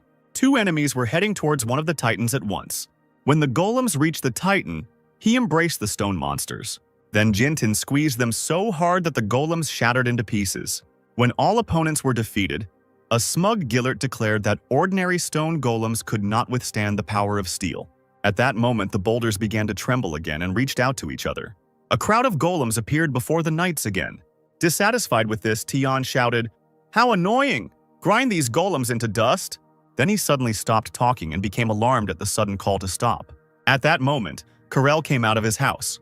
The elf said, "Lost wanderers, do not dare to harm this place." Snorting, Gilert said, "Finally you showed yourself, are you Kaidiris?" For a moment the owner of the house was silent. Then he turned away and said, "I am the elf Karel. I don't remember inviting you here. Get out of here." An angry Tian shouted, "It seems you don't understand the whole situation. We will take the dragon's heart with us, even if we have to kill you." Gathering mana in his hand, the mage decided to use a fireball. The fiery sphere flew forward and landed right in the garden of an elf who was heading into the house. This incident made Karel stop. All the crops were quickly destroyed by fire. Placing his hand on the door, Carell, not showing his anger, said, "Now you are not just an uninvited guest." In just one moment, the elf covered some distance and found himself behind Gillert. The magician was alarmed by such speed, and Carell gave him a displeased but calm look. The next second, an unknown force threw Tion off the Titan's hand. While in flight, Gillert began to feel terrified, but it didn't last long. Carell, without any extra effort, dealt Tion a fatal blow. What happened shocked the Knights of the Iron Cross. The dead body of the court magician collapsed to the ground. This struck Corden the most, and he shouted out the leader's name. The elf quickly descended from the Titan's hand. The 4 remaining opponents rushed at Carell at once. The elf looked at the sky, which suddenly began to crack. Jared, Antonio, Dominic, and Simeon watched everything that was happening from the cliff. A golden hand reached out from the formed portal. In shock from what he saw, Crow had difficulty speaking. Nervously, Dominic asked, "Mr. Simeon, is this what I think it is?" An unusual Titan stepped out of the cracked space onto the ground. Jared said, "It seems you are right. A one-of-a-kind creation that the elves and dwarves created together."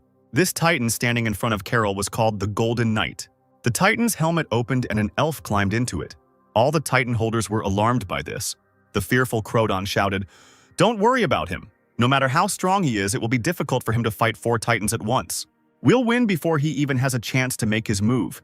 All the knights immediately rushed at the enemy, waving their weapons. The Golden Titan just calmly watched as the enemies approached him. 4 Titans struck at the same point at the same time. However, the Golden Knight seemed to evaporate, which surprised his opponents. One of Corinth's knights informed Crodon of the danger behind him. Antines, shocked by such speed, turned to the elf. Crodon was alarmed. He was quickly losing hope of victory. The Golden Knight swung his sword and sent out a wave of energy. A similar attack affected all 4 opponents. At this point, the battle was over. The powerful attack knocked down all the cracked silver Titans. Dominic was surprised by such a flow of mana. He guessed that this elf was a master. Less amazed, Simeon noted that Dark said so. These words were confirmed by Jared. Then the gazes of the Golden Knight and the worried Simeon met. Just one jump, and the Titan found himself on the cliff opposite the knights. The helmet opened and a gloomy elf climbed out. The Knights of Trovia had no intention of fighting him. They all fell on one knee. Frowning, Carell asked, "What do you mean you ask forgiveness for bringing with you unacknowledged guests?" Jared replied, "No, that is the least respect we can show to someone who can transfer his mana into a sword." The elf asked if Simeon had shown the same respect to Dark, and Jared replied, "Of course, when we realized that Dark was a master, we showed him the same respect." Carell asked, "Master, do you think he is worth just this?" A moment later, the elf jumped off the Golden Titan.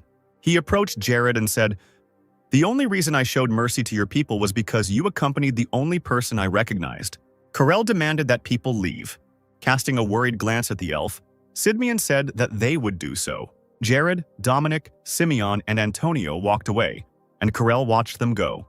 When they had gone far enough, a girl in a red dress appeared behind the elf. Stretching out her hands to him, she said, "It's been a long time since I've seen the Golden Knight." Hugging Carella from behind, she continued, 200 years. I remember that time when you came with the purpose of killing me." The elf only remained silent in response. The blue-haired elf said, "But I'm afraid that one day you will leave me alone."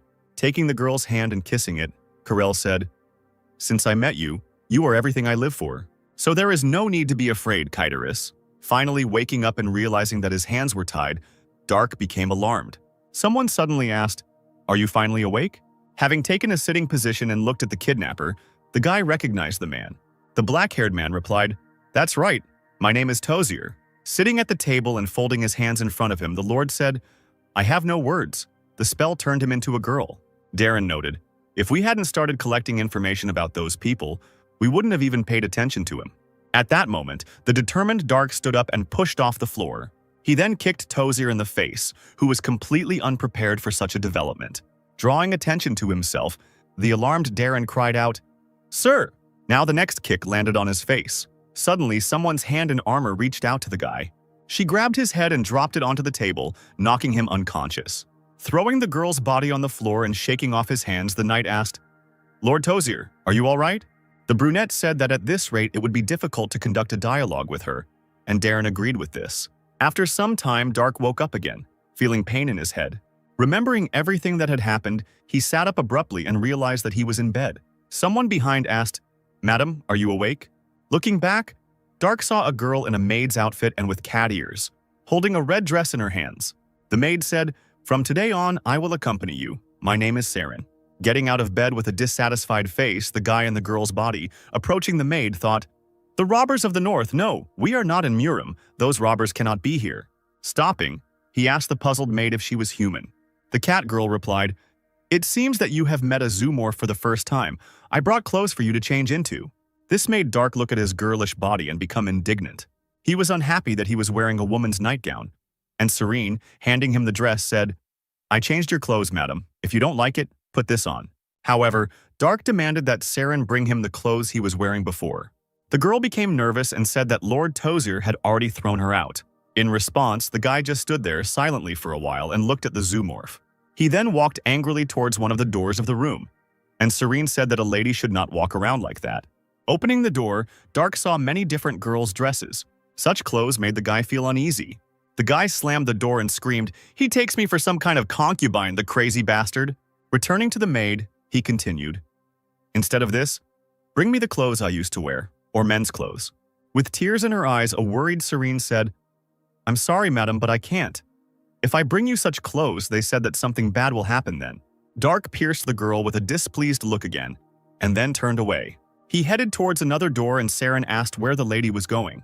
The guy opened the doors and the maid said that he was not allowed to go out. The knight standing nearby, who had previously knocked Dark unconscious, told him to go back. Throwing a displeased glance at the man, Dark asked, "Adept?" The knight responded with complete indifference by calling the guy a funny girl. Then he said, "I'll repeat it again. Go back to your room." Dark obeyed and returned to the room, slamming the door behind him. Looking towards the room, the knight continued to stand guard.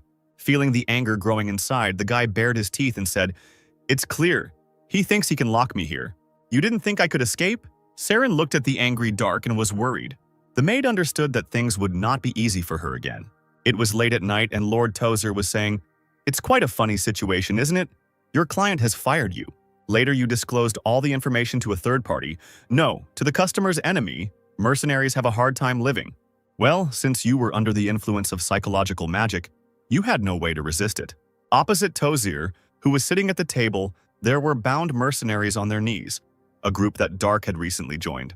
An alarmed Palshan with bags under his eyes grinned and said, "And you are one of those people who cast this psychological magic on us." The Lord said, "Since you can no longer work as mercenaries, how about working for us?" Mikhail asked, "You can just brainwash us with magic. Why do you even try to negotiate with us?" Tozier explained, "Brainwashing is a very delicate and difficult job. It will work on one person, but to do this with several people at once is, frankly speaking, impossible." The blonde continued asking questions. "And you think such a cheap trick will work instead of stepping on a fine line? Why don't you torture us?" Raven and Jimmy were especially alarmed when they heard this. The magician said, "Subjugation through torture is temporary, then I must be constantly under guard. This is irrational." Mikhail said, "For a great mage who sold his soul to a demon god, you look pretty poor." "No. Were you poor to begin with?" Tozer responded positively to this, which somewhat surprised the blonde.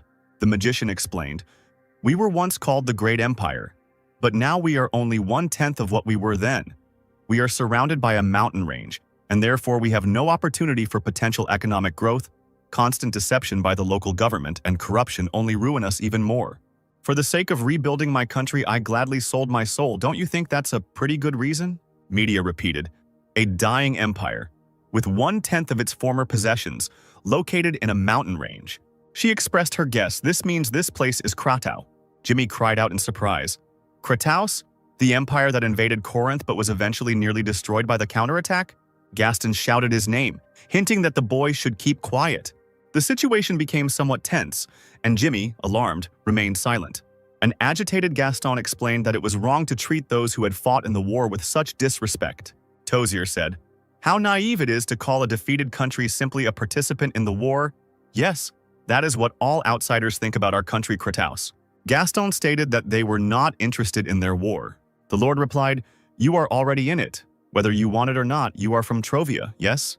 Gaston replied, "Damn, you seem to have had a good time digging through our memories. You even found this?" Pointing to the blonde man, Tozier said, "Your comrade's name is Mikhail. He is from Corinth, isn't he?" The brunette looked in surprise at the blonde, who only remained silent. Tozier said, I will tell you something. Within a month, his homeland Corinth will destroy your country, Trovia. This statement shocked both Gaston and Mikhail. Nervously, the hired magician asked uncertainly, Trovia will fall?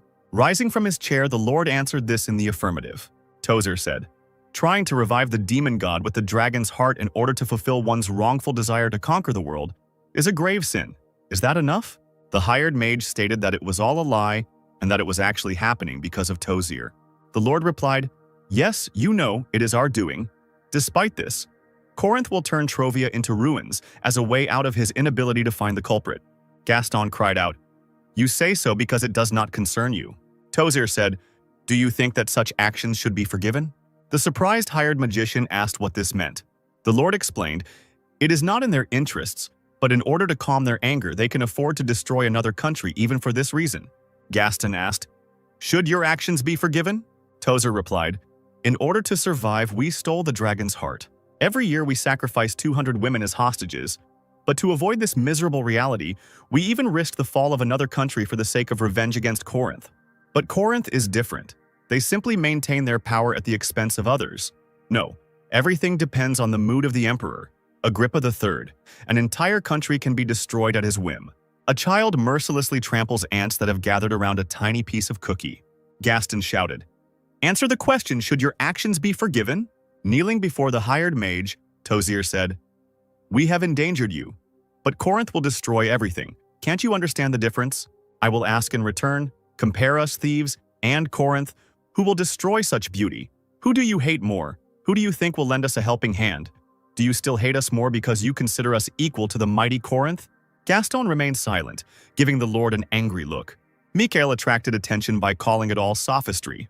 The blonde said, after the theft of the dragon's heart, innocent Trovia is in danger. This is an undeniable truth, but the destruction of Trovia by Corinth is an assumption, just your assumption. Tozer replied, true, but in time you will personally be convinced of the truth of my words. Jimmy said, I'm sorry, I don't think your conversation has led anywhere. Why are you trying to recruit us by openly discussing confidential matters of the country, especially when he has obtained enough information about us through magic? The Lord was silent, and the brown-haired man continued, I thought what the reason was. It was someone who owned part of the information, but now he is not here. Jimmy made a guess that the man was Dark. This statement somewhat alarmed Palshan. The leader said, that's right, you're using us to get a warrior level master. Where is Dark? Mikhail said that it was strange, and Palshan asked why he thought so. The blonde replied that if he had information about Dark, then he should know that Dark lost his powers due to a spell. The leader continued, he also must know that Dark can regain the power that almost no one hopes to gain in their entire life within 10 years. Jimmy said, no, he'll be a great buy even before he's 10 years old. Mikhail asked what the brown-haired man was talking about and wanted to add that the guy was still too far from getting his strength back. But then Media interrupted him, screaming that everything was exactly as Jimmy said. Shaitan continued, yes, he definitely wants to pull Dark over to his side. The power that could one day destroy a country, the owner of the Water Lord. At that moment, the entire team turned to Jimmy with alarm. They guessed that Tozier had done something to their comrade, and Ronnie promised that as soon as he freed his hands, he would completely heal his friend with his abilities. The brown-haired guy with his nose in the air said that despite how he looked, he, like Raven, was an adept of the royal army, and the ash-haired guy himself decided to remain silent. The Lord smiled and said, you guessed it pretty quickly. Yes, the owner of the Water Lord is definitely part of my plan. Gaston noted that the Lord had not been convincing enough to recruit Lark to his side, and Tozier responded that persuasion without sincerity at best produced incomplete understanding. The hired mage said, and you think that sincerity works, don't even hope that I will cooperate if Trovia can be destroyed. The Lord said that he would then have to try to convince others, and Gaston replied, we are not Dark's only comrades.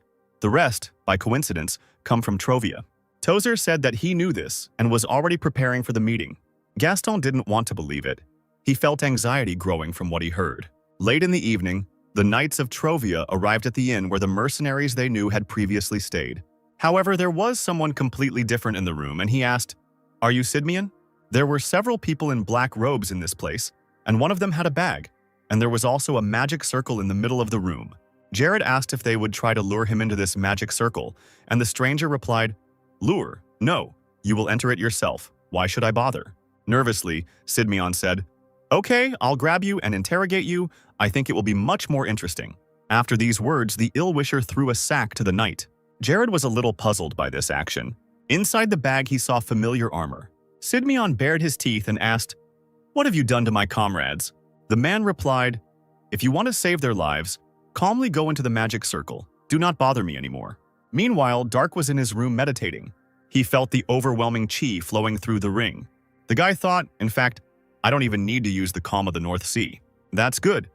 The great vacuum in the devil spirit technique is more effective when combined with other skills. I'll try to move in that direction." When morning came, Saren came into Dark's room with a tray of various goodies. Smiling sweetly, she asked if the lady would like some cookies, and Dark answered negatively. This made the girl shed tears, and a nervous Dark asked, "Seriously, are you going to cry all the time for no reason?" Unable to withstand such pressure, he began to stuff treats into his mouth and say, "I'm eating them, look."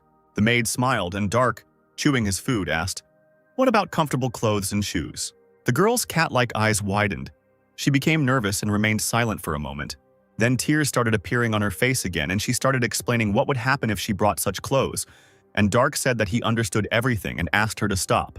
The guy began to remember how once on your life path you met a girl named Seyung. She was very annoying and cried all the time. Dark demanded that Saren immediately inform him if anyone came. He also ordered that the girl should not dare touch him at this time. Someone shouted Sidmion's name, causing him to wake up. The man jumped up abruptly and tried to catch his breath. He was covered in cold sweat. He saw Palshan in front of him and asked if the mercenary was really alive. Then his gaze fell on the hands that were in shackles. Having calmed down a little, Jared asked where they were, and Palshan answered, "We are in the castle of Kratos. As you can see, we are in prison."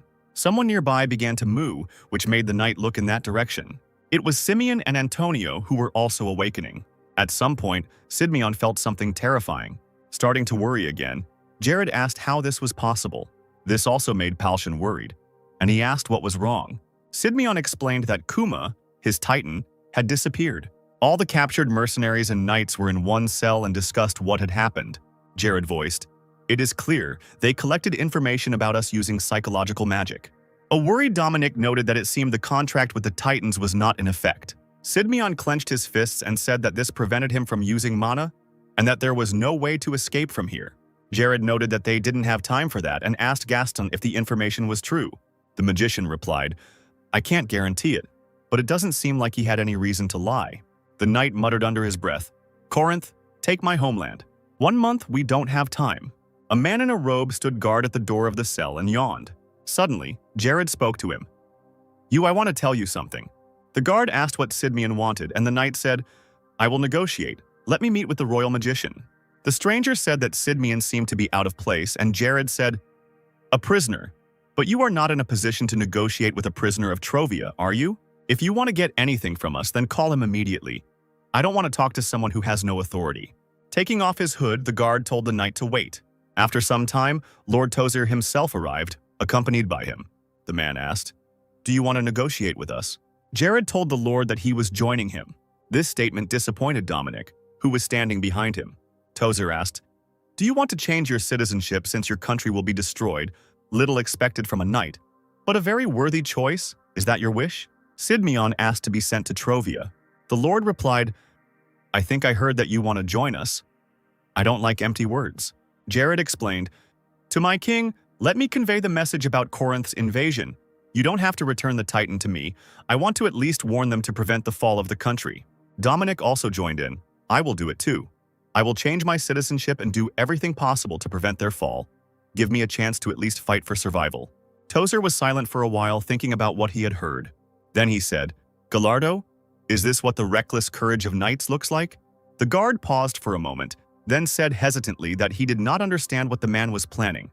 And the lord said to Gerard, "Do you two think that a couple of adepts will prevent the invasion of the great army of Corinth? Or are you a brilliant strategist who can change the course of the battle, no matter how unprofitable the war may be?" Sidmion said he understood what the lord was talking about, but as a warrior he could not simply watch his homeland perish. Tozer said, "I assure you, even if you leave, you will not be able to change the outcome. The number of victims will simply increase by 2 more lives." Enraged, Sidmion cried out, "Then why do you keep us here, not allowing us to help my homeland and stealing our titans? Do you think we will cooperate with you for long?" Then the lord said that he would like to know something. Tozer asked. As a knight, are you loyal to the king or the kingdom? This statement puzzled Sidmian, and Dominic cried out, it was absurd to divide the king and the kingdom as two different structures, nothing more than an insult.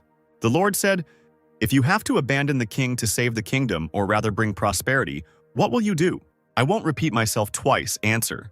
Meanwhile, Dark was still busy stabilizing Chi's breathing. All sweaty, he thought. Just a little more, and I will open the passage for the flow of Chi.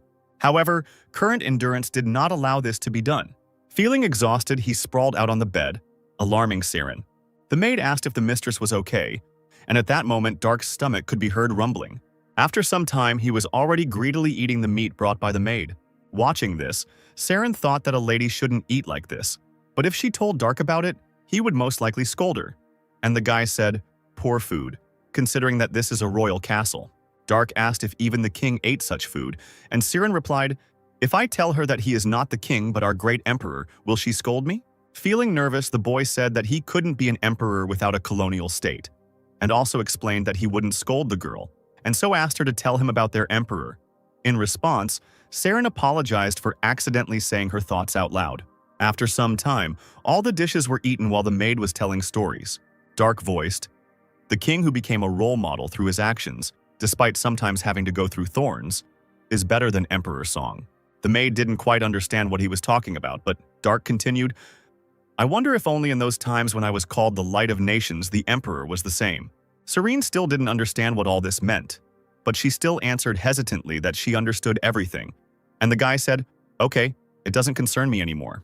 At that moment, he suddenly felt a strange approaching Chi. Making the maid worry, Dark immediately rushed to the window.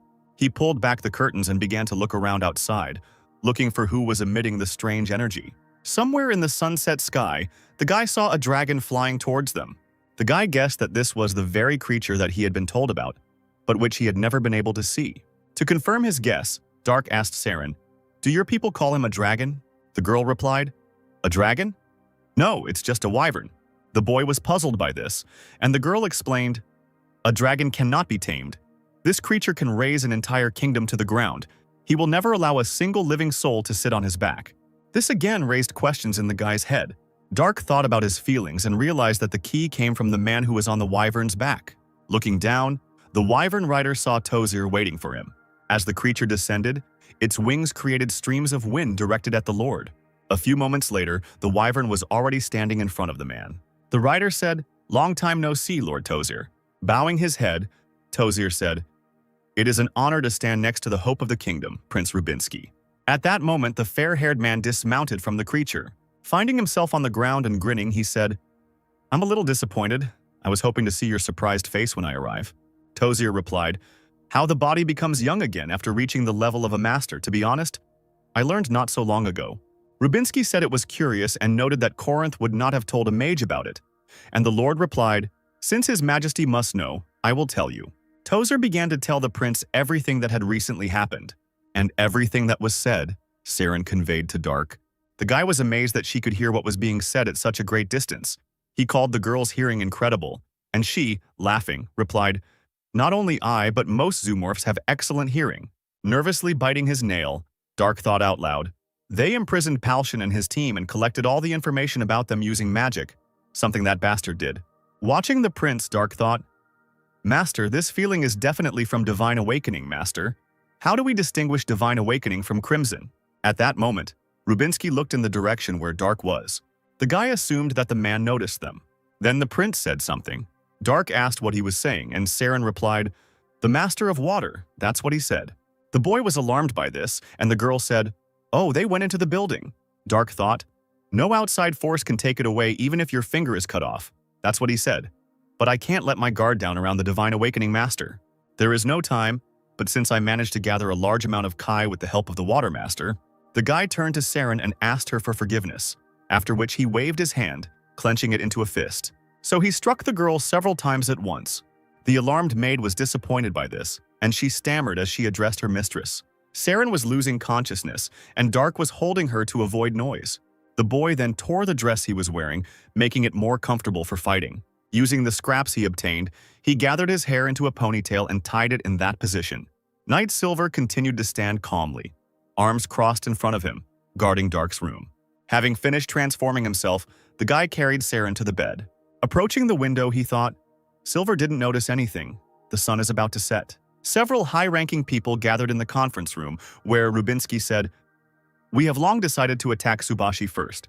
Then, the forces of Chire will unite with us for the sake of the revival of the kingdom. There is only one problem. It is absolutely necessary to prevent Corinth from ruining our plans. Is this possible?" Nervously, Tozier replied, "It is important to conduct negotiations, but we will have to give up half of our war trophies. Of course, the amount of trophies that we received from the upper floors is just as impressive." The prince asked, "Does our homeland have anything that could satisfy them?" The magician said, "Without the dungeon that His Highness found for us, this would not have been possible. Thank you again. Thanks to His Highness's efforts, we were able to get this far, especially the Amphiros dungeon. It is as impressive as the legends say." Rubinsky asked not to flatter, then, slapping his hand on the table, said, "In any case, if Corinth does not disturb us, there will be no problems. Subashi's military force is very small compared to our country. In other words, we are attacking a weaker country. However, they believe that their military might is superior to ours, and for the last 30 years they have trampled us, not realizing that we have patiently waited to disappear from Corinth's sight, and it is time for them to pay for their lack of defense, diplomacy, and intelligence." All those present unanimously agreed with this. The sun had already set, and the stars and fading moons were shining in the sky. While in his room, Dark began to run. Then he jumped out of the window and pushed off the wall. Moving across the rooftops, he passed most of the guards. At some point, Dark became too noisy, causing the guards below to become alarmed. They looked up, where they presumably heard the noise. However, there was no one on the roof anymore. The knights decided that they had simply heard it wrong, and at that time, Dark was hanging from a window on the inside of the building. The boy felt relieved that he had not been discovered. Someone suddenly said, "I'm picking up mana particles." At that moment, Dark's fingers couldn't take it anymore and treacherously unclenched, causing him to fly down. Since the fall was unexpected, the guy was unable to land softly. He raised himself up and grabbed his leg, which was pierced by pain. Someone unknown who was in the same room asked who the guy was. Dark was surprised and alarmed when he saw who was standing in front of him. It was the Blue Titan who introduced himself as Andromeda. He said, "You seem to be well versed in how to control mana. Your abilities are not encouraging, but you meet the minimum requirements for a contract. Will you make a contract with me?" This made Darka think for a moment. Putting his hand on his chin, he said, "That doesn't sound so bad now that I've injured my ankle just in time." Indignantly, Andromeda said, "Ankle? Are you going to use me as a cane?" The guy replied, "What difference does it make whether you sign a contract with me or not? I have nothing to lose." Andromeda said, "Since you agree, from this moment on, you and I, according to the ancient contract of the golems, are master and servant. My name is Andromeda, and yours?" Dark introduced himself, after which the Titan's helmet opened and Andromeda told him to get inside. The indignant guy said that he had already said that he had twisted his ankle, and besides, he couldn't see anything because it was very dark in that place, in response to which the Titan picked up the girl's body. Andromeda then placed Dark inside himself. Once in the Titan, the guy asked, "How do I control this?" Andromeda replied that he had to take the lever and imagine that it was moving. Dark obeyed, grabbed the lever and tried to use his imagination. At first, he moved the Titan's leg slightly but noisily. Then he made Andromeda doubt his abilities by lunging forward. The disgruntled Titan asked if Dark always walked like that, and the angry guy said, "That was damn loud. Do you want everyone to know we're here?" Andromeda replied that it wasn't his fault and that Dark didn't know how to pilot. Then the guy said, "Damn it, stupid stick, let me go, I'll go myself." Titan obeyed and put Dark on the ground. An indignant Andromeda stood and remained silent, while the guy mentally insulted him. Then the Titan asked if he should wait here. Dark replied, "That's right. Kuma went to some other dimension or something like that. Can you do the same?" Andromeda replied, "I don't know what kind of Kuma this is, but I understand you." Disappearing into some portal, he added, "I will wait for your call in another dimension." Dark sighed, finally alone. However, the problems were just beginning. Somewhere behind a door opened. There were two guards standing behind her, one of whom said, "You see, I told you that I heard something strange. Some sounds were coming from here." The puzzled knight noted that someone was inside. Then he cried out, "Alarm! One of the Azure Knights is missing." Silver flew back from the blow he received in the face. The blow came from the prince, who said, "You useless bastard, and you call yourself a royal guard?" They were in Dark's room, where the knight, kneeling and bowing his head, asked for forgiveness and said that he would bear any punishment. and Rubinsky said to declare that he had no idea. Then he turned his attention to the bed. The knight and the magician looked puzzled as the prince approached the furniture on which the girl lay. He stood for a moment and looked at Saren, who was still unconscious. Tozier approached him, and Rubinsky said, "Unbelievable, the flow of mana was stopped. How did this happen? This is impossible without full control of mana. Who is looking for it?" The lord replied, "We are searching for her with dogs right now, your highness." Rubinsky said, "This is not enough. Send some adepts to reinforce. I and the wyvern will personally join the search." Meanwhile, Dark was already running into the depths of the forest. He continued to move away from the castle, despite the severe pain in his leg. Tired of running, the guy sat down to rest, leaning against a tree and trying to catch his breath. He grabbed his leg, which was hurting even more unbearably. He then gave it a quick, repeated slash with his finger, causing the limb to turn red. Grinning, Dark thought, "I provided first aid, but it won't last long. At this rate, this is not a solution. I need to somehow heal my leg." Somewhere above the forest on a cliff stood someone in a robe. In just one moment, this man disappeared somewhere. He quickly made his way through the trees, heading towards the boy. When he got close enough and stopped, Dark said, "I don't know who you are, but if you weren't looking for me, can you pretend you didn't see anyone?" In response, the unknown person chuckled thoughtfully. Then, smiling, he said, "You are doing something interesting." Dark said, "If you understand what I am doing, then I beg you even more to do as I ask." Calling the guy a polite lady, the man agreed not to interfere with him, and Dark began to stabilize Kai. The stranger watched what was happening carefully. Energy began to emanate from the ring. At that moment, Rubinsky was flying over the forest. He noticed how the mana was flowing into one point, which helped him find Dark. Seeing a wyvern above the forest, the stranger extended his hand towards the guy, after which a bright light appeared. The man used magic that made the boy dissolve into space. The prince directed the wyvern towards the mana flow, and they rushed forward. However, the winged creature suddenly began to behave strangely, and Rubinsky demanded that it calm down. However, the wyvern did not obey and lost consciousness, and foam began to flow from its mouth. The alarmed prince could not understand what was happening. The wyvern and its rider fell to the ground right in front of the robed man. Rubinsky cleared his throat, still not understanding what was happening. Looking ahead, he saw a stranger among the dust that had been raised up. Rubinsky asked, "Did you do this?"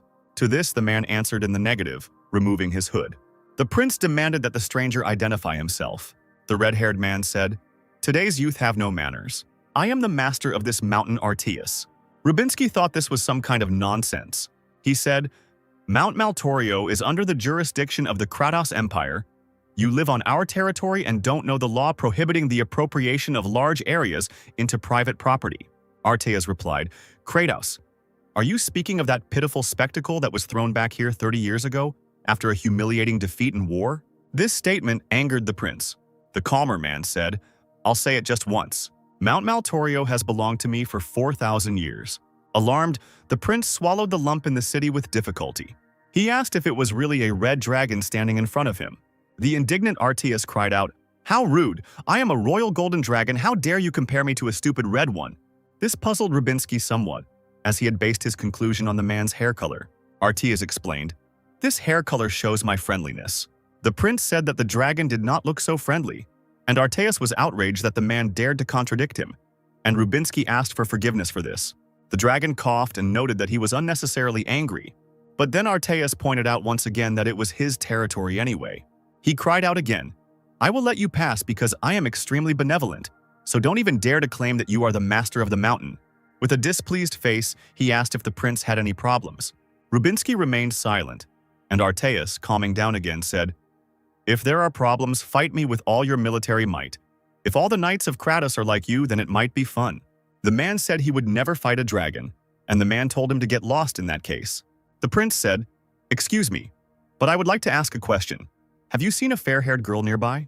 Turning away, the dragon replied, "Don't make me repeat it. Get out." A frightened Rubinsky picked up the wyvern and quickly walked away. Artias watched him leave in silence. He then turned to the tree, extended his hand and used magic again. After this, Dark became visible again. Smiling, Artias asked, "Is your ankle okay?" The guy replied, "Yes, thank you. I was able to open the mana flow." With a thoughtful face, Artias said, "Yes, now the mana in your body is circulating properly. I wonder what you have done in such a short time. Now go away. I have done all I could." Dark said he wanted to thank Artias. The dragon pointed out that the boy's manner of speech did not suit his image of a girl, and said, "There is nothing you can do to repay the debt." Understanding this, the guy confirmed this thought. Then he folded his hands in a gesture of gratitude. This action somewhat puzzled the dragon. Dark rushed away, and Arteus thought it was a strange greeting.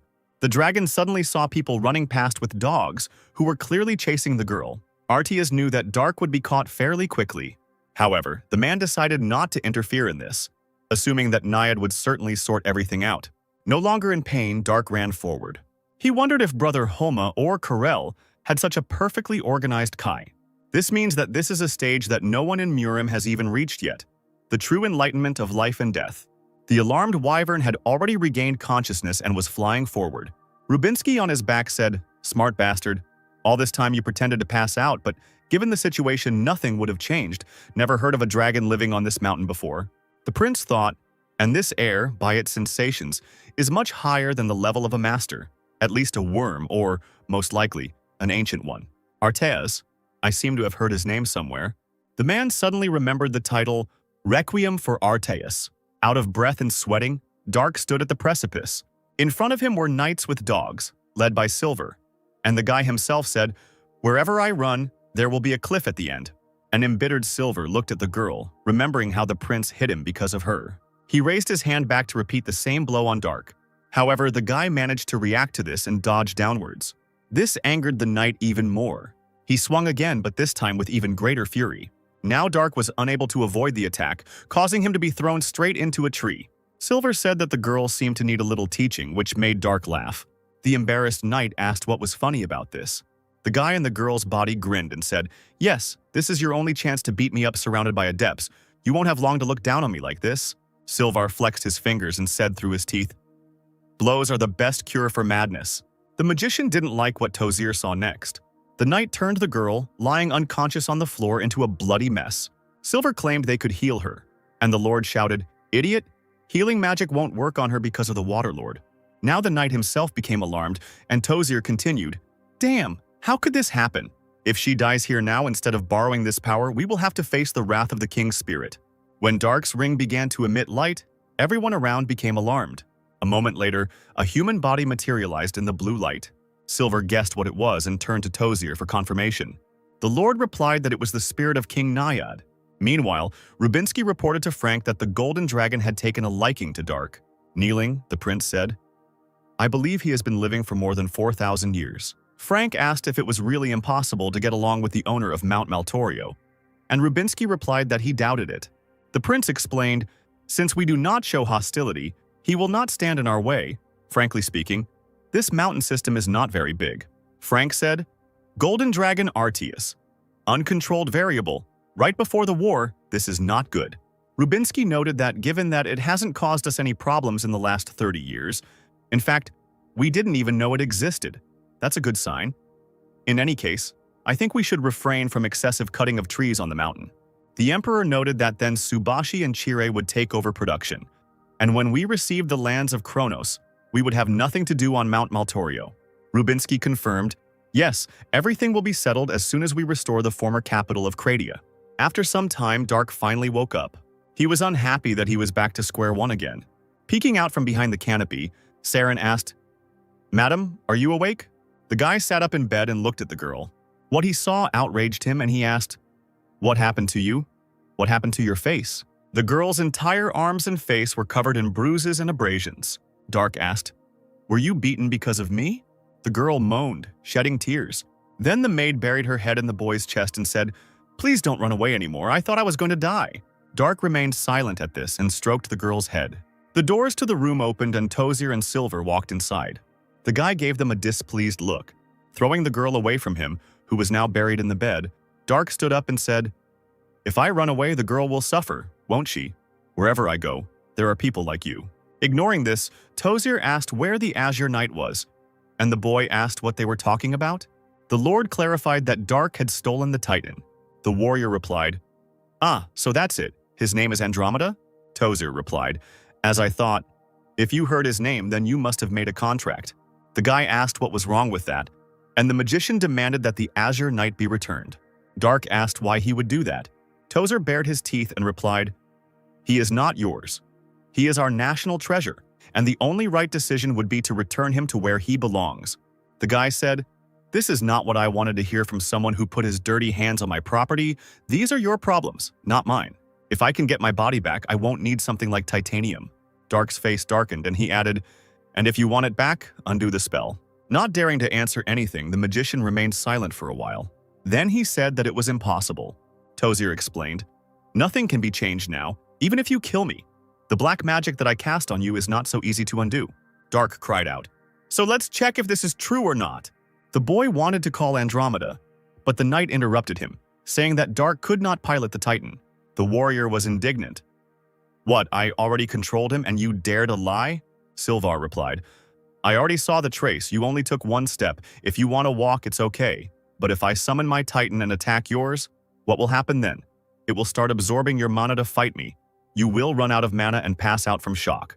Dark repeated this questioningly, and the knight confirmed, "Yes, you can imagine what we will do with your body." Then the Lord said, "Silver, that's enough. We're not going to do anything specific, but your mana flow will be seriously affected." Turning away and waving his hand, Dark replied, "Do as you wish. I am not going to return it to you." Not having received what he wanted, the magician sighed in disappointment. Then he said, "Great. And if so, would you like to make a contract with me?" The guy, interested in this, looked back at Tozier. The magician explained, "You don't have to return the Azure Knight to us, but in return, you will lend a helping hand together with the Lord of Water." Dark was silent for a moment, considering the proposal. He then replied, "Unfortunately, I know what incredible power the ring contains, but I have no idea how to control it." This surprised Tozier. He asked if Naiad hadn't taught Dark how to use it, and the guy replied, "Naiad, I've never met anyone with that name." The worried mage said, "Wait, you were chosen as the owner of the Water Lord, who even healed the injuries, and he still hasn't shown himself." Dark demanded that the magician stop whining, and explained that if he knew how to use the power of the ring, he would never have let himself be caught. But the Lord said, "In that case, let me teach you how to use this power. The Azure Knight naturally will also provide you with considerable help." The guy noted that these were unfair conditions. Dark and Tozier stood and pierced each other with their eyes. The Lord noted that the boy had unwavering courage.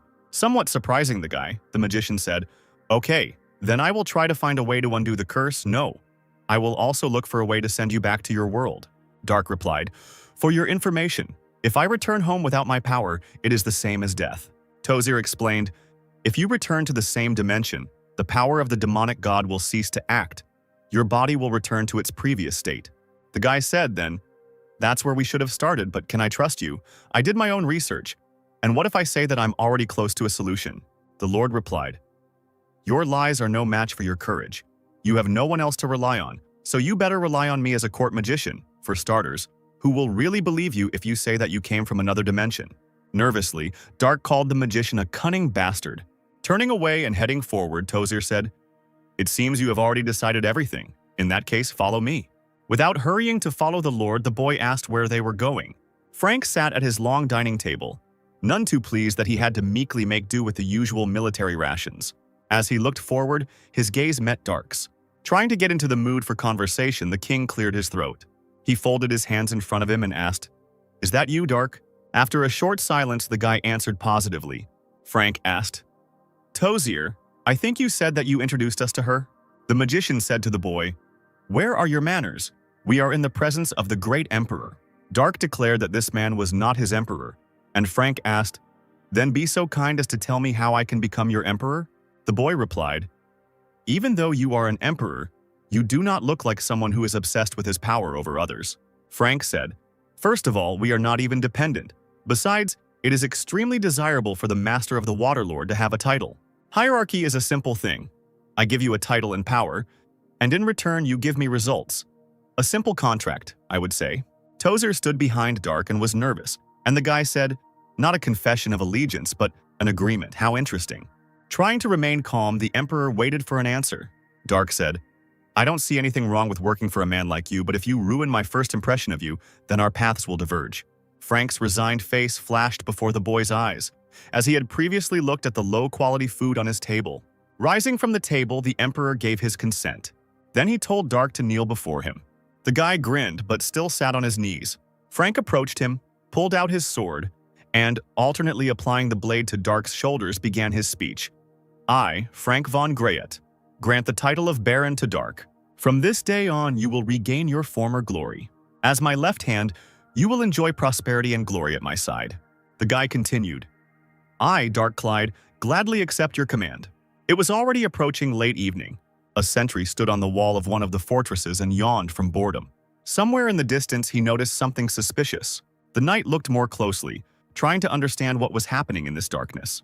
Clouds of dust suddenly rose up at the tree line. What emerged later alarmed the sentry. A squad of titans was heading straight towards the fortress. The lookout began to stutter and shout, saying that they were under attack. He announced that it was an ambush by the titans. Someone was already giving the command to load the catapults. Following the order, the knights pulled the tight bowstrings of the ballistas, loading them with arrows. Another command was given and arrows flew at the enemies. One of the arrows flew right past the titan. She touched his shoulder, damaging the armor. Another titan shouted, "Ponich, get back, Caproxia, deal with the catapults." The order was given again, causing the arrows to fly forward. At that moment, the red titan seemed to multiply. His shields prevented the projectiles from touching his comrades. The alarmed commander ordered the guns to be loaded again. Just as the captain was about to give a new order, a huge titan flew towards him. This weapon destroyed not only the commander but also part of the wall. Palshan and the other mercenaries were still in the prison cell, dozing. Suddenly, the door opened, letting in a bright light that made the group leader cover his face with his hands. The silhouette of the girl in the doorway grinned and said, "You look even better than before. It looks like Tozier fed you well." Palshan laughed in response, and Mikhail said, "The same can be said about you, and in addition, you even have new luxurious clothes." The mercenary leader was indignant. "Forget about clothes, we can hardly wash ourselves properly, Dark." Many titans were already crowded at the gate. A small part of the wall was destroyed. One knight barely managed to avoid being hit by a flail on a stone building. Jumping to his feet, he demanded that the gate be defended. However, it was already too late. One of the titans destroyed it with a blow from his mace. Just as this same titan was about to give his order, a morning star flew into him, crushing him to the ground. The golden titans arrived, one of whom shouted, "Pathetic mountain bandits, still hoping that these lands belong to you, call upon the mace of justice." The other enemy titans also summoned the same weapons. The lookout shouted for reinforcements to come to them. Suddenly a shadow loomed over the knight, and the man turned around and became alarmed. A red giant jumped onto this wall. This could not fail to attract the attention of the golden titan. Red stated, "Subashi is our first step towards returning Krataus to his homeland." This giant was controlled by Prince Rubinsky himself. After his words, he instantly made a jump. He swung his sword in flight. The area was flooded with blue light. A stream of mana followed, destroying several titans at once. Then Palshan approached the hole in the wall with a group of people. He commanded a squad of mercenaries to attack. All these people rushed forward with a cry after Palshan. The king was informed. The Knights of the Silver Cross crossed the northern border. Baron Andre and his knights, who defended our border, were killed in battle. Feeling anxious about his hopeless situation, the king covered his face with his hands, and the people in the hall began to whisper. The man continued, "Toria, with Corinth's support, has attacked the western gate. It's only a matter of time before they reach us." With difficulty, His Majesty said, "The 700-year history of Trovia will end here." The prince, putting his hand on his chest, cried out, "Your Majesty, I will defend this place until my last breath. Together with the royal knights, we will protect the castle." The king replied, "Sidmion and Dominic are not here. How do you plan to defend yourself against the titans with only 6 giants at your disposal?" The guy said, "They will not accept our surrender. We have no other choice but to fight to the end." Suddenly, someone entered the room and said that they had another option. People started talking immediately, saying that they had finally arrived. Before the king stood Jared, Dominic, Simeon, and Antonio. The alarmed prince declared, "Your Majesty, the strongest knights of our country have returned. Now we can." However, the king interrupted him, saying that Sidmion was late, and the knight replied, "Knight Jared Sidmion has returned without completing his mission. We dare to ask only for a fair punishment." The same was repeated by the knight Dominic Rowell. The king asked if the knights had found the dragon's heart. Sidmion replied that he had come to report that the current situation was under control. Then he told the latest news. Someone cried out, "Just now, Your Majesty, we must inform Corinth of Kratos' crime. When Corinth learns the truth, they will recall the army." The king replied, "Are you also stupid, Corinth, who declared the destruction of our country, will not stop his death march? Now Corinth will advance, regardless of the complexity of the situation with the dragon's heart." Sidmeon, tell me about the chance we have left. The knight hesitated for a moment before answering. Quite suddenly, he rose from his knees. Someone from the crowd cried out what Sidmeon was doing because he was showing disrespect towards the king. Everyone demanded that the knight kneel. His Majesty silenced everyone, allowing Jared to get his say in. The knight did not want to say his next words at all. Bowing his head, Sidmeon asked His Majesty to abdicate. This outraged everyone present. The prince was also dissatisfied with such a treacherous proposal. Interrupting the indignation, the king placed his hand on his son's shoulder. The boy looked back at his father, gloomy, guessing what this meant. The saddened man said he had to do it. Another wall of the castle was destroyed by enemies. From the resulting hole, gray tyrants appeared, led by a blue one. In the hall, they found a green and gold giant. The invaders guessed that it was probably the royal titan of Trovia, Feroin.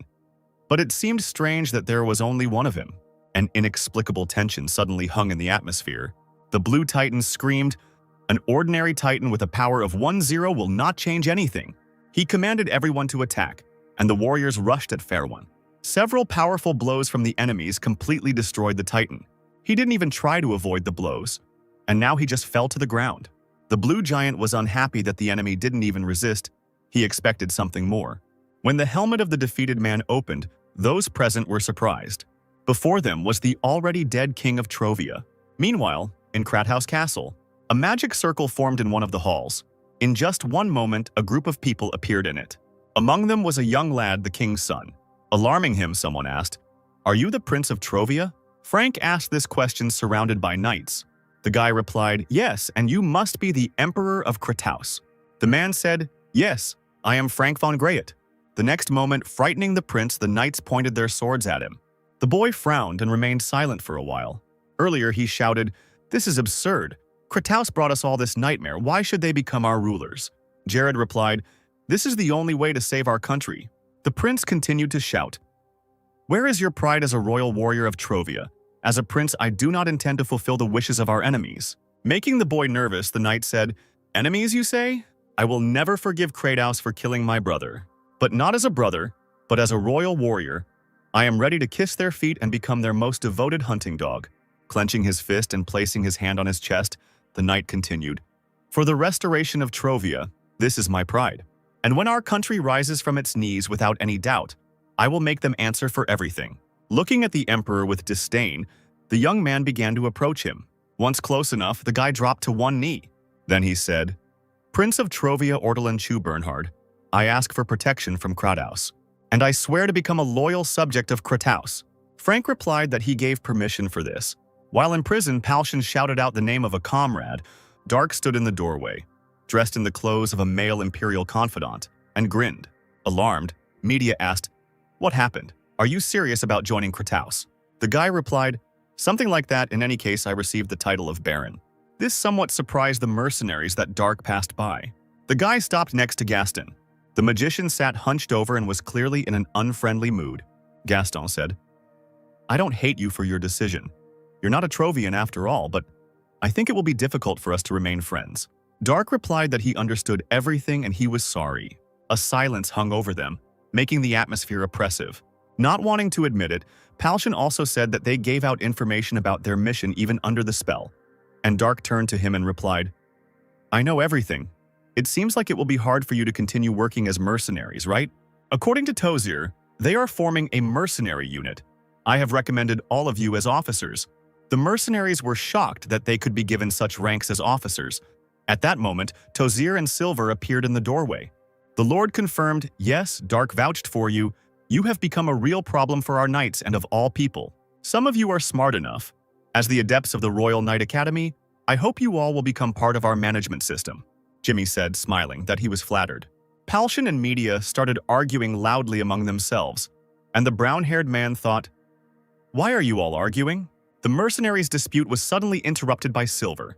He said, "Our emperor said that if you succeed in the brewing war, you will become permanent members of the army." This made Palshan think for a moment. Then the leader of the group said, "Okay, it seems I have no choice. This is not such a bad offer." At that moment, he looked at Gaston, who had turned away from them all. Dark said, "Ah, yes," the emperor gently hinted at something. Palshan asked what exactly, and the guy, without rushing, told about it. What he heard interested Gaston and made him turn around. Palshan was right in the thick of the battle, cutting down his opponents. One of the enemy knights attacked him from behind. The mercenary would hardly have had time to avoid this attack. However, a lightning strike struck the enemy. Turning to the magician, Palshan thanked him for saving him. It was Gaston, who was already breathing heavily. He didn't respond to the thanks. The magician recalled the words that Dark had recently spoken. The boy explained that the Emperor of Krataus had hinted to him about Trovia's independence. A meeting was held in the ruined castle, during which someone reported Subashi's troops had created a formation on the Narion plain. Considering the numbers, they must have drawn forces from the border of Chire, a detachment of infantry, 2 detachments of cavalry, 1 mercenary, a fleet, and the king's knights. They hired as many mercenaries as possible and sent their forces to Narion. Holding a pointer in his hand, Rubinsky said, "They have concentrated troops on the border with Chire. Apparently they are going to retreat." Someone from those gathered answered, "It was we who noticed the Knights of the Crayon flag among the opponents." Another said, "As we expected, the Subashi are well aware that they are the next target." The first man also clarified, "There are only 23 Titans. If they reinforce them with 15 Titans of Crayon Knights, then we can assume that this is their entire military power." Folding his hands in front of him and leaning on the pointer, the prince said, "The united forces of Subashi and Chire. This battle will decide our fate in the war." Dark was unconscious for some time. He was alarmed when he woke up. There was only darkness around the guy, and he couldn't figure out where he was. Dark began calling Saren in the hope that she would finally respond. The guy assumed that it was Tozier's antics again. Suddenly someone smiled and said, "You are developing at an amazing speed." Dark screamed, "What? Where are you? Is this your doing? What the hell are you doing?" Someone, continuing to grin, called the guy a brat and said that he had no right to know this. This angered Dark. Although he was nervous, the guy promised to grind the creature into dust. The stranger laughed and said that it would be funny to break Dark's spirit a little, and the guy replied, "Chatting is the only thing you are capable of, since you are hiding in the darkness." The unknown creature did not like this statement and decided to use its magic. Dark looked around, waiting to see what would happen next. The next moment, the creature used the spell Water Sword, after which a blue beam was directed at Dark, which the guy barely managed to dodge. But part of his hair was cut off by this attack. Grinning, the warrior thought, "A sword? No, it doesn't look like metal magic? I must gather Kai to create divine steel." Concentrating, Dark tried to do what he had planned. However, someone shot a water arrow at the guy. Dark crossed his arms in front of him to protect himself from the attack that sent him flying backwards. The boy screamed in pain and hit the ground several times. He stood up and began to insult the stranger. Dark glanced casually to the side and discovered part of an arm. Only now did he realize that his limb had been torn off. At that moment, the creature launched a water hammer. This time the blow hit the guy's leg, and again he was pierced by incredible pain, causing the warrior to scream and grab his limb. Without giving Dark a chance to rest, the unknown person once again launched a water hammer at the guy. The warrior had no chance to avoid it. Now his body was shattered. It turned into a bloody mess. Laughing, someone said, "It seems that's enough for now. Next time I'll make you mine." Dripping with cold sweat, the alarmed Dark stood up abruptly. After the nightmare he saw, he was breathing heavily. Dark lay down again and began to examine his hand, trying to understand where he was. And Saren, who was standing next to him, asked, "Madam, are you unwell? Should I call the priest?" The guy stood up again and replied, "Forget it. Healing magic won't work anyway. Did I fall asleep? I clearly remember that I trained in Kai stabilization." The maid said worriedly, "I think so. You suddenly fell on your side. You told me not to touch you under any circumstances, so for a while the guy just remained silent. Then he said that he wanted to take a bath and get some air, and Saren replied that she would prepare everything. After some time, Dark was already walking through the garden, accompanied by Saren, carrying a basket and silver. He remembered the last words that the unknown person had said to him. Dark thought that it was too realistic to be a nightmare, which meant that it was another curse. Glancing to the side, the guy suddenly stopped near the white flowers. Looking at them, the maid said, "You like chrysanthemums. There are many of them in the garden because they reflect purity and honor." For a few moments, Dark did not answer. At that moment, he remembered his life before he came to the New World. He recalled how he held his comrade Gook on the cliff, and this man said that it was an honor for him to serve Dark. Hook's entire back was covered in arrow wounds. Then Dark asked his dying comrade for forgiveness, and the next moment Gook flew down the cliff. Daru said, "Honor, not quite suitable for him." Siren, not understanding what was being said, was worried. and the guy moved forward, thinking that innocence was even more unsuitable for that person. The battlefield was strewn with the dead and the living. Among them walked titans, helping to clear away the rubble. People piled the dead into piles or tried to help the wounded. Palshan and other mercenaries were also in this place. Smiling, Rubinsky concluded that they had won, and Tozier confirmed this. The prince said, "I'm surprised you can still stand on your own 2 feet after using so many high-level spells." Tozier replied that he could rest peacefully even after death. And Rubinsky continued to speak, Subashi was finished, and Chire would soon be too. After the loss of their main forces and having only the support forces of the Knights of the Knee at their disposal, they would no longer be able to defend themselves. The magician supported the prince's words. He said, unable to hold back his tears, that they had finally reclaimed their country's name. The prince replied, "We have only just begun, and you are already crying.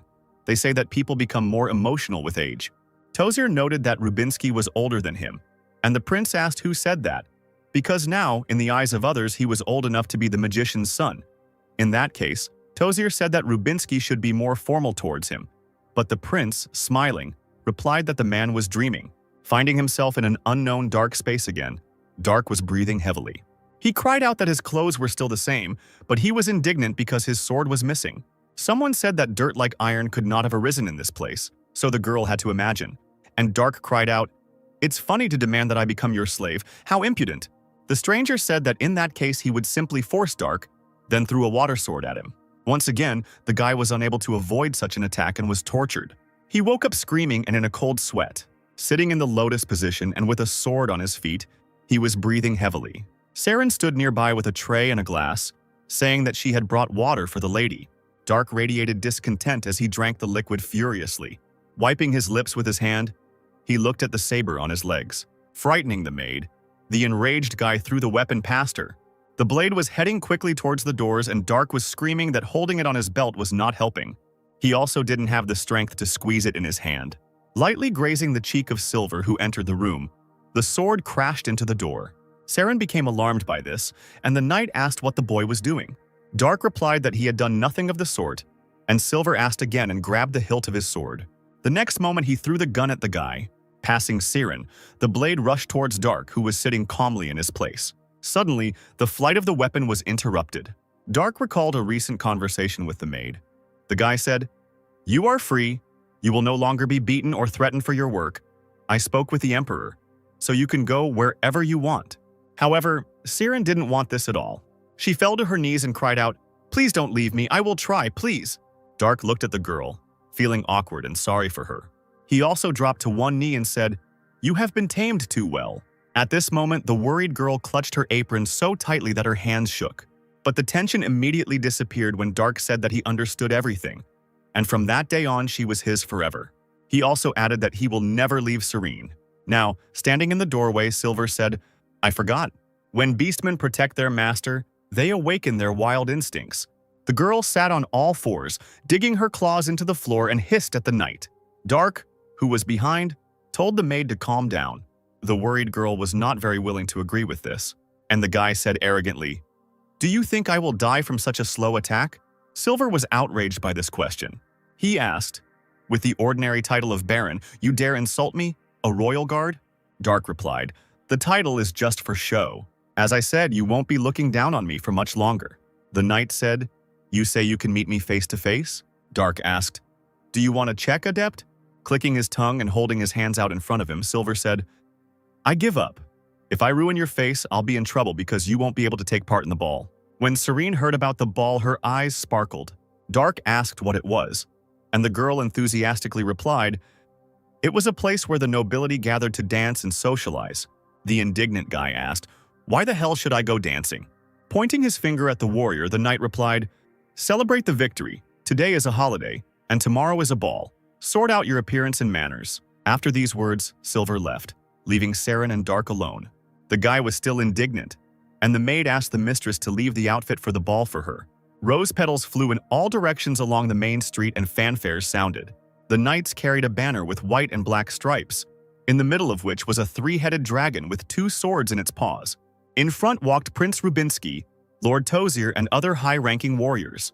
The rest of the knights who brought victory followed them. Someone in the crowd was discussing, "It's him, of course, Rubinsky. How handsome, really. The prince is surprisingly so young. Siren looked at all this with admiration, and Dark with deep displeasure. The guy thought, a holiday, I'm sure, is a great way to increase support from citizens. But I don't see Palshan's squad. Where are they? Suddenly, someone called out to Dark. This person shouted, "Hello, girl with blonde hair. Lady knight with long hair and a beastman servant." Siren became nervous and said that it seemed like it was Darka's name, but the guy replied that it wasn't him. Finally, he looked in the direction of the voice. The tall, blonde man said, "You're finally paying attention." Then, alarmed and covering his mouth with his hand, he said, "Oh my God, child, when I looked at you from behind, you didn't look like a child. I was wrong. Do you have an older sister looking at you? I bet your sister will be just as beautiful." Dark was outraged by this behavior. Looking at the smiling man, the guy recognized the master in him. Dark replied that he didn't have an older sister and asked who the man was. Ignoring the question, the stranger said, You are a noblewoman, but your outfit, well, it doesn't matter." At some point, the stranger saw another girl with her back turned to them. After saying goodbye to Dark, he immediately headed towards her. However, when the man saw that it was not a girl but a dog, the stranger did a forward somersault, passing the animal. Silver approached Dark with treats, and the boy asked if there were any more masters in this country, and the knight asked if Dark had spoken about that man. Giving the treat to the delighted Siren, Silver said, "Just don't tell me that you can tell whether the person in front of you is a master or not, just by looking at him." Dark replied that the knight was free to believe whatever he wanted, and the man replied that he would report this to the chief. The guy asked if Silver was going to report everything to Tozir, and also noted that he would also go to the magician. But then the guy looked at Siren, who was eating the treat with gusto. She said that it was delicious, and Dark said that Tozir was a little busy now. He suggested going to the magician a little later and asked to give him a treat too.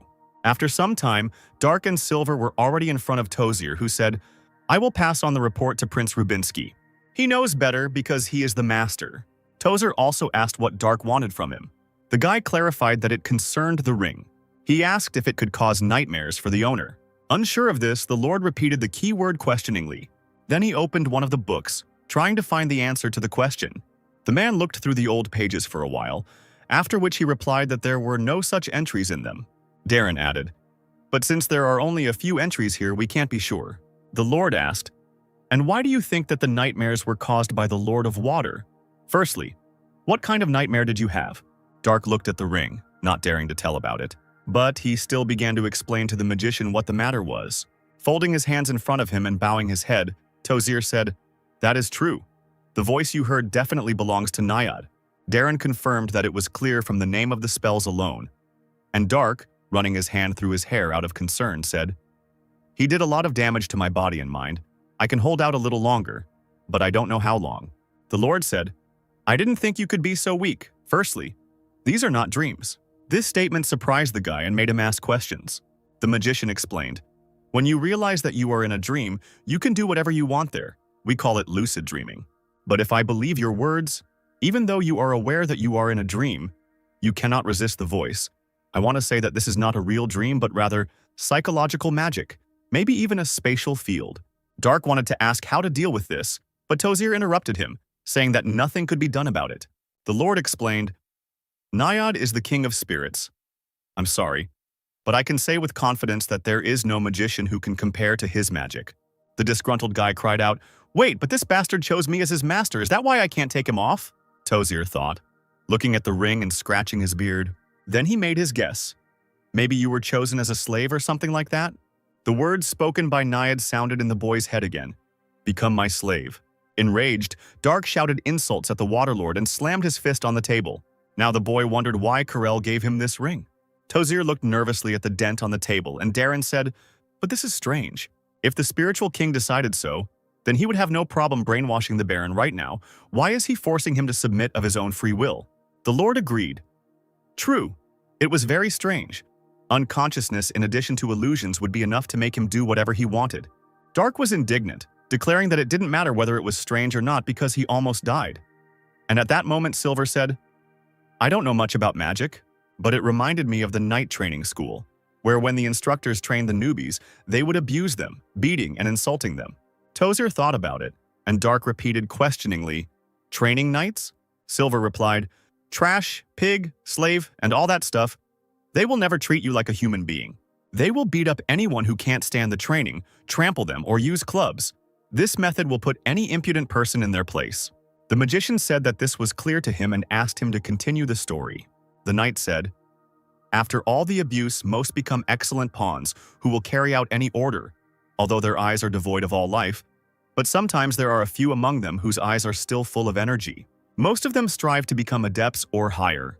Dark was silent, thinking about what was said. Tozer asked whether the magician's guess about Naiad was correct. Silver responded positively to this.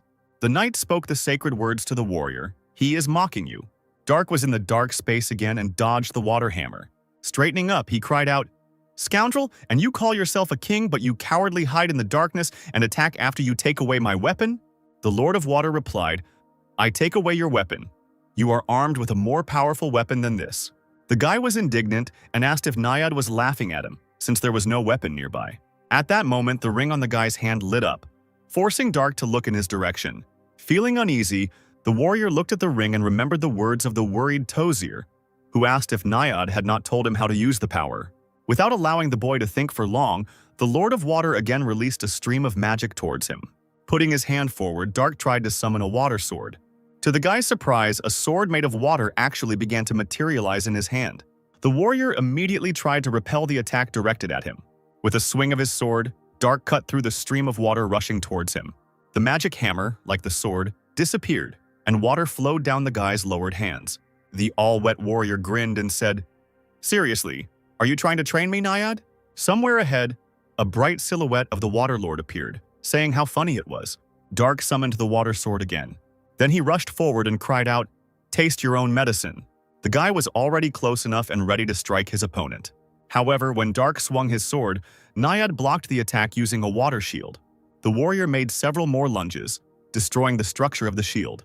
The guy said that now everything will be different. Smiling and licking his lips, the Water Lord said that they were fighting as Dark wanted. The Naiad decided to release the arrow, and at that moment a water vortex was forming behind his back. Then a multitude of powerful jets of water flew at the warrior. At the last moment, the guy made a jump, which allowed him to avoid injury. His flight was directed straight at the Lord of Water. Dark raised his sword back, waiting for the moment when he was close enough to attack. However, he was unable to reach Naiad, as the enemy released a water hammer, which crushed the guy's phantom body. Dark jumped up in bed again, breathing heavily and sweating. However, now he was smiling because he was able to fight back, which meant that the guy had a chance. It was already late evening when stars and 2 full moons could be seen in the sky. Walking along the stone-paved path, Dark was indignant that for some reason he had to participate in the ball, and Saren, who was accompanying him, was wiping away tears with a handkerchief because she had prepared a cute red dress. But the lady did not want to wear it at all. The maid also answered Dark, "We have no choice, since the ball was organized by none other than our great emperor. As a representative of the nobility, you must take part." The guy said, "Anyway, I'll just sign in the guest book or whatever it's called, okay?" The girl answered positively when suddenly she heard something. Puzzled Dark, Saren said, "Madam, I think there is a wounded person somewhere in the garden. I heard someone." The girl began to listen to the sounds, which soon made her blush with embarrassment. Now, groans began to be heard from different parts of the garden throughout the entire garden, but not from pain, but from pleasure. Dark was only indignant, believing that the moaning people in this garden should be ashamed of such behavior. Suddenly, someone sitting on a tree branch said with a smile, "What an extraordinary lady." Most of them blush and run away from here, or out of curiosity they slowly creep up to the source of the sound. I have never seen such a reaction before. An indifferent Dark replied that for someone who secretly peeked from a tree, he was too talkative. Jumping from the branch, the man exclaimed, "Who's peeping?" The stranger who landed successfully turned out to be the same man who had previously met Dark during the knight's procession along the main street, he explained. "I was only looking for a lady with whom I could go to the ball." You shorty, are you really participating dressed like that?" The guy folded his hands in front of him and replied, "What about her? I'll just write my name in the guest book and leave." Placing his hand on his chin, the embarrassed man said, "Oh, how come I didn't think of that before?" Then the stranger extended his hand towards Dark, puzzling the guy with such behavior. Winking, the man said, "Come with me, my lady." However, Dark merely passed by, calling the man shameless. The confused stranger turned around and followed the girls. The doors to the hall opened and someone announced, "Baroness Dark Clyde and Count Camille Claudien of the Corinth Empire." Everyone immediately became alarmed and looked towards the opened doors. wanting to see the unusual couple. Dark was a little puzzled by such attention and silence. As the Baroness and the Count walked forward, many looked in their direction with disdain. Dark suggested that the people at this ball did not like Camille, and a nervous Claudine replied, "My nationality, that's why I don't want to go to Krat House." Suddenly, a girl in a green dress and with a fan approached them. "Where did you meet this girl? God, what's wrong? Are you even ready to lay your hands on a child now?" Clyde gave her a displeased look, and Camille, smiling, replied, "Such words could end me, woman. Who lays hands on whom?" The next moment, the stranger closed her fan. Then she switched to Dark. "My name is Irene Cabrinia, and yours?" Clyde introduced himself, and Irene asked, "If I'm not mistaken, you are not the Baron's girlfriend, but you bear the title of the Baron himself, right?" The frowning guy asked. "Is there a problem?" The girl replied, "I wonder, you didn't have a father, let alone a mother who held any title? And you don't have any other relatives. You're probably an orphan." Dark noted, "Quite a rude first greeting. Have you thought of other possible options?" Opening her fan and covering her face with it, Cabrinia said, "Oh God, forgive me. But in the end, this is normal communication, of course, if it is not what I thought. Perhaps you somehow managed to seduce the Emperor?" The guy was silent, and the girl continued, "The Emperor is really so easy to deceive, he lacks self-control or something else. In any case, there will be simply magnificent gossip, right?" Alarmed, Camille said his interlocutor's name, hinting that she should keep quiet, and Clyde chuckled. Puzzled by this, Irene suddenly became nervous. Dark began to speak loudly. "What, Miss Cabrinia, is the Emperor of Krataus a womanizer?" Alarmed, Irene immediately shut his mouth and began telling everyone not to pay attention to it and that everything would be fine. Dark asked one of the passing waiters where the guest book was, and the drinks waiter offered to show him the way.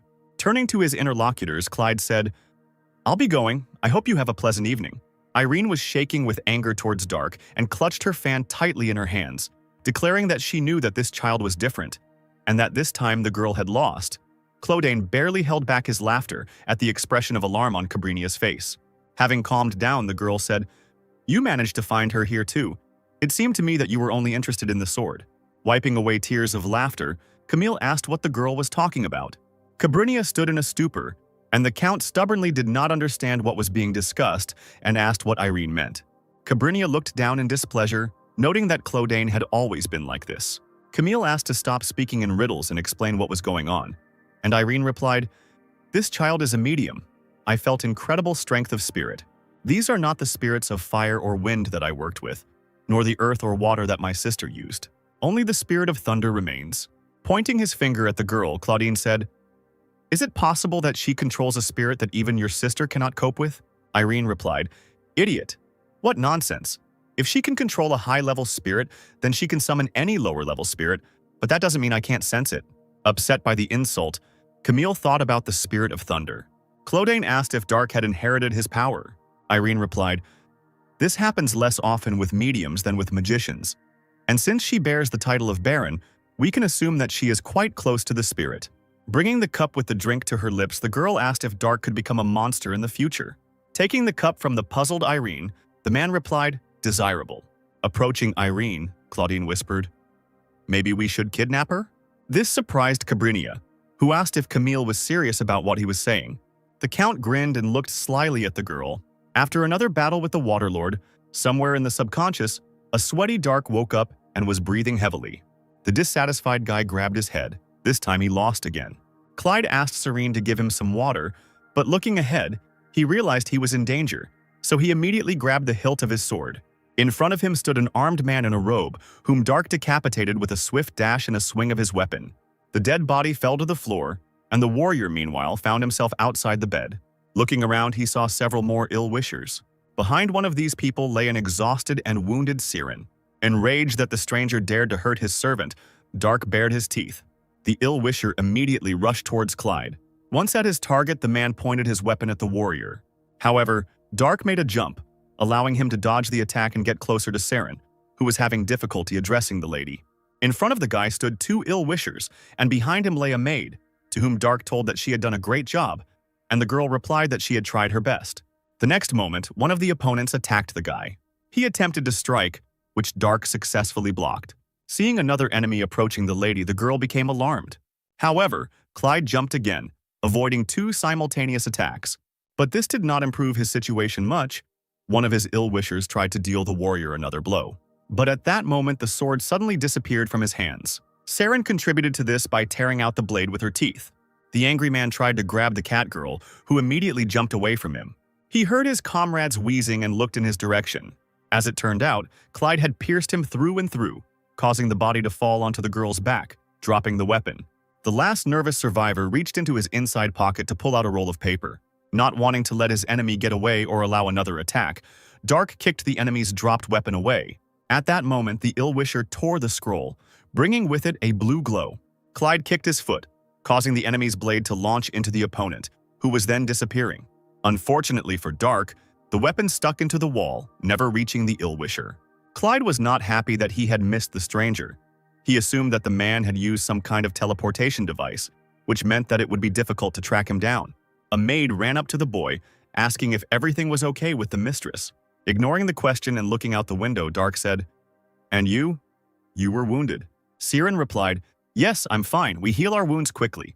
Nervously biting his nail, Clyde thought, "I shouldn't have chased Silver away. Because of Naiad, my body was in complete disarray."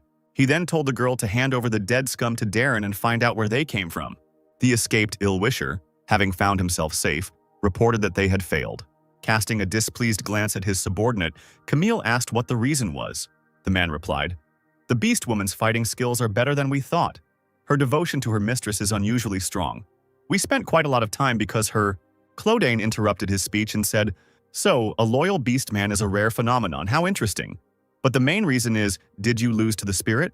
After a short silence, the subordinate explained that the girl had used a sword. This statement interested Camille somewhat. The alarmed man continued to report, "Yes, the skill of our target is comparable to that of an adept. She decapitated the first one with one movement and killed the second one in 3. Clodane was surprised that some girl could be an adept. Irene, who came up from behind, said, "There are several records where mediums use a sword, but not a single one where a medium could compare with an adept. Are you sure you understood correctly?" The subordinate replied, "I am sure I can swear on the name of my family." Smiling, Cabrinia noted that it was unfortunate. Scaring the man, she said, "Our hunting dog has just failed a mission and is justifying it with the family knighthood title." Suddenly, a fire salamander appeared next to him, summoned to kill the man who asked why they decided to do this to him. The girl replied, "I'm sorry, but an uninvited guest was on your tail." A moment later, the room was illuminated by the light of a flame that was burning the subordinate alive. All that was left of him was a skeleton, on whose skull Irene stepped, breaking it into pieces. Cabrinia also said, "We will at least justify the name of your family, Sylph. Please clean up." While the fairy was cleaning up the remains of the man, Irene said, "This child, she is something much more than we expected.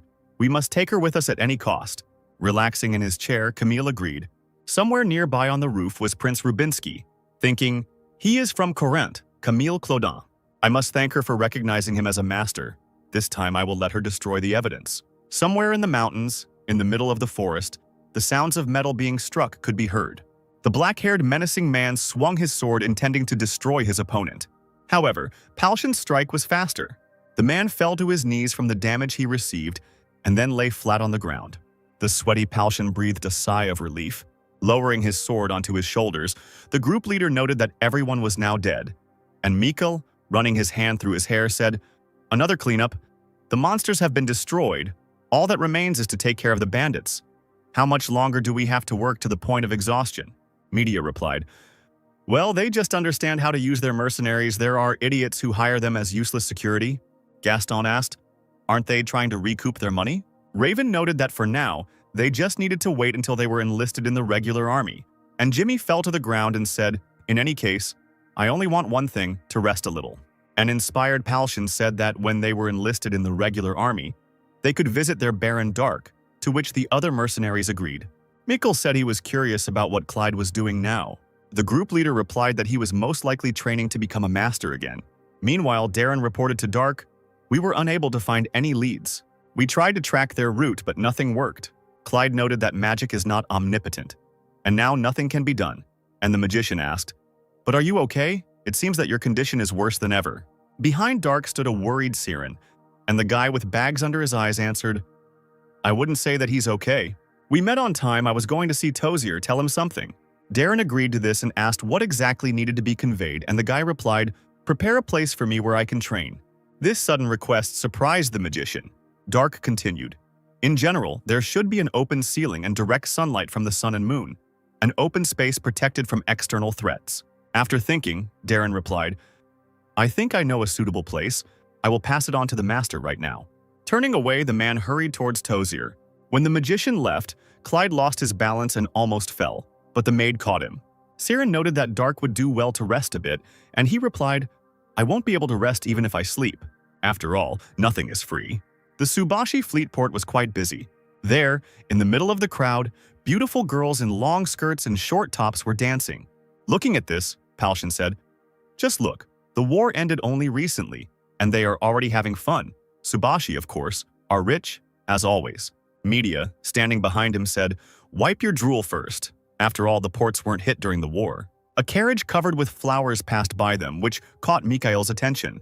A fair-haired girl sat among many flowers. Mikhail asked what it was, and Jimmy guessed it was a bride who was about to get married. Ronnie asked one of the locals what was going on here.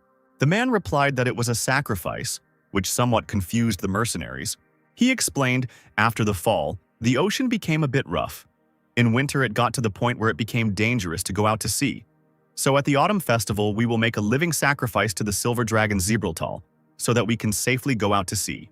Kentaro asked if it was true that a human sacrifice would calm the sea. The positive answer received alarmed the mercenaries even more. The local said, the silver dragon can control the weather at sea, and Zebraltal has lived for 3,000 years, so I guess he is much stronger. The priest said that for the death of one, the city would gain prosperity, and the man replied, outsiders may consider this a barbaric tradition, but this port lives off trade with Chire and Argon. This is the most logical option for us. Mikhail said, indeed, as expected from a port city, for the life of one virgin they will receive the power of a silver dragon, quite cheaply. Media was outraged by this, and the mercenary explained, I don't agree with them, but I understand why you are so surprised. As Ronnie watched the carriage drive away, he thought about the silver dragon. While in one of the towers with many windows, Dark asked, is this the place your student spoke of? Tozier answered, yes, it used to be a magic tower, but now it is empty, so use it as you wish. There are a lot of soldiers around here, so I suppose it's safe, but if you want, I can call a few adepts for security. Dark replied, no need. Silver at the front door is enough. He is the most capable adept of all. A nervous Silvar, looking out from behind the door, asked, weren't you the one who told me to get out because I was useless? Clyde confirmed this and asked for forgiveness, which surprised the knight. Dark said, I apologize, this may seem impudent, but I need your strength. Confused and worried, Silver scratched the back of his head and replied that he understood everything. When it was already getting dark, Clyde visited the magic tower again. He took off his uniform, folded it carefully and placed it on the floor along with his sword, after which he changed into light clothes. The guy thought, Serene will like this kind of clothes. I have no choice, this is best for airflow. He sat in the middle of the room, assuming the lotus position and preparing to stabilize the chi. Closing his eyes, Dark hoped that his choice was the right one. Dark energy headed towards the guy. Such was the technique of joyful enlightenment with piercing pain. Clyde continued to think, there is a risk of being consumed by demonic flames. Frankly speaking, it is better to take a risk than to become a slave. I also take advantage of the calm of the North Sea. Silver, standing at the door, became alarmed and looked up. He saw how black energy was thickening above the tower, and the knight himself was overcome by an eerie feeling. Meanwhile, the sky turned blood red. Somewhere in the forest, in the roots of a large tree, there was a stone passage. A golden dragon emerged from this passage. Artias looked up at the red sky, realizing that this was the work of a demonic god. This time, Dark woke up on the seashore, not understanding where he was. A female figure appeared in the sea itself, not far from the Clyde. It was the water mistress Naiad who said, this is my personal dimension that I created in a corner of your consciousness. Somewhat puzzled, Dark grabbed his head. Naiad asked, what the hell did you do with my body? Still clutching his head, Dark said, who are you? My head is splitting, so don't talk to me. The water mistress noted that Clyde still seemed to be having some mental problems. She also stated that she prefers to be strict in disciplining her slave. After this, Naiad summoned water arrows aimed at the boy. Dark glanced at them through his fingers, and the next moment the arrows suddenly disappeared. The water mistress was somewhat surprised that the water arrows instantly evaporated. The guy's hot hand contributed to this. Grinning, Clyde began to laugh madly, and Naiad noted that the girl had gone crazy after all. Dark cried out, thank you! I am completely renewed. Since I am being challenged, I cannot refuse. Clyde put his hand forward and decided to use the demon shot. Several fireballs immediately flew towards the Mistress of Water. However, they were unable to reach their target as Naiad used a water shield. The guy noted that she wasn't that bad. Smiling madly, he asked why they didn't continue warming up. At that moment, an incredible pressure pressed the guy's legs into the ground. Bloody mana began to gather towards Dark. He collected the received energy in his hands, forming a ball. In this way, he called for the silent dragon to ascend to heaven. When enough ki had been gathered, the boy released the spell. The water mistress immediately used her water shield. The multiplied shield and the guy's attack were approaching each other. After a few moments, they finally touched. Dark's energy flow easily destroyed the Naiad's water shield. The wounded woman, stunned by this outcome, cried out, "This is only a mortal." Clyde said, "How interesting. Your base is water." Naiad looked up to where the dark energy was gathering, and behind her stood Dark, holding out his hand towards her. Placing his palm into the water body, the boy said, "If I evaporate it all with my life energy, will I be able to see your true face?" This statement alarmed the Mistress of Water. Clyde's hand inside Naiad's body began to heat up, evaporating the water and causing pain to the woman. The mistress demanded that the boy leave immediately. Clyde disappeared, and Naiad, falling to her knees, thought, "This damn spawn. There are people like Corel. It's incredible. Well, whatever. At least I was convinced that she would be useful for our plan. In fact, her madness is beautiful. Because you will eventually cross the river of human blood." When Dark woke up, there was a flame in his eyes. A ray of light reached out from the magic tower towards the bloody sky. The knight standing nearby looked at what was happening with concern. A worried Silver pointed at the beam of light, not daring to call it anything. Soon, Dark also rose into the sky in this light. He turned his blazing gaze on Prince Rubinsky. The prince thought, "Her body has changed. It was the same when I became young again. And this wild desire to kill." He saw the same thing in the eyes of the Golden Dragon, who demanded that he leave his mountain. A nervous Rubinsky was uncomfortable with the idea of putting his life on the line. He commanded the knights, everyone except the adepts with the titans, retreat. Otherwise, we will only increase the number of corpses. The prince admitted this. "The enemy is of the master class, Your Majesty. I cannot guarantee your safety." The emperor replied, "I understand perfectly well that if we lose you, then our country is doomed in any case. I personally will remain to watch over the hope of our nation and its future." At this moment, the flame of apocalypse was used, emitting the same dark energy as Dark's magic.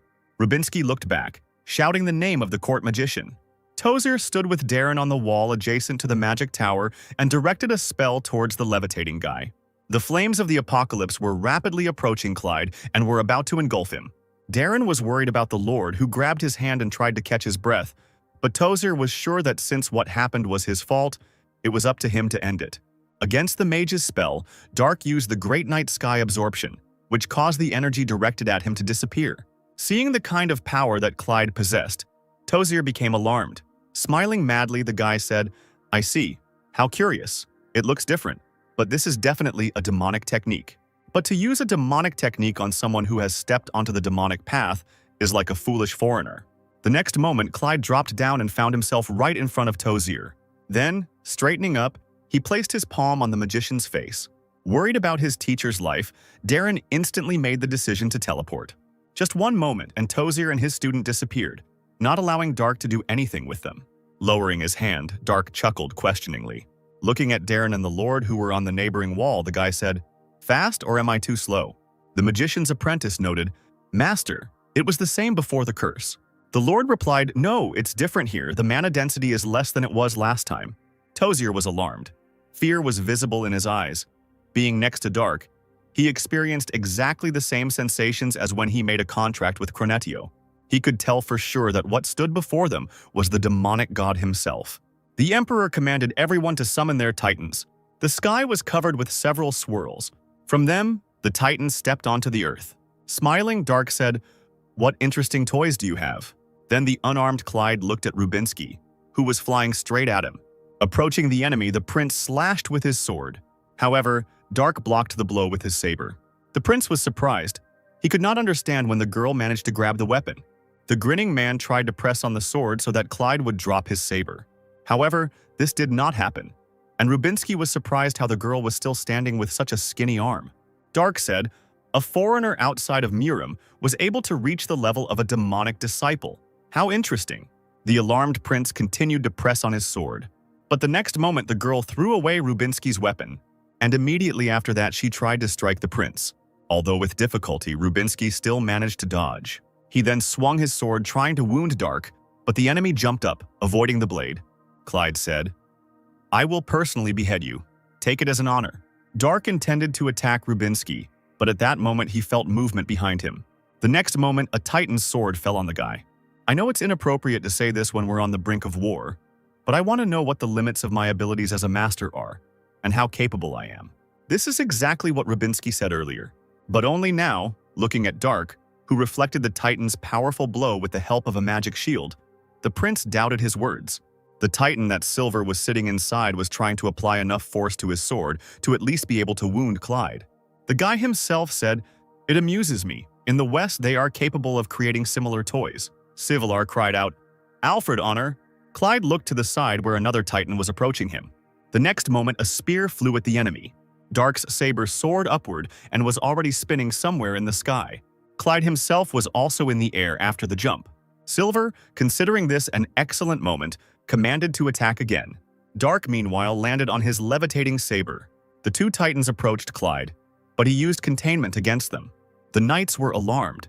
They suddenly lost the ability to move. Energy accumulated around the warriors' weapons. Looking at this, Rubinsky wondered, "What is this? Mana is preventing the spears from moving. What an incredible density of mana. How is this possible without the use of magic?" Darren also asked Tozier what kind of magic it was, and the Lord replied, "It is not magic. Even mediums cannot use their mana like that." At that moment, Clyde stepped onto the Titan's spear with his saber. He walked along the blade, closing the distance between him and the giant. This made Silver, who was inside the metal golem, even more worried. Forcing a smile, the knight thought, "Even now I can't even imagine looking down on you. The difference is too great." Clyde used the fluttering blade in the key movement technique, causing his saber to point towards the Titan. The powerful, inevitable attack easily destroyed the enemy. After this, Dark calmly descended to the ground. However, he was already surrounded by several Titans. Clyde glanced at Rubinsky, who was focusing energy into his sword. The boy chuckled and said, "That's right. While I was playing with the toys you created, you prepared something grand." Summoning a saber into his hand, Dark said that he would still play with the prince.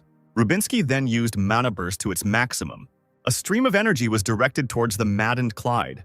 Swinging his saber, Clyde also released mana onto the enemy, using a crushing moonrise to the sky. The two attacks connected with each other, creating an explosion that raised clouds of dust.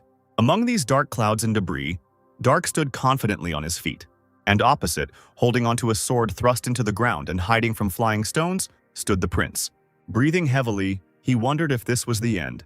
Dark said, "Amazing, I wish it had been like that a long time ago." He wanted to say something else but was taken aback by the fact that blood suddenly started pouring out of his mouth. Then the guy started coughing and fell to his knees. He looked at his bloody hand with an uncomprehending look. Clyde realized that he was being consumed by demonic flames. He fell back and declared that it was impossible, while a worried Rubinsky just watched what was happening. Dark continued to cough up blood, and at that moment dark energy emanated from him. Clyde was held by the back of his head by a golden dragon. Arteas said, "You were under the control of a demonic force." After these words, the dragon used his magic on Clyde, which made him emit a bright light. Standing at the entrance to the castle grounds, Irene said, "So this is how Kratos greets the ambassadors who came to congratulate them on their victory." In front of her and Camille stood Longart, a couple of knights and several red titans. The commander closed his eyes and said he apologized. Cabrinia asked haughtily, "So, you are fighting now and you don't want us to leave?"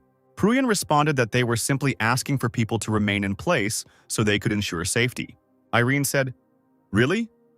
The sky is red and the spirits are scared of the demonic force spreading around, and we should stay where we are." Longard apologized again, and the woman asked brazenly, "Can't you talk?" Enraged, Cabrinia held out her fan, spread it out, and, ready to release the fiery spirit, declared, "Do you want to be burned to ashes?" At that moment, Camille jumped forward and hit her in the throat with his palm, forcing her to shut up and cough. Smiling, he said, "Irene, stay calm. Prujan Longart, proud knight of Kratos. I heard you distinguished yourself in the war. Why don't we have one fight?" While behind the count, Irene was indignant. Longart replied, "I am proud of my abilities. However, I am not so stupid as to deliberately fight the master. Cabrinia was surprised, not understanding how the commander-in-chief knew this, and the nervous Camille said, Kratos' spies are even better than I thought. Now I understand why you brought so many Caproxy Titans here. Pruyan replied, That is correct, and if Sir decides to take one step, we will make sure that you will not be able to summon your Titan. Camille said, Even so, it doesn't explain why you keep us here. I have every reason to destroy all of you and get out of here for my own safety.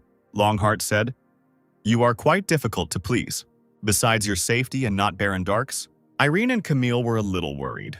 They saw a bright light coming from behind the castle walls. The girl covered her face with a fan, and everyone was silent for a while. Then Cabrinia asked, Do you admit that this whole situation arose due to the fault of that young lady? The commander replied, You can ask this question to your spirits. Other actions will be considered as interference in the affairs of our state. Irene said, Now, you speak as if nothing like this has happened in the last 30 years? Kisley and the second knight became worried. The grinning brunette was ready to take aggressive action, but Longheart held out his hand, forcing him to calm down. Then Pruyan said, Yes, everything is different now. He declared that Kratos was now an empire. After a while, the bright light that made everyone squint finally faded. Darka, who was unconscious, was picked up by the Golden Dragon. Frank, passing by Rubinsky, asked if it was really him.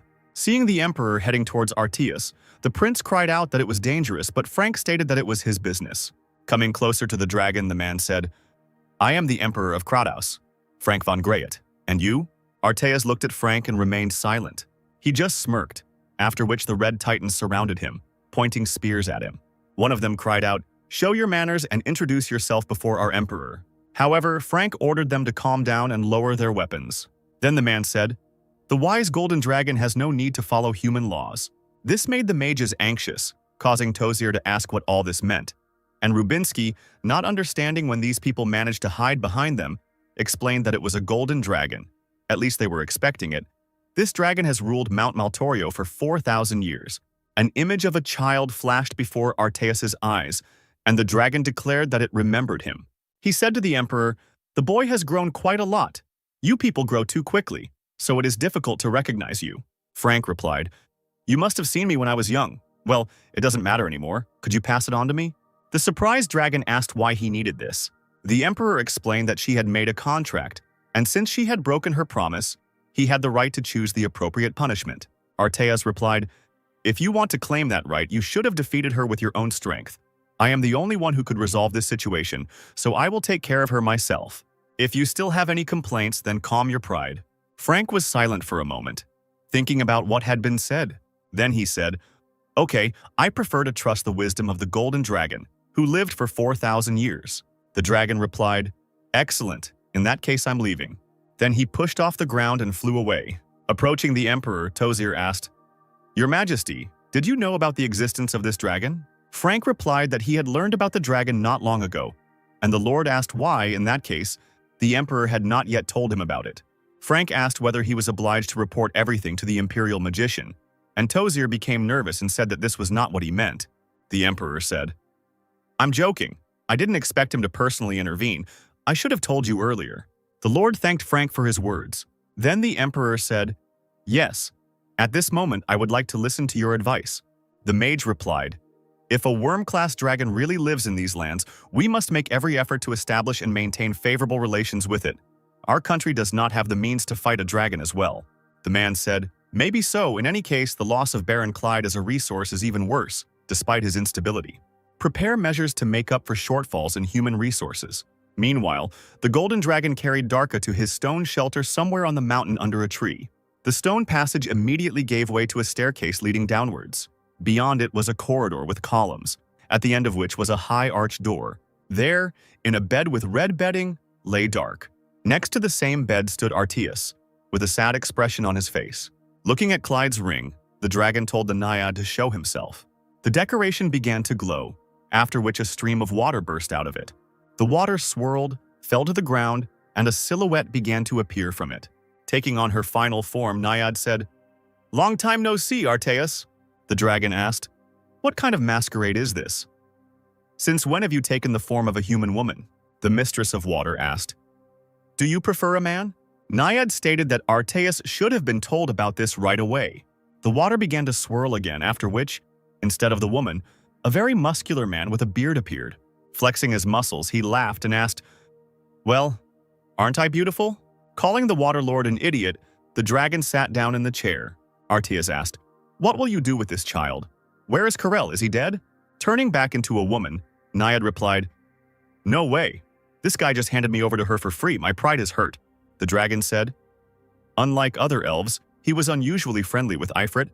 I bet he will be the only one in the history of elves." The Lord of Water began to complain that there was nothing good in this stupid mountain of muscles that burned everything around, and Arteas at that moment thought that it was clearly not the Naiad who should be talking about muscles. The woman asked, "What? Why are you looking at me like that?" The dragon, pointing at Dark, asked, "Okay, let's put aside empty chatter. What did you do with this child that brought her to this state?" The Naiad replied, "What did she do? She just went crazy and started doing whatever she wanted." Arteas asked, "For a child who hasn't even reached the level of an adept, the mana level is now comparable to a master, and the presence of a demonic god can be felt? I wouldn't say that she just went crazy like that, right?" The Mistress of Water insisted. "I tell you, she's crazy. She's not normal." The Naiad released a bubble of water into the air, and Arteas gave her a look that puzzled the water mistress. The dragon said, "Let's say we leave her alone, but we don't even know what might happen in the future." Naiad asked, "Since when does the tyrant Arteas care about people?" Arteas was silent again and looked strangely at the Mistress of Water. Naiad said, "And since you brainwashed her, we don't have to worry about her going crazy again." Arteas continued, but her memory also had to be erased. "Okay, that was the only way out, though." The woman said, "Over time, the memory will be restored on its own, however. We do not know how long it will take." "What? This child immediately caught your attention. Sorry to interfere, but I bet on her." The dragon suddenly remembered the moment when the girl said that she would repay his debt. Arteas said, "One way or another, you too can't do anything until she regains her memory. Until then, I will take care of her." The Naiad agreed to this, stating that she was not in the mood to teach the girl something like the basics of mana use, so the man could do what he wanted. And the dragon said, "This should be obvious, but don't you dare interfere while I'm in charge here." The water mistress said, "She is truly worthy of your attention, I understand. Call me as soon as her memories return, and don't even try to cheat." Arteas agreed as he approached the bed. The Naiad, transformed into water, went back into the ring. Again with a sad face, Arteas said that having saved her twice, he had some responsibility. After a while, Dark's eyes opened. Arteas drew attention to himself by saying that he had finally woken up. Clyde just looked at the dragon, not understanding what was happening. At first he wanted to say something, but he couldn't. Arteas said, "You are confused. You don't even know who you are." At that moment, Dark's stomach began to rumble furiously, indicating that the man was incredibly hungry. Then Arteas began to move away from the bed. Stopping, he said, "I have already prepared the food, so let's go eat." The dragon and Dark were sitting at a round table, in the middle of which lay a roasted boar. Smiling, Arteas told Clyde to eat before the food got cold. Dark looked at the meat silently and didn't understand what to do. Arteas asked what was wrong, then took the animal's leg and began to eat it. After that, Dark hesitantly reached out his hand towards the food. He tore off a leg from the roasted animal and began to bite it off just as the dragon did. And Arteas assumed that the girl had also forgotten how to eat. After some time, only bones remained of the creature. Wiping his mouth with a napkin, the dragon said that his name was Arteas and asked what the girl's name was. Repeating the dragon's movements, Clyde said his name. Arteas was glad that Dark at least remembered his name, and he also told her to address him formally, to which Dark agreed. The man smiled and said, "Since you have amnesia, you will have to work hard to return to normal life. You will spend some time here." Clyde agreed with this, and then shuddered, feeling discomfort. The puzzled dragon asked what was wrong. Then he was embarrassed to hear a stream of liquid dripping onto the floor. Apologizing to the girl, he went down. This way he could see Dark's wet feet and the puddle underneath him. Feeling awkward, Arteas placed his hand on his forehead and said that he would need to teach the girl how to go to the toilet. Dark and Arteas were in the kitchen, where the once great warrior looked at the dragon in surprise and asked, "Cooking?" The man, rolling out the dough, replied, "Yes, cooking is one of the necessary skills for a well-bred lady." Dark asked again if he was really a well-mannered lady, and Arteas thought, judging by the fact that she was not used to going to the toilet while sitting, it seemed that her memories were erased so strongly that she did not even remember her gender. After some time, a freshly baked pie was already on the tray in Arteas's hands. An amazed Clyde said, "Wow, incredible, Mr. Arteas, you are magnificent." The dragon grinned smugly, but then Dark said, "So you are a well-bred lady." Arteas confessed, "Actually, I lived for some time as Zamran's wife, although I ran away after several decades." Looking at the food and drooling from a great desire to eat the delicacy, Dark asked how Arteas could become a lady and someone's wife if he was a man, and Arteas replied, "I am a dragon. Unlike people, I have no gender." The girl asked how it was that he had no gender, and the dragon replied, "That's right. It will be difficult for you as a human to understand. Just trust me." Clyde asked where that man named Zamran was then, and Arteas replied that he was certainly dead, since it happened 1,000 years ago, a statement that surprised Dark. Arteas explained that dragons' lives are much longer than human lives, because dragons are great creatures. Clyde exclaimed again admiringly, "Just as I thought. Mr. Arteas is simply incredible." When the girl said that golden dragons were the wisest among others, Arteas' self-esteem even increased. The dragon looked in surprise at something round and dark. He wondered what that piece of darkness was. Then it finally dawned on him that it was a burnt pancake in a frying pan, held by a girl who was unhappy with herself. The fire in the oven was blazing furiously, and Arteas was saying, "I told you that you need to watch the temperature well.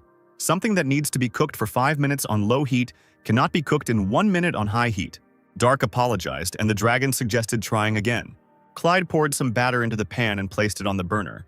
He looked anxiously at the browning pancake, afraid of missing the moment again. 5 minutes later, Dark threw up a pancake, which began to turn over in the air. This time, the dough that fell back into the pan was fried properly. The delighted girl cried out that she had finally succeeded. The pancake was already lying on a plate on the table in front of Arteas, who cut off a piece of food. The dragon dropped the piece into his mouth and chewed slowly, tasting Clyde's creation. The girl looked at him and was nervous, waiting for the fateful verdict. Finally, Arteas said it was delicious, and Dark cried out in joy. Clyde rushed to hug the dragon, who, without reciprocating, grinned and noted that the girl seemed to be trying hard. Dark stated that it was all thanks to Mr. Arteas. Closing his eyes, the dragon smiled and sighed. A little later, the dragon gave the girl a pink cloth and a needle and said, "If you don't know, then sewing is a skill that you can't do without. With the help of this talent, you can patch up clothes, thereby saving money. Good sewing skills will greatly help the family's economy." The nervous girl listened to the dragon and pierced the fabric with a needle and thread, but in the end, it didn't work out very well. Looking at the tangled thing, the dragon wondered what this strange piece was. He dropped to one knee and took something in his hand and said, "Ah, so it was a handkerchief." The upset girl said, "I don't think I have any sewing skills."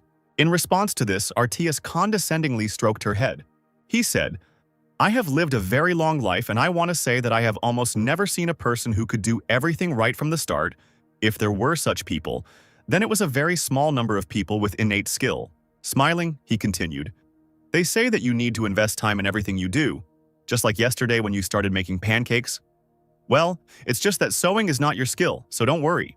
There they were, two creatures standing next to each other and looking at each other, one of them exuding dark energy and the other light. Seeing the dragon's goodwill and hearing his encouraging words, Dark smiled. After some time, a girl ran up to Arteas, who was sitting in the library and reading a book.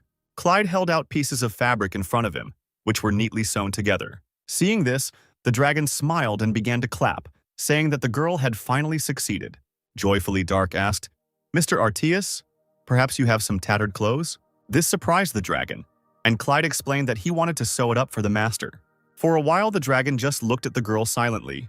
He then gave her all the holy clothes, which Dark happily took and carried to himself. After watching Clyde, the dragon placed his hand on his face. Then he thought, "This is what you feel when you raise your children. Now I understand why Kyderis told Karel she wanted children." Dark sat in his bed under the blanket and said goodnight to Mr. Arteas. Leaning towards the girl, the dragon asked if she had forgotten anything. Clyde then kissed Arteas on the cheek and wished him goodnight again. Walking along the corridor, the dragon thought, "The body and mind are beginning to come into harmony. This means that memory will soon begin to return. Will everything be okay? Even if all memories were returned, would a master-level warrior be able to cook, sew, and continue living a normal life? I destroyed the evil energy so it won't go back to that state, but the responsibility I felt towards her from the very beginning. Is it possible that it was just my selfishness? Perhaps from tomorrow we will start new training." They stood in the middle of a hall with a transparent ceiling, where Arteas was explaining something to Dark. Clyde repeated the word the dragon had spoken questioningly. "Magic?" Arteas responded positively. explaining that it was a power that would be very useful in the future. Putting her hand forward and concentrating mana in it, the girl tried to summon light. A moment later, a ball of light formed above her palm, which made the dragon happy. Dark cried out that he had succeeded, and the dragon, smiling, replied, "Well done, you were able to gather mana from outside so quickly. Okay, now try to collect the Waterlord's mana." Clyde grabbed his hand, trying to concentrate on the ring. The decoration sparkled, and suddenly, an idea came to Dark. The dragon asked the girl what happened. Looking at the ring, Dark said, "I think I can use this." Artias was somewhat surprised by this, and the girl put her hands forward. The dragon watched what was happening carefully. Clyde summoned a water shield that headed straight for Artias. Alarmed by such a surprise, the dragon put his hands in front of himself, trying to defend himself from such an attack. Seeing Artias collapsed on the ground, the girl became nervous. She immediately rushed to the master.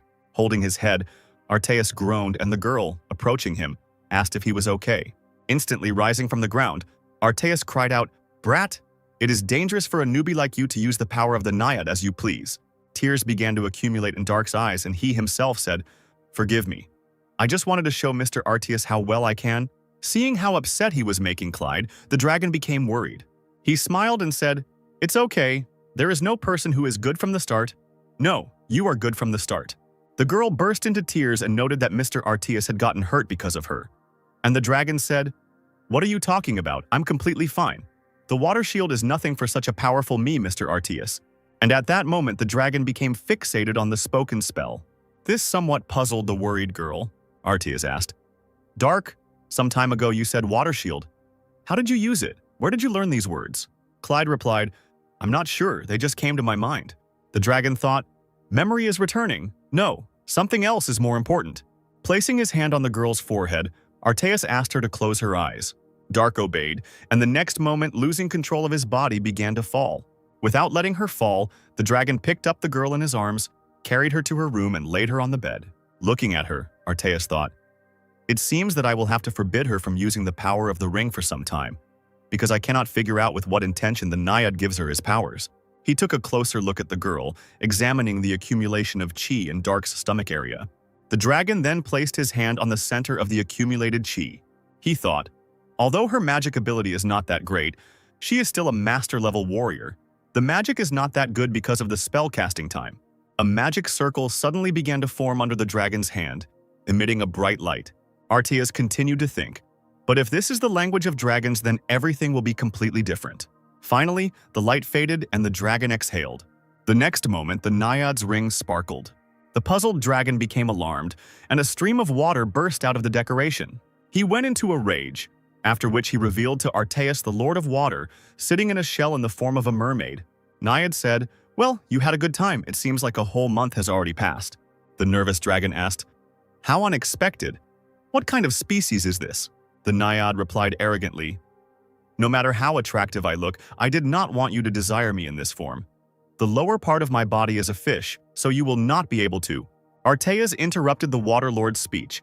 "Stop talking nonsense. The fact that this child was able to use a water shield, was it you who taught him?"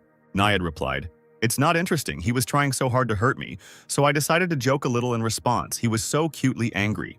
The dragon noted that, apparently, Naiad knew about Dark's abilities, and the woman replied, "What, some kind of problem? If you believe Karel, this is a grown man who is already over 70 years old. Besides, they are almost the same level." The dragon repeated questioningly, "The level of a great master? Human?" The Waterlord said, "Apparently yes. To be honest, I didn't believe it either. But after a few of my attacks, he began to awaken quickly." Artias asked what Naiad was going to do with this child. After a moment of silence, the Waterlord finally answered that he was planning a purification. The dragon was somewhat puzzled by this. Naiad explained, "All the dirt, water pollution, and land destruction have been destroyed for several thousand years, and the population has only increased. It is time to reduce the number of people to carry out a cleansing.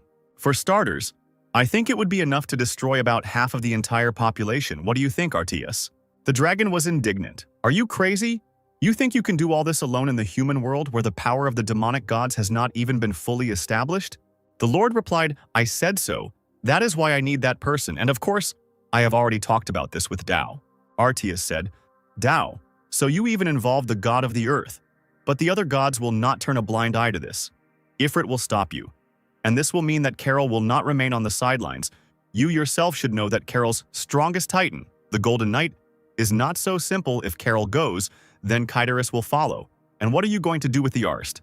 Naiad chuckled and said, You have less information than I thought, Arteus. It seems you know almost nothing about this child. I can handle Ifrit. Karsta isn't particularly interested in humans.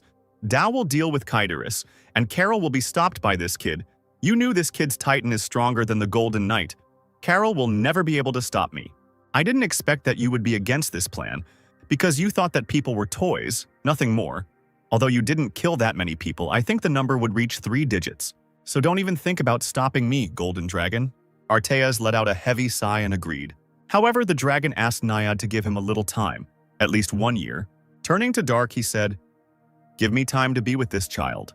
The Naiad was silent and looked at the dragon with bewilderment. Arteas said, This strong boy, even when his memory returns, his soul will no longer be as defiled as before. But this soul is very sensitive.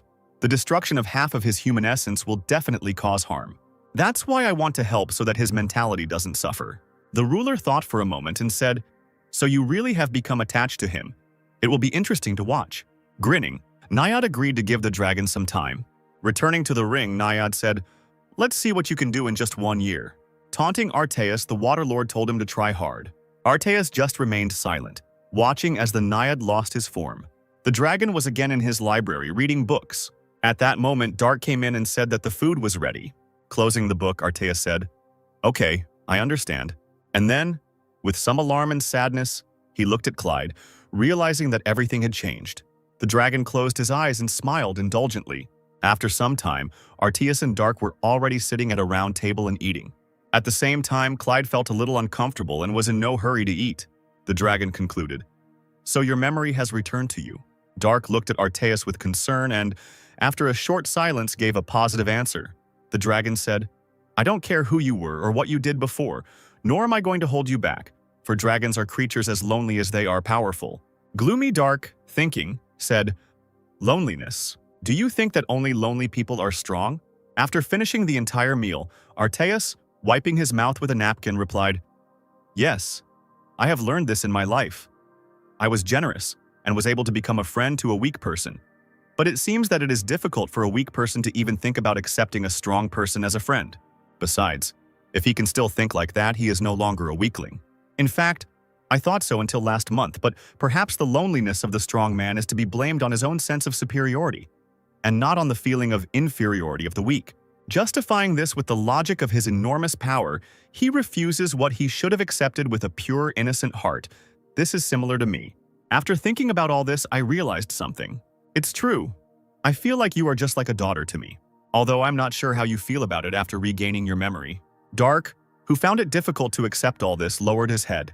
Arteas was silent and looked at the girl with sadness. Then he smiled and said that he understood everything.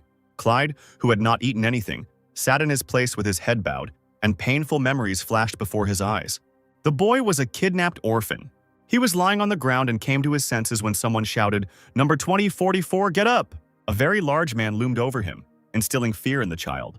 Without saying anything, Clyde obediently rose to his feet. The devilish techniques were training that accumulated internal energy.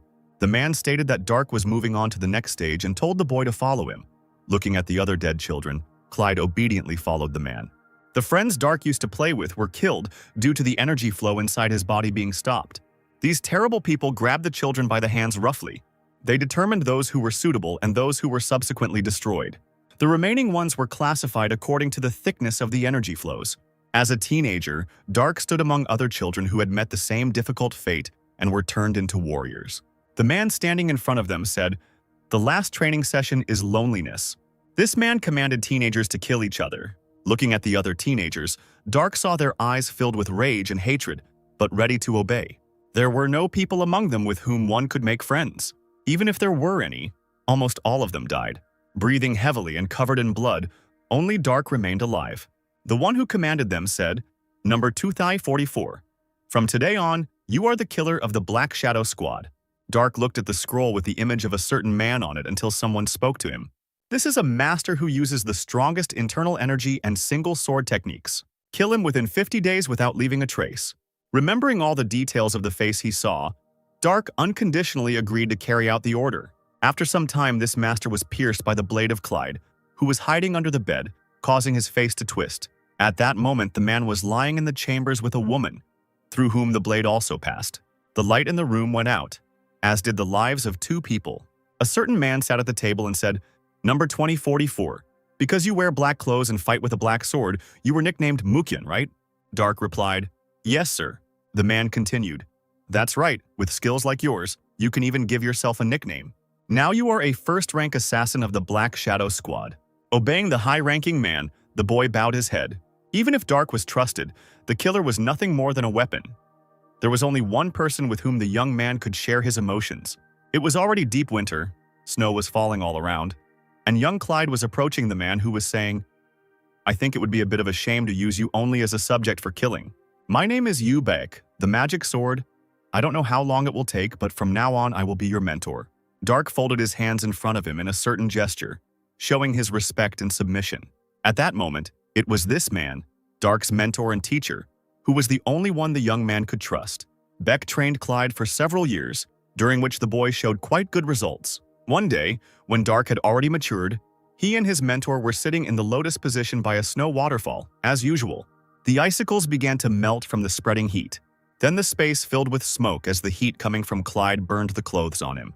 Looking at the man, Beck asked how old he was. Hesitating to answer and looking at his body, Dark said that he was already 40. The mentor noted, "You have improved a lot, congratulations. Finally, the work has borne fruit." Thanks to this man, Clyde was able to take his first steps into the higher world. Perhaps that's even why it was the end. Their enormous difference could not continue to be contained within the relationship of mentor and student.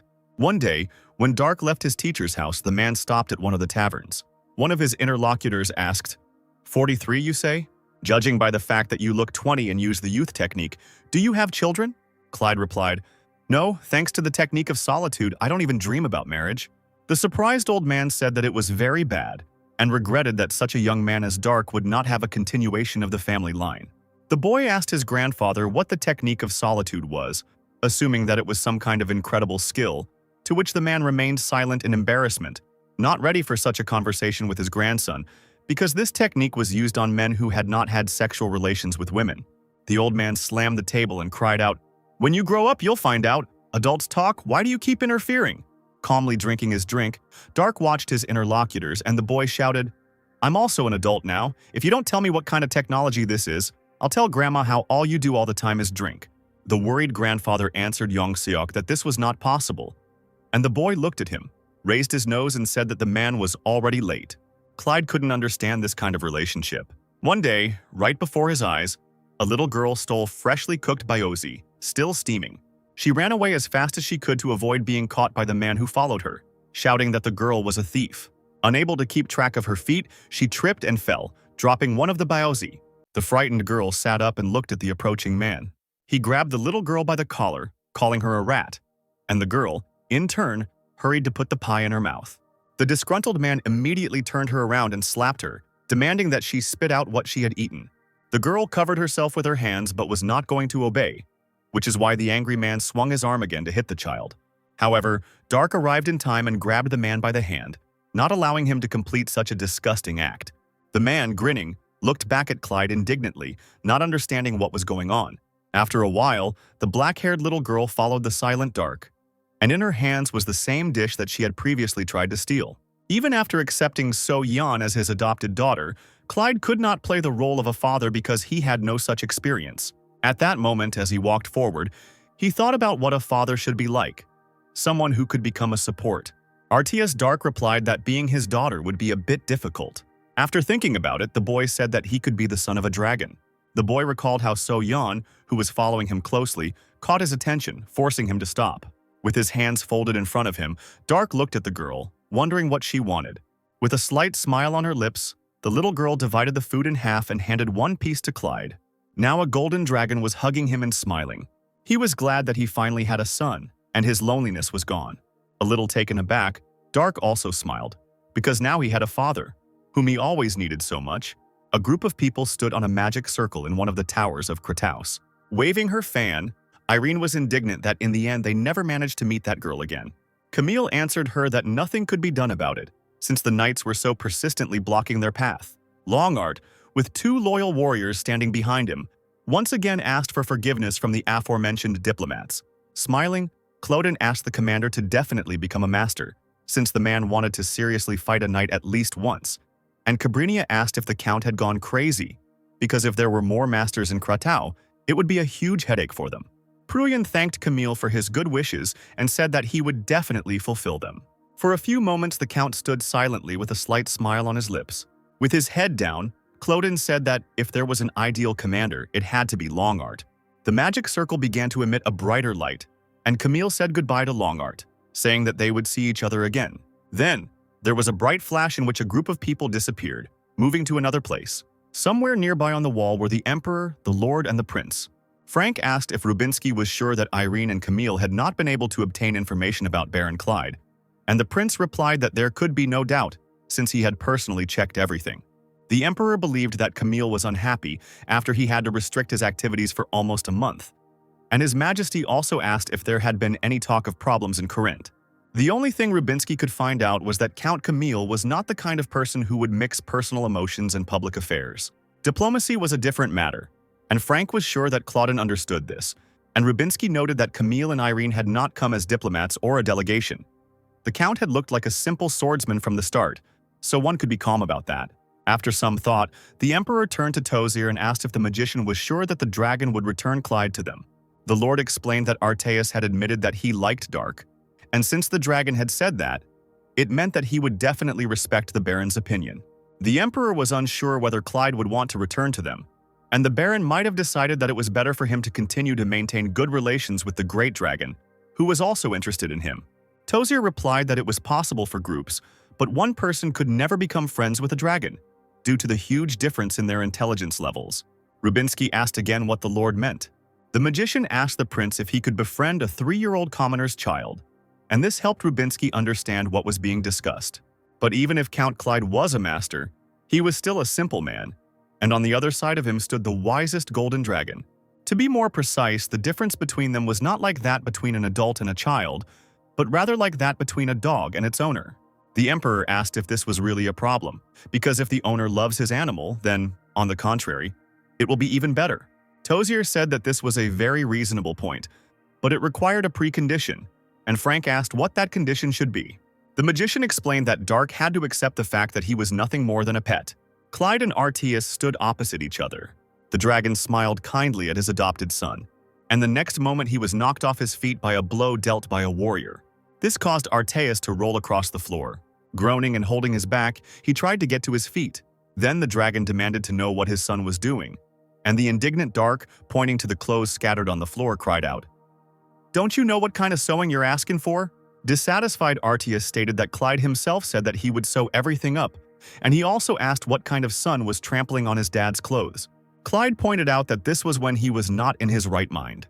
The warrior also stated that he was over 70 years old and should call the dragon father, while Arteus said that he was already over 4,000 years old. And with such an age difference, Dark, as a child, could well call him dad.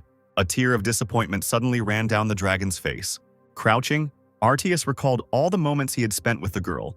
He asked where his sweet daughter had gone and said that dad was sad, and a disgruntled Clyde once again noted that he was a son.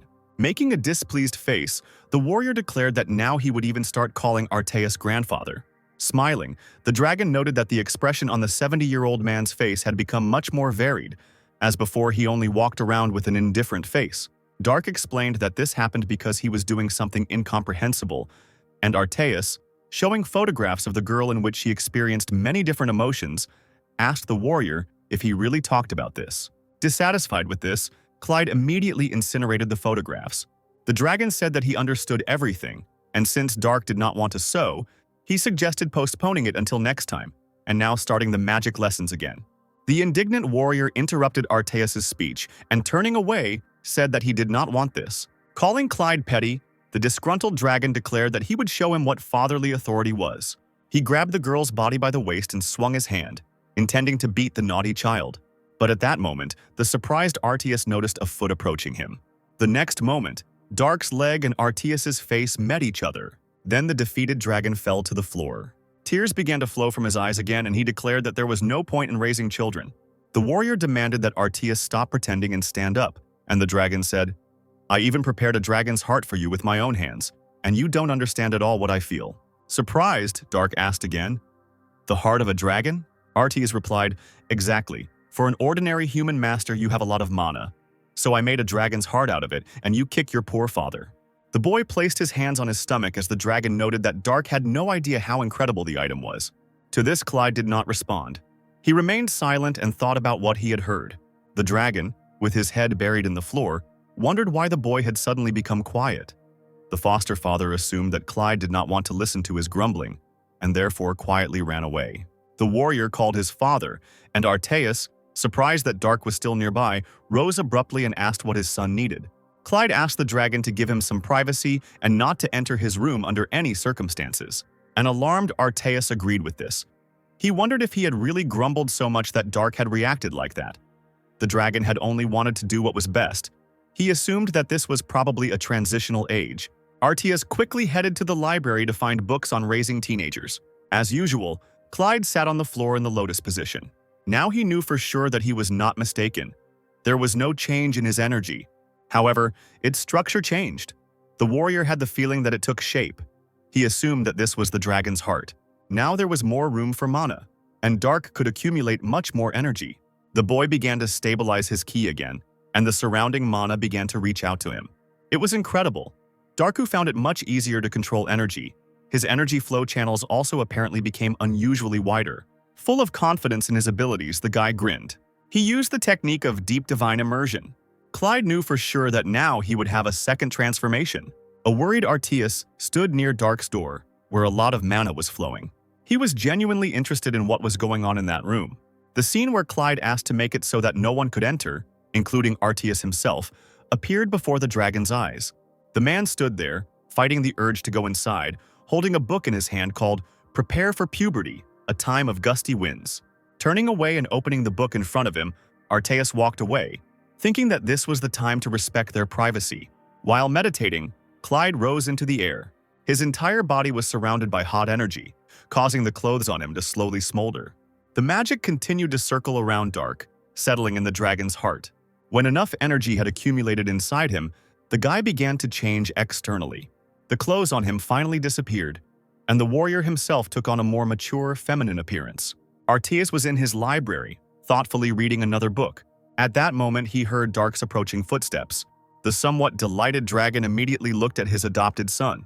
Arteus wanted to tell him something, but he saw a naked girl in front of him.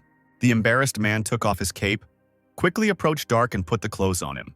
Nervous Arteus asked in a raised voice why the girl was walking around naked as if nothing had happened. Dark grinned, once again noting that he was a man. Confirming this, the dragon suggested that Clyde had developed his power as his aura had changed. Arteus asked if the warrior was comfortable in a woman's body, and the guy replied that it was quite normal, although he was a little bothered by the urine splashing in the toilet.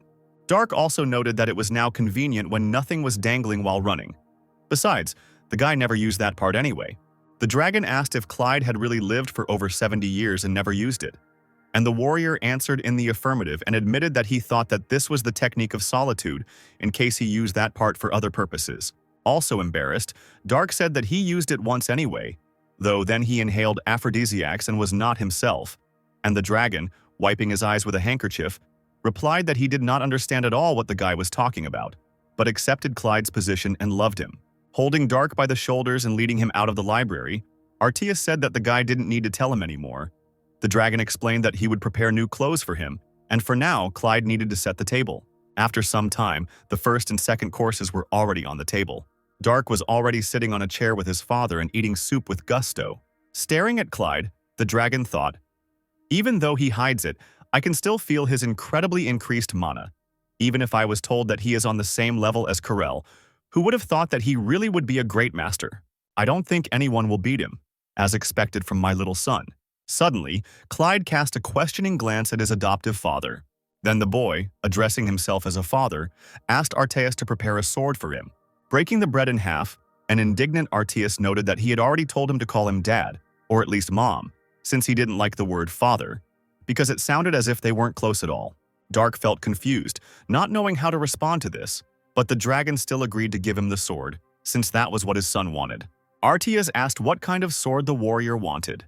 Clyde explained that it should be about 70 centimeters long, and the handle about 20 centimeters, and that the weapon should also be double-edged so that the blade would bend moderately, and if possible, the handle should be without notches. Resting his chin on his fist, Artias noted that it was not a very difficult request, so the dragon was sure that among the weapons he had, there must be something similar. Dark asked if his adoptive father had swords, and the dragon smiled strangely in response. Artias brought his son into one of the halls, which was filled with many treasures, and asked what Dark thought about it. The dragon himself noted that it was a cool collection, but Clyde, sighing, quietly muttered, "They said that he was great and wise, but it turned out that he was absurdly greedy." Along one wall, there was a large pile of armor and shields. On the other side, various weapons were displayed on the stand. Among them, the guy's attention was drawn to some weapons. Holding his sword forward, Dark said that it was quite suitable. Artias didn't understand how Dark could choose the cheapest of all these weapons. But for Clyde, it was a perfectly good sword. The dragon raised a very impressive sword, on the blade of which were unknown inscriptions, and said, "You need to take at least this one. This is the sword that Brahmanis gave me. Look how magnificent it is." The warrior called this weapon unusual because its blade was unusually red. Artias explained that this was because he was made by a master from the line of reds, that is, red dragons. The man also said that blue dragons were called blue dragons, and Dark assumed that Artias was yellow in that case. The indignant dragon, holding out a yellow piece of paper, cried out, "What nonsense are you talking about? The golden dragon species is the wisest and most noble. I will not allow myself to be called that." Bringing the topic back to its previous course, Dark noted that the sword offered by Artias was, of course, not bad, but it was too big for the guy. Such were not his taste. Dark was satisfied with this small sword. Trembling with displeasure, Artias declared that he could not allow his son to use such a cheap thing. The dragon decided to make a fine sword that suited Dark's style from his own bone. This statement somewhat puzzled the guy. He imagined himself holding a bone sword with a man's hand at the end. Artias and Dark moved to another room, where the dragon usually taught the warrior magic. Artias asked the boy to move away from him. When Clyde did as he was asked, the dragon suddenly began to glow. The warrior had to shield himself from the blinding light with his hand. At this moment, Artias' appearance began to change. The bright glow died down, and now Dark could see his adoptive father again. He saw the true form of the golden dragon. Clyde called it uselessly big, which angered Artias. The dragon asked if these were all the impressions his son had. Dark looked at the powerful creature and wondered if this was really a dragon, the one who could single-handedly destroy an entire country. The boy said, "I heard that dragons can use lightning, hurricanes, and flames. What about you, father?" Artias began to explain that the blue dragon controls lightning, and the red dragon controls fire. At this moment, Clyde was surprised that the dragon communicated with him using telepathy. The father declared that the noble line of golden dragons controlled the wind and then sent a whirlwind at the warrior. Dark pulled his sword into this incredible hurricane of high density and concentration mana. Now he understood that Mikhail's words about dragons were not an exaggeration. Artias asked if Clyde felt his father's power. Pulling forward his significantly shortened weapon, the boy noted that the dragon had only wasted a good sword. He also stated that Artias's power, of course, could not be missed, because a huge amount of mana was spilling in this place. The dragon became fixated on mana, puzzling his adopted son. Artias then used the devil's power of concealment, which caused the energy emanating from him to disappear. Dark realized that the dragon had merely hidden the mana and said that he too could use such a simple technique. However, the adoptive father explained that, unfortunately, the technique Clyde used was far from perfect. Perhaps with its help the boy could have deceived ordinary soldiers. But the mages with their power of seeing mana would still recognize him. In the eyes of the mages who sense mana, the warrior would have been seen as a clear red color.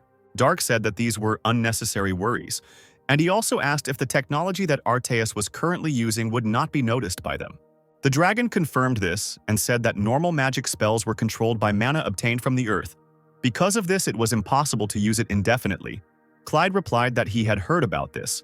So even with the help of the soil memory spell, it is impossible to know about what happened more than a day ago. The guy remembered this well because that was why they took this Lana with them. As soon as he thought that he still looked like this girl, he immediately began to get angry. Artias asked if his daughter was listening, and when the boy cried out that he had already said that he was a son, the dragon understood that he was being listened to after all. Artias explained that the technique he was using now, mana concealment, was implemented using dragon magic. Unlike normal spells, it could be used forever, as long as mana allowed. The warrior asked what would happen if it ended. Arteas asked if Dark hadn't just seen it. He explained that the incredible amount of mana placed in the dragon's heart could never run out. That was what the dragon did for Dark. This was dragon magic, what Arteas was going to teach Clyde. The dragon asked if the boy was now thinking about studying with him. Concealing energy was the foundation of the foundation, so there was nothing to think about. The warrior immediately agreed to the training. Arteas laughed and said that Dad would train Clyde well, after which he again cast an evening spell on the boy, telling the warrior to do something with him. Then the boy asked when the dragon would give him the sword. His father acted rather awkwardly, which made Dark realize that his father had forgotten about it. Putting his hand on his chest, the dragon asked him to wait a little. He pushed it through the skin and muscle and squeezed something in his hand. Then Arteas tore out one of his golden ribs. The dragon coughed up blood, which made Dark worry, but Arteas replied that everything was fine. The rib in the golden glow in the dragon's hand began to shrink. Finally, the bone became so small that it was able to disappear into the clenched palm of the majestic creature.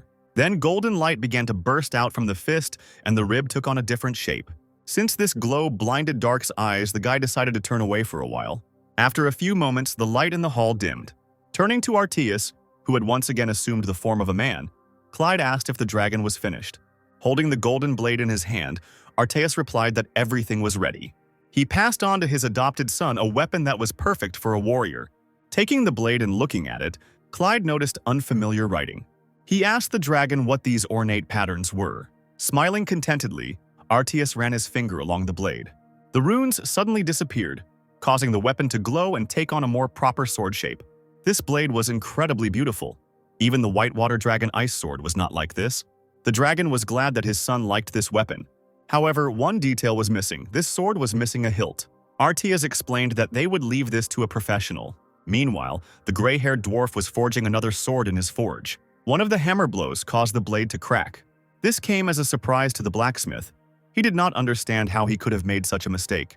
In his entire life, this had never happened to him before, and the dwarf was sure that it was a bad sign. Arteas said that they would entrust the making of the hilt to a dwarf. Dark had never met such a people before, so he was interested in what it was, and Arteas explained that it was a defect created by God. They built and created different objects from ore and precious stones. The dragon told Clyde to just think that they were a race of blacksmiths. The boy was surprised that such a thing even existed in this world, but he was confused that Arteas called the dwarves a defect. The man explained that he said this because the dwarves were ugly, but because of their outstanding abilities, they could be used in various situations. Clyde sarcastically mentally noted again that this dragon was called majestic and wise. Arteas began to ask what kind of jewel his son wanted to make the hilt out of, what design the scabbard should have, and also stated that they could be made the most beautiful in the world. But the warrior needed the scabbard and hilt in a simple style. He did not want useless stones to be placed there. The dragon drooped in disappointment, and Clyde noted once again that he didn't need the notches on the handle. Arteas took note of his son's wishes and asked him to wait. After some time, the golden dragon in its true form was already in the open space, and the dwarves were trembling with fear in front of it, bowing low. The wind raged around them, and a golden blade was thrust into the ground nearby. Arteas demanded that they use all their strength and complete his son's sword. To intimidate them, he sent another gust of wind at the blacksmiths. The gray dwarf replied that they would, of course, do so, and would try to finish it as soon as possible. The dragon demanded that the sword be completed by the following day. But the worried blacksmith cried out that this was impossible and began to beg Arteas to give them a little more time. The dragon created a stronger gust of wind, causing the dwarf to go silent and fall onto his back. The dragon did not change his decision. Arteas still wanted the sword to be prepared for tomorrow, but he also explained that there was no need to use precious stones. The surprised blacksmith asked again whether it was really impossible to use stones. Arteas confirmed this and voiced the rest of Dark's wishes. Such simple demands from the dragon, of course, somewhat puzzled the blacksmith, but it was rather a relief, because in this case it was quite possible to manage in a day. As he took to the skies, Arteas said he would arrive at this time tomorrow. However, if his son doesn't like the sword, he will make sure that all the dwarves present regret having ever been born. Laughing evilly, he flew away. Rising to his feet, the old blacksmith compared Arteas to a fat lizard. The dwarf became alarmed when he realized what was in front of him. The rest of the dissatisfied blacksmiths were talking about the appearance of a dragon, which, according to rumors, had not been here for more than 2,000 years. The dwarves were annoyed by this and now regretted that they had come to this mountain, and one of them remembered that there was a song about a dragon that lived on this mountain range. It was written by an incredibly beautiful wandering singer who called herself Angeliana, and the song was called Requiem for Arteus. It told how, although the brave Arteus had struck a blow against the cruel golden dragon living on the Maltorio mountain range, the result was the loss of his beloved bride and friends, which caused him to become despondent, renounce the title of hero, and become a hermit. The dwarves assumed that the dragon they saw could well be a descendant of the golden dragon that had died then. But for them, it didn't make much difference. The blacksmiths just wanted this creature to be dead. After finishing their discussion, the blacksmiths asked the white-haired leader if they would start working on the sword right away. The leader looked gloomily at the blade and asked if they had seen the same thing he had. Taking the sword in his hands, the old man explained that it was the bone of a rare dragon. Arteus had thrown out a simply incredible item here. As if enchanted, they reached for the blade, wanting to work with such a thing. They asked to unite or at least just look at the object, but the leader began waving the weapon, demanding that they not approach and declaring that he himself would do everything. One of the dwarves noted that the chieftain's son had run away from home in search of a dragon bone, and the old man clarified that the boy was simply traveling. Firehammer shouldn't have been writing other people's children down as fugitives whenever he wanted. The next day, as agreed, work on the sword was completed, which was already in Dark's hands. Its blade had the same beautiful shine as before, but now the sword had a black hilt with a simple pattern. A great addition to it was a scabbard of the same color with a similar pattern. Since Dark remained silent, examining the weapon, an agitated Arteus suggested that it was still too simple for his son. The disappointed dragon declared that he would go and quickly deal with all these stupid dwarves, but Clyde stopped him. The warrior admitted that he really liked this sword, and he was rather unsure whether he had the right to receive such a beautiful weapon. Arteus asked if his son really liked the sword. The dragon was afraid that Clyde said this because he was afraid of hurting his father, or because he wanted to calm him down. However, Dark's words were true. The joyful dragon said that such a gift was the least he could do for his beloved son. They moved back to the training room, where Clyde was emitting his mana throughout the area. As the dragon had taught him, the warrior tried to use the devil's power of concealment. All the energy disappeared in an instant, as if it had never existed. Arteus praised him, noting that Dark had now become more skilled, and his father asked if his son really wasn't going to learn other spells. Clyde believed that the sword would protect him best, and the guy didn't have much time.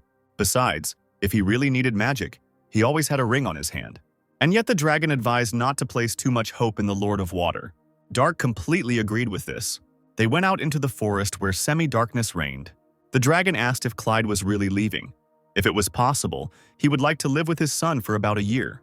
Dark pointed out once again that he had things to do. Arteus was silent. He didn't want to let his son go, but he couldn't keep him by force either. Heading to his cave, the dragon said that he would no longer stop Dark because he did not want the guy to constantly turn back. However, he would continue to live, remembering this short time spent with his son. Clyde said, "No need, like a fool, to talk about it as if we will never meet again." Folding his hands in a gesture of gratitude, the guy suddenly stopped short. Then he suddenly ran towards Arteus. He hugged his father from behind and asked him for forgiveness. For a while, the dragon smiled silently. He felt that he was still dear to Clyde. Hugging his son and stroking his head, he said that the boy did not have to apologize. It was just that a note of regret remained in Arteus's heart.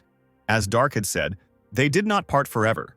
The dragon believed that seeing a child off so that he could leave with a calm heart was also one of the roles of a parent. He told Clyde that he would stay here and wish him happiness, but now it was time for the warrior to leave. The boy asked to visit him at any time, but Arteus refused. He said that from the moment Dark left the parental nest, he had to make his own way. Besides, Arteus wasn't such an easy dragon to get. A little nervously, he asked, "You said your name was Dark Clyde, didn't you?" After some time, Clyde returned to Kratos' castle and appeared before the Emperor. To the boy's confusion, Frank declared that the warrior would now be called Dark Ronier. Rising from the throne, the Emperor spoke of how grateful he was to the boy for returning on his own. As Frank walked down the steps to Clyde, he said, "This is my answer to you, and besides, it is simply stupid if the strongest knight in this country is just some baron." Tozer, who was standing nearby, completely agreed with this.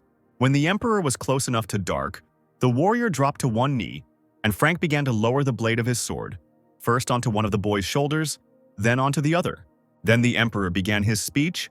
"I, Frank von Greye, grant Dark Ronier the title of Prince." Give it your all and work hard for me. His Majesty also wanted to tell Clyde not to interfere like last time, but the magician stopped him. The warrior wondered why he needed to change his name. Frank clarified that he needed to change his last name, not his first name. The emperor explained that usually, when an aristocrat's title is changed, the king grants them a new last name. Clyde thought this was a rather strange custom, but he did not argue. He meekly accepted the new surname, which satisfied the emperor.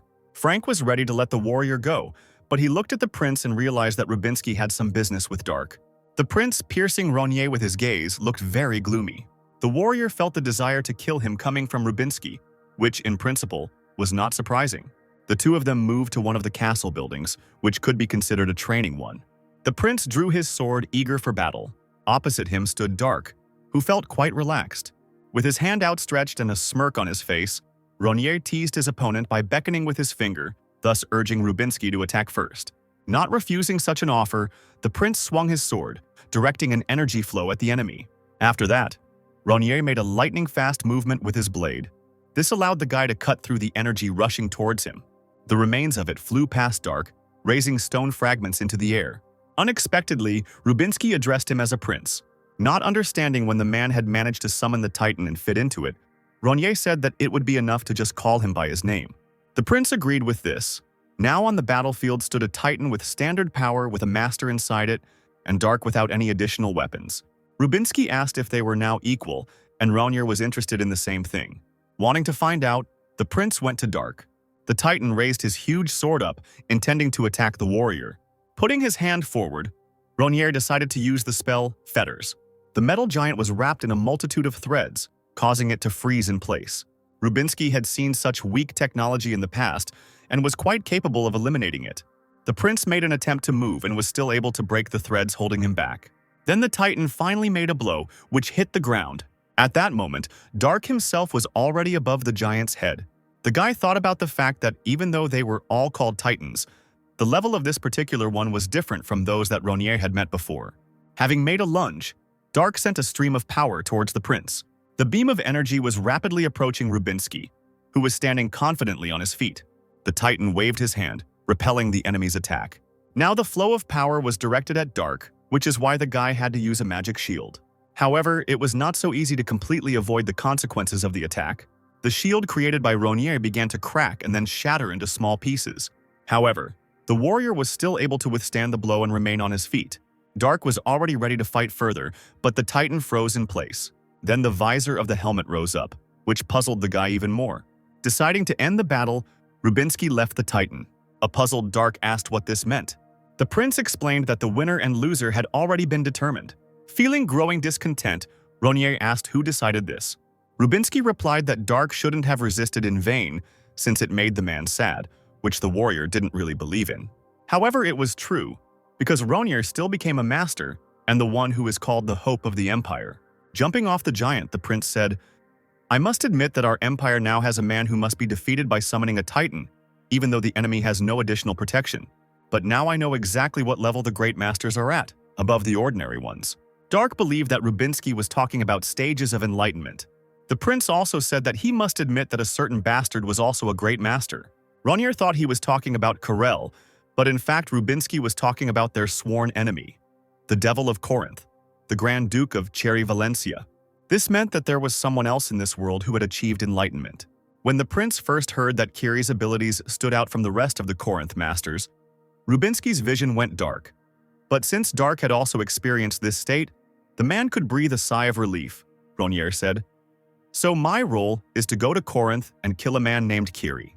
When the boy turned away, the prince noted that Dark still did not know how to control the Titan, but the warrior replied that he did not need such bulky toys. Then Rubinsky said, "Before you get to Kiri, you will definitely have to face the Titans of the Corinth Knights. Are you still going to fight them without additional equipment?" Dark was sure that if they were not of the master level, they would not be able to resist him, which the prince should already know. And Rubinsky believed that, apparently, the warrior greatly underestimated the power of the Titans. Then the prince snapped his fingers as if calling someone. What Dark saw next surprised the warrior somewhat. While in the throne room, the emperor said, "Didn't we see with our own eyes how Dark, even alone, was still stronger than two Titans? And not just any Titans, but those recognized as masterpieces of the Caproxia? Tozer confirmed that it was a real shock, just like the earlier incident with Lord Chromis. The magician believed that Silver and Alfredo did not know about Dark's capabilities as a master, which is why they were so easily defeated by him. Frank asked if their ignorance was the only reason. Although the Lord was not a warrior, he was still a mage who created titans, so he was sure that he knew more about them than anyone else. Frank sighed and said that he understood this, because the titan he developed was the strongest Azure Knight. It was precisely this Azure Knight and two other Caproxy-level titans who were now standing right in front of Dark. Ronnier looked closely at the giants, and the prince decided to introduce them. Rubinsky called those inside the best adepts of Kratos. They were Julian Aglios, Balkan Kroa, and Prujan Longert. The prince was curious to see if Dark could resist them. Since these people were not even masters but ordinary adepts, Ronnier believed that there was nothing difficult in defeating them. But Rubinsky said that he expected the warrior to lose. A dissatisfied Dark, under whom the stone tile suddenly cracked, said that the prince would have to answer for these words. Tozer said in the throne room, "Although for us this is the most common sense, Ronnier does not know why we call titans the perfect weapons." Frank asked if the magician meant to say that Dark would be defeated. The Lord answered positively, because Ronnier knew nothing about magic, just like that time when he easily fell under the curse. The Azure Titan's sword was approaching Dark, but the boy used a magic shield. The giant had no intention of retreating, he only began to press harder on the sword. Rubinsky, somewhere above, warned Ronnier of the danger behind him. Dark, who was approaching two more spears, cried out for the prince to shut up, since the guy himself knew everything. The next moment, he used an attack called Destruction, which created a kind of explosion and helped to push back all three titans. The opponents landed safely on their feet, completely unharmed. The warrior decided to use the technique of the variable sword, increasing durability. Dark cut the air with his sword, and energy waves flew at Caproxy. When they reached their destination, they raised clouds of dust, obscuring Ronnier's vision. Not wanting to give the titans time to catch their breath, the warrior began to rapidly gather the surrounding mana. He then used the variable matcha technique again and sent a wave of piercing wind towards his opponents. When everything calmed down a bit, the prince asked if Dark knew what his role was, being the heart of the titan, but the guy didn't want to listen to anything and again told the man to shut up.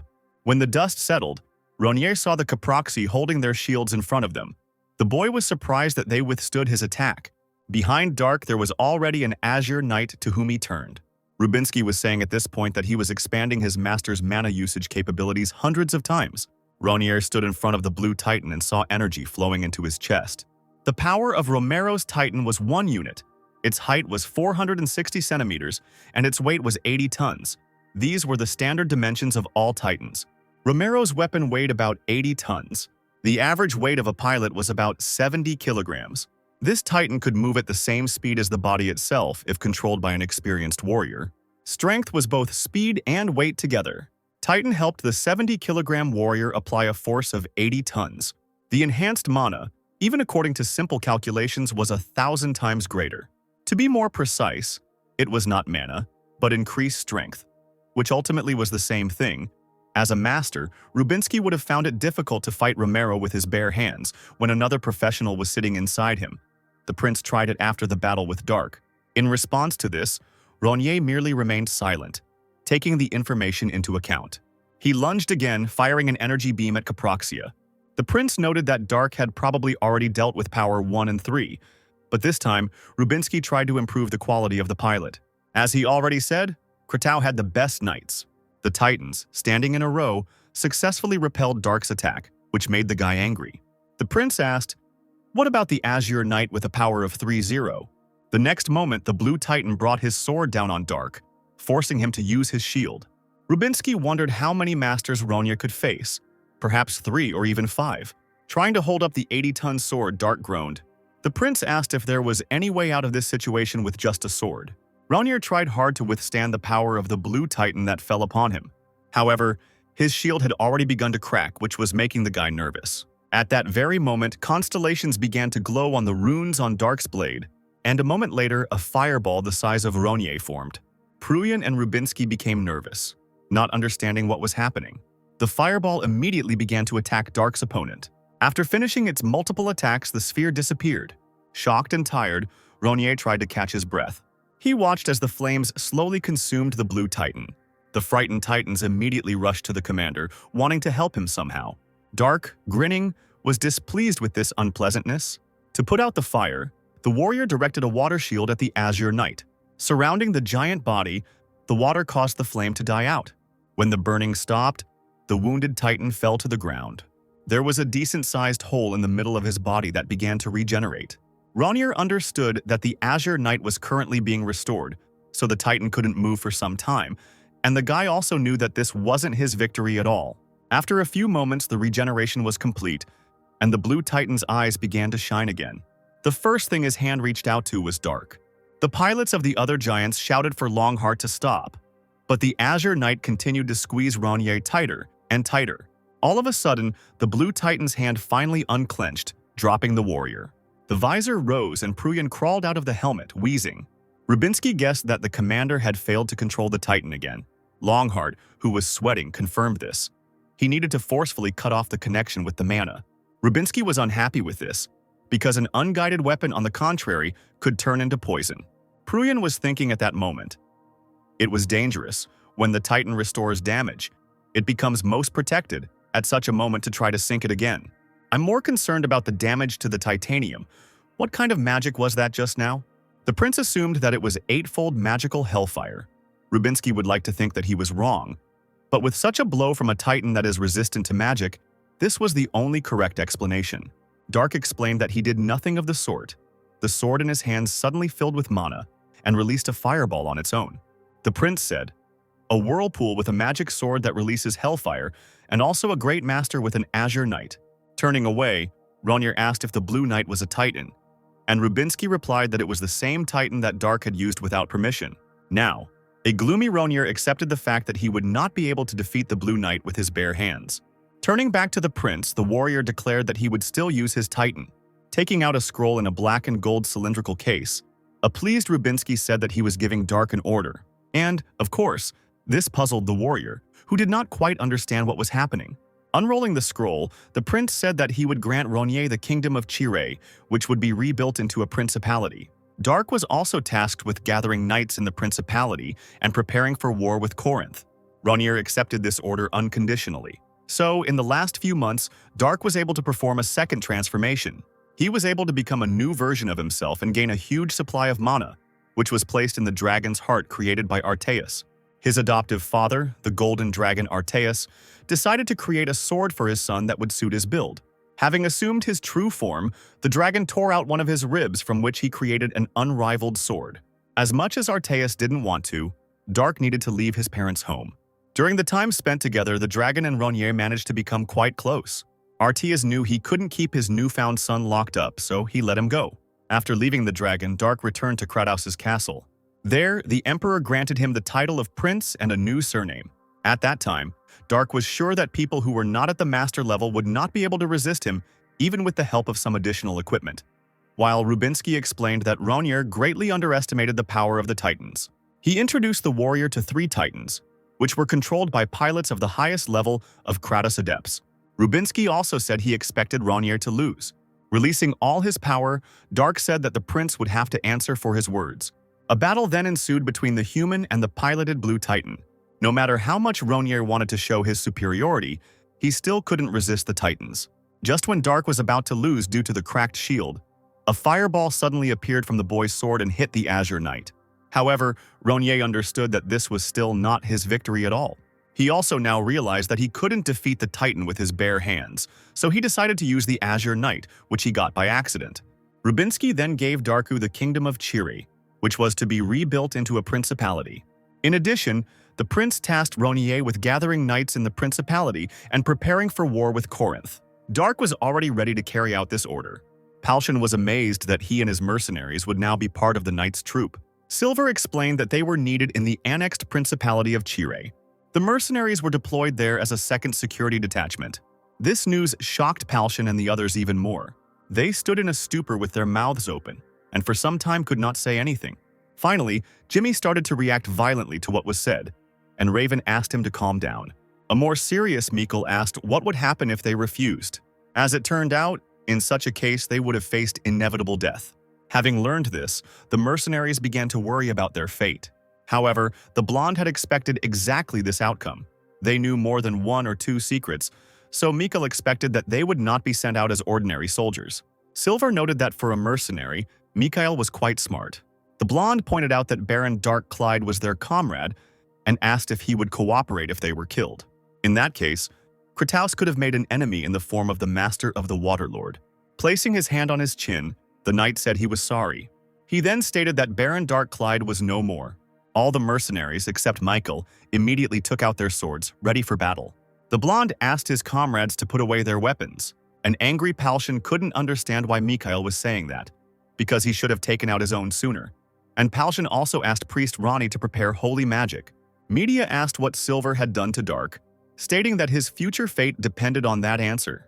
A worried Raven and Jimmy waited to see what would happen next. Gaston directed a magical ice shower at all these dissatisfied people.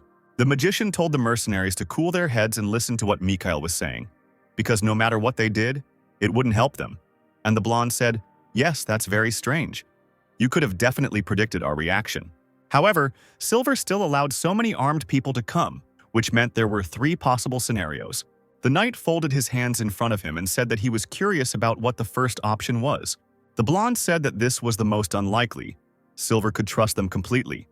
But the knight immediately dismissed this option and asked to move on to the next one. Mikhail voiced that the man was not at all afraid of their fighting abilities. Then Gaston assumed that there were many knights behind the door, which meant it was good that he stopped his comrades. The knight replied that there was no one behind the door because the mercenaries themselves knew that Kratos lacked human resources. They did not have enough people to occupy them with all sorts of nonsense, and if the mercenaries doubted, they could check it with the help of reconnaissance magic. Still worried, Gaston asked, "Then why?" Silver scratched the back of his head and said that it was immediately obvious that he was from the guard. This meant that he could deal with the mercenaries on his own. At this, Jimmy, Raven, Media, and Palshan gripped their swords tighter, worried. Mikhail said it didn't fit. The knight asked why the blonde thought so. Mikhail replied, "If there was someone in Kratos whose ability allowed him to defeat the Master of the Waterlord Dark, you would not have any need to use us any longer. I mean, you would not have to bother threatening us, frankly, appointing us, who you do not even trust in itself as knights seems too strange. But if Kratos is so short of people that you are willing to involve even us, then you could not, and moreover, you had no reason to kill a man with such hidden power and artifacts as Dark."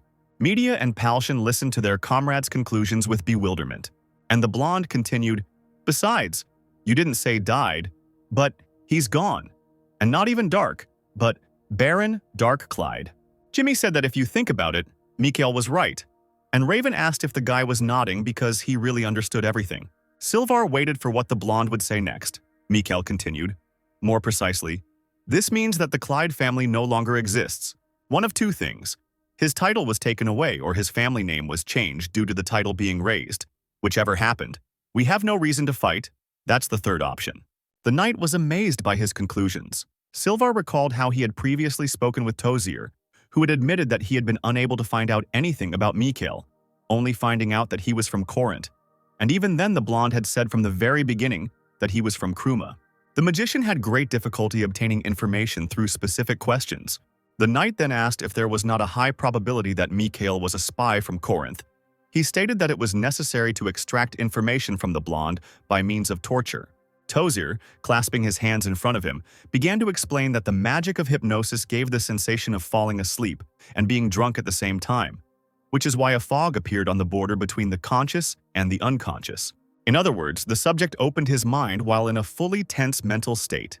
Thanks to this, it became possible to find out a person's true thoughts. It was as easy as finding out something from a person intoxicated with alcohol or drugs. The knight noted that it was not for nothing that the information was obtained in drinking establishments. And he also wondered why Tozier suddenly began to explain the essence of magic. The Lord explained, because when the brain is subjected to this magic, it becomes impossible to resist it. On the contrary, the greater the resistance, the more information can be obtained. This cannot be compared with barbaric torture. The knight admitted he was wrong, and Tozier was glad that Silver understood everything, and the knight also asked how. Then Mikhail was able to hide information about himself. The magician thought about it, searching for an answer to this question. He suggested that Mikhail sincerely denied his past, country, and even his family. Silver paid special attention to the word family. Tozier explained that in the subconscious of others he learned that in battles with the nobility, Mikhail always came out ahead. Most likely, he belonged to the top nobility of Corinth. And if this is so, the blonde could be more useful not only than the magician named Gaston, but also the adept Sidmian. Despite all of Tozier's explanations, Silver still had questions. He did not understand why a man who belonged to the top nobility of one of the most powerful empires began to live like a simple mercenary. Mikkel, standing in front of the knight, asked if he had anything to say. Silver answered negatively, stating that, on the contrary, he still hadn't heard the blonde's answer. Mikkel said, "Don't we have a choice anyway, but still, since we are called the second guard detachment, I need to know something." The blonde asked who they would protect. Without rushing to answer, Silver grinned. After some time, the mercenaries, who still had not received an answer to their question, arrived at Chire's castle. They were deeply shocked by what they found there. In front of them stood Dark himself in the flesh, who noted that they had not seen each other for a long time. The mercenaries still couldn't believe their eyes, but Mikkel noted that Clyde had apparently grown a lot while they hadn't seen each other. Jimmy was embarrassed. Seeing a beauty in front of him, he began to compliment the girl, and Raven asked his friend to come to his senses, because Dark was a man. Silver said it was Prince Ronier and demanded that the mercenaries show respect, but Dark said that there was no need for that. He also explained that his comrades would defend the Principality of Chire as its knights. The mercenaries were only happy about this, and Ronier said, "It is not necessary to be so formal, but okay. Since we are separating public and private, well, you all went through a lot of hardships on the way here, so wash up and rest today. You will be told when the food is ready." The mercenaries were even more pleased with this, since the conversation was over and they headed towards the exit. Once at the door, Palshan stopped and looked at Dark, after which they exchanged smiles. The mercenary was about to follow his friends out, but when he turned his gaze to the doorway, he was met with a surprise. Almost knocking him off his feet, Saren ran past Palshan, asking her master to save her. Alarmed, Dark did not understand what the girl was talking about. She explained that this place was only called an estate, because it used to be the king's castle, which meant that the girl could not keep it in order alone. Ronier explained that no one had told her to do it alone, since she was now in charge of everything in this place, so she could just hire people. The girl burst into tears and explained that there were only soldiers in the area. She had no one to hire, and even if she decided to go out and find people outside, she knew absolutely nothing about Chire.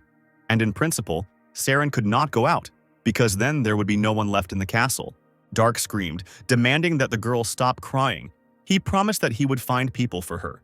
Watching this, Silvar wondered if Ronier had always become so strangely weak in front of this human cat. Having calmed down and folded his hands in front of him, the warrior asked who Saren needed. She replied that, to begin with, she needed those who would wash and cook for the knights, heat, and keep the castle warm. This meant that there had to be at least 3 people. After thinking about it, Dark replied that he had someone in mind, which made the girl very happy. A wyvern with a rider flew over the mountains and forest thickets. This creature landed right in front of the girl in the red dress. Then Dark came down from the wyvern, asking Taria how she was doing. For some time the girl stood in silence, not understanding who was standing in front of her. Finally, she made up her mind and asked the girl who she was, and Ronier asked what the girl was talking about, since he was Dark. But the guy completely forgot that his appearance had changed a lot during this time. Ronier grabbed his head in displeasure, cursing the hated Lana. He thought how he could explain everything and whether Taria would even believe him. At that moment, opening the door, the girl's mother called her. The woman pointed out that she had already told her daughter to warn her when she went out, because there had been more monsters lately, so she had to be careful. Seeing the wyvern in front of Taria, the woman became frightened and rushed to her daughter, not allowing her to explain anything. The mother grabbed the baby, wanting to protect her. Putting his hand forward, Dark tried to calm his mother and asked them to listen to him. The woman asked who the stranger was and assumed that the girl was from the nobility, but she did not understand what could bring such a person to this remote place. Dark said that apparently Mr. Blair and Tom had gone hunting, and the girl's mother asked how the stranger knew the name of her husband and son. Covering her mouth with her hand in fear, the woman decided that her son had done something wrong in the village. Ronier explained that this was not the case at all. Then he looked to the side and saw a black dog. The animal looked at the yawning wyvern, which looked quite frightening. Unable to withstand such an onslaught of horror, the dog ran away, and Ronier, realizing that the dog was afraid of the wyvern, tried to figure out what to do. Noticing the axe stuck into the stump, Dark found a way out of this situation. He walked up to the weapon, took hold of the shaft and asked the girl what it was, and Taria answered. Repeating the name of the weapon questioningly, Dark placed a log on the stump. As he chopped the log, he asked what it was then. The girl answered him that it was firewood. Repeating this once more, Tarja headed towards Dark and away from her worried mother. The girl admitted that she had only seen the second person who managed to chop a log with one hand. Ronja replied that he was that very first man. Tarja threw herself into the girl's arms, finally recognizing her as her friend. With a trembling voice, Tarja asked what happened and why he became a sister. Dark replied that it was a long story and he did not become like this by his own choice. Then the mother told the girl to come to her quickly. Feeling uncomfortable, the woman said, "You say you are Dark? You want us to believe this nonsense? What are you trying to achieve? Dark is a really good person, so stop pretending to be one. Even though I myself thought he was weird when he first came to us. This is the first time a naked person has come to us. Isn't it natural to think of him in this way? Of course, you, who flew in on a wyvern, don't seem ordinary either. But Dark defeats you by strangeness. In any case, don't think that we trust everyone indiscriminately, since we live deep in the mountains." The guy began to remember his first interactions with this woman. He remembered how he asked her to give him clothes. Trying to convince her that he was that same Dark, the guy showed the same gesture as during their first meeting. The woman, covering her mouth with her hands, finally believed that Ronja was that strange but good man.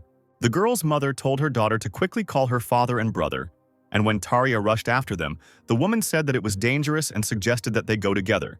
And Dark, watching this, noted that they were still the same as before. Then, looking to the side, he saw the weakling sitting next to him and dropped to one knee. He began to stroke the animal, asking if everything was okay with him too. It was already evening, and light was coming from the windows of the Blair house. The family was sitting at the table and listening to Dark's story. Tom and the head of the family were shocked that their friend was cursed with a body-altering curse. And on top of that, the guy was awarded the title of Prince. Joyful Tom said that he should have gone with Ronja then.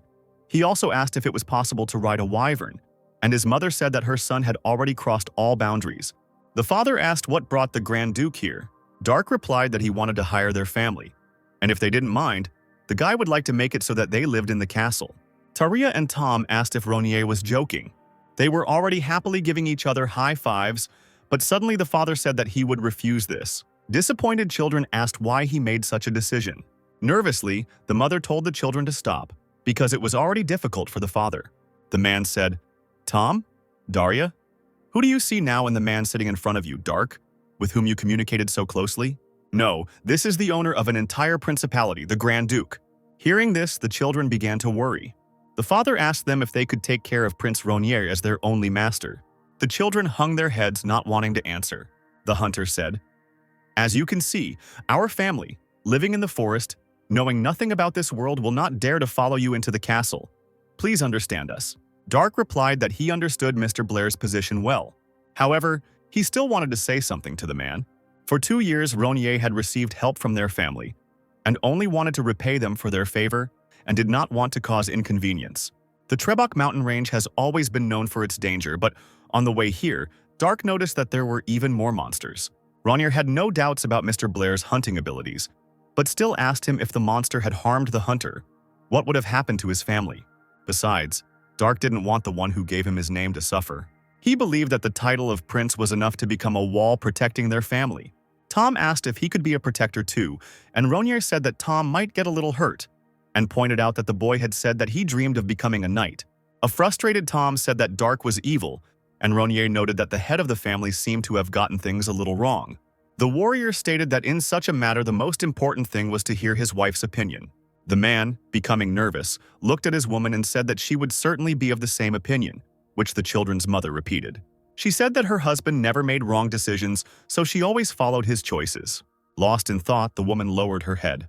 She then went on to say that Tarja also took after her father, the woman relying heavily on her daughter. But Tom was not at all like his father, so he was constantly creating trouble without thinking about the consequences, and he was also very stubborn.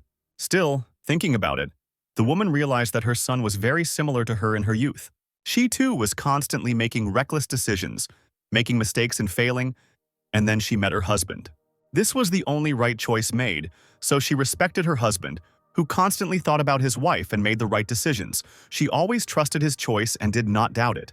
The head of the family noted that even his wife spoke the same way as he did. However, the woman suddenly said that this time she decided to disagree with her husband. Without him, she couldn't make the right decisions, so she didn't want him to make a choice that would lead to danger. The woman said that the most important thing was to do it for Tarja and Tom. Then she said, "Actually, I'm saying this because I want to live in a castle, God." I accidentally said what I was thinking. The touched children rushed to hug their mother, and the father looked at his wife in bewilderment. Rising from the table, Dark said that the hunter's wife, like a mother, was very wise. He asked again what Mr. Blair would do. The man said he was ashamed. He couldn't even understand his wife's desire, and now apparently he had no choice. Fate had linked them together over the past 2 years. Mr. Blair had never heard of the prince personally making such an offer to the hunter because of such a small twist of fate. Also rising from the table and lowering his head, the head of the family nevertheless accepted Dark's offer. The guy asked the man to raise his head. He also wanted them all to call him by his name. The man was unsure about this, and Dark explained that it would be more convenient for him, although of course the family would still have to show respect at official events. A joyful Tom and Tarja agreed. The hunter and the prince shook hands, and Mr. Blair thanked his friend. Once the decision had been made, Ronier said that it was time for them to set off. And since they had to fly on the Wyvern anyway, the family only needed to take themselves, after which a heated discussion began. Saren met them at the castle. She was very happy to meet the first people. The maid became alarmed when the dog suddenly began to bark. She then introduced herself to the family and asked if they had arrived safely. Tom replied that his butt was splitting, and his mother reminded the boy of his manners. To begin with, the girl decided to find out about the skills of each family member and first asked Mrs. Blair. The woman replied that she was good at washing, cooking, sewing, milking, and could do any chores around the house. Mrs. Blair could also make yogurts and cheeses. Tarja could shear and milk sheep, as well as work with rugs and do laundry. Serene was sure that even with the help of the girl and her mother, the work would be simplified by half. They had to get used to everything in the castle until other workers were found. Mr. Blair could hunt and do carpentry. Cooking was usually done by his wife, so he was bad at it, but he could make his own beef jerky. Tom, whom his father, unfortunately, did not often take with him on hunting trips, could look after the horses and sheep. Serene asked if the boy could then take care of the stables and the animal skins. Tom stated that he could continue to do this with his eyes closed, and if there were enough materials in the castle, he could make excellent leather items. Dark asked if the Blairs were satisfactory to Serene as assistants, and she replied that it was difficult to find people who had more than 2 such skills. So she was very surprised to learn that the entire family was very capable. Ronier noted that this was still not enough to survive in the Trebuk mountain range, and the maid said that these people were very reliable. She thanked the owner for providing her with the best assistance. Sighing, Dark said that he would leave it to Saren and asked her to do her best as the estate's manager. Ronier watched as the cat girl told the Blairs to follow her, and she would tell them about all the nooks and crannies of the castle. An amazed Tom asking if they could see the knights' training grounds. Dark and Mr. Blair nodded goodbye to each other, and then the family left after the maid. Sylvar informed Ronier that everything was ready. The prince descended the stairs into the basement, and the knight followed him. Soon they found themselves in the basement of the castle. There Dark ordered Andromeda to come out, and a vortex formed in space. A blue titan emerged from the resulting spatial distortion and approached Ronier. On the sides of his chest were drawings of golden dragons breathing fire. Dark said that Andromeda looked even better in it than he thought, and the boy wondered what his father would say when he saw it. Titan asked why he had been called. Ronier stated that he wanted to terminate the contract with him, but Andromeda refused. This surprised Dark, and the Titan, getting ready to leave, said, "I hope you won't call me for such stupid reasons anymore." Grabbing Andromeda by the cloak, Ronier simply stopped him. Looking at Dark, the Titan asked what was wrong with him. The guy cried out, "That's what I want to ask. Aren't you and I initially the master and the subordinate? How can you refuse if the master tells you to stop working?" Andromeda agreed that Dark was his master, but pointed out that it was a mutual contract, not a deed of ownership. Titan will appear anywhere and anytime as long as Ronier calls for it, and will not allow anyone other than Dark to use it, all because of the Golem's pact that has been going on since ancient times. The guy said that he just wanted to terminate this contract. He didn't understand what the problem was. Andromeda admitted that he was very disappointed when he met Ronier for the first time. Although the Titan only agreed to the contract because Dark could control mana, its quantity left much to be desired. At that moment, Andromeda might have broken their agreement. But now the guy stood out, at least among all those the Titan had met thanks to Ronier. Only 2 could come close to him in strength. Dark guessed that they were talking about Rubinsky and Camilla. He asked Andromeda to continue her explanation. The giant explained that he had no intention of breaking the contract with such an amazing owner. He asked not to raise this topic again until the guy found a Titan who would be stronger than Andromeda. Dark asked if the Titan wanted to fight, and a surprised Andromeda replied that Rainier was saying the obvious, since the Titan was born to fight. The boy apologized, explaining that he wouldn't have any reason to fight for a long time, so he couldn't use Andromeda. The puzzled Titan asked Dark to explain the impossibility of using it in a way that would be more understandable. Rainier said that Andromeda was created as a secret warrior from the beginning, so he was not allowed to be shown to other countries. Although the color could be changed, they could not do anything about his size. Titan asked if that was the problem. Couldn't they just kill all the enemies? And Dark called the giant crazy. The guy said, "In any case, I have to use someone else until the situation is right for you. Initially, I couldn't even control the Titan. It won't be good for you either if you follow me." Andromeda replied that with mana like Rainier's, there was no need for control. The Titan simply asked to give him mana, and he would do everything himself. "Ah?" the guy asked, who would like that? Dark promised that the time when Andromeda would be needed by him would come very soon, and then Rainier would come to the Titan again. Having thought it over, Andromeda asked where he should be until then. The guy noted that this basement was quite spacious for use alone, and the Titan replied that he understood everything and accepted the termination of the contract. He also asked that Dark be sure to fulfill his promise. Once this was decided, Silver summoned Daronia. A red Titan of the Caproxia level appeared to them. Not seeing the battle, he also wondered what had happened. The knight asked him to break their contract and sign a new one with Dark, noting that Silver himself, in any case, was only engaged in transporting titanium. Daronia agreed to terminate the contract, but he was surprised. Although he had heard about it before, he didn't know that Dark was so strong. The giant asked if everything would be okay. He was worried by the fact that Andromeda was looking at him as if she wanted to kill him, and Daronia would not be able to cope with such a powerful Titan. Rainier said not to pay attention to it, because the Azure Knight didn't even have a master, so he couldn't attack. The guy told Daronia to finally sign the contract. The Titan himself could not find a reason to refuse. The red giant recited the text of this treaty, after which he and Rainier introduced themselves to each other. Once they were done, Dark ordered Daronia to wait until the boy called him again, and the Titan disappeared into the distorted space. Now the prince and the knight have sorted this out too. Smiling, Rainier asked rhetorically whether it was time to warm up properly. The stunned people watched the fight with their mouths open in surprise. Several men were on all fours, breathing heavily. All of them were defeated by Dark alone. The spectators whispered that it was incredible. Rainier, using only one hand, surpassed 7 adepts. Even one of them could go out and confront all the spectators. Dark didn't take a step. He continued to remain in the same place. This was the level of the master. Palshan was unsure, but asked if his comrades thought that Dark had returned to the level he had before changing bodies. Mikkel replied that they could not evaluate someone so great. They could only admire. And the surprised media noted that the return of such incredible power should have taken 10 years. Rainier himself now understood at what level the adepts were. He glanced at everyone present. Those who were here were the Knights of Chiri. Those who belonged to the Chiri kingdom followed their home country. It was unknown when their retraining would end and they would return. Therefore, those 50 people who stood before Dark had to defend the entire principality of Chire. The emperor ordered him to make them brave and strong warriors. But in Rainier's opinion, Frank set the level of strength too low. He believed that the knights should be raised one step higher. Palshan, Media, and Mikkel assumed that Dark himself would train them, which they didn't really want. Rainier turned to Chire's second guard detachment. The former mercenaries were anxious, waiting to hear what he would say. Dark stated that they needed to make it their goal to become adepts. Little Taria was hanging out a lot of freshly washed clothes. She looked out the window and saw 50 people sitting in the lotus position. The girl was interested in what they were doing. The knight sat in silence for a while, feeling uncomfortable. One of them couldn't stand it, jumped up and screamed, "How long should they sit in such positions because his pelvis already hurt?" The other one supported him. He was already at his limit and did not understand why they had to sit on the bare ground, because they could do this on a chair. Another one shouted, demanding that his leg not be touched. The next knight who stood up asked what kind of breathing they were talking about at the beginning. Below the navel, but in the middle of the body, there was nothing there except organs. The instructor ordered them to be quieter.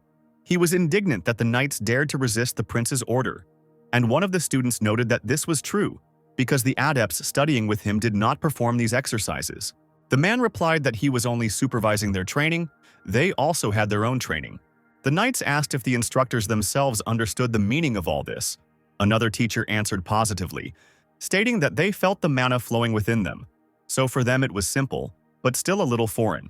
The student cried out, "You see, the adepts have a large amount of mana, so you can concentrate on the place of breathing. But those who have little mana, like us for example, cannot undergo such training. There is not a single person here who understands the method of this training. It is better to order us to act, run, swing, throw, catch. I am ready to try harder than anyone else in such training." Another knight supported him, saying that instead of wasting time on this, it would be more useful to swing the knife once more. Not knowing how to respond to these claims, the instructors exchanged glances. Silvar reported to Ronier that their students were unable to regulate their breathing. The knight explained that for such training it was necessary to strongly feel mana and be able to control it. And this was already the level of adepts. It turns out that during training to become an adept, forces of the corresponding level were already necessary. Of course, the knights being trained could not accept this.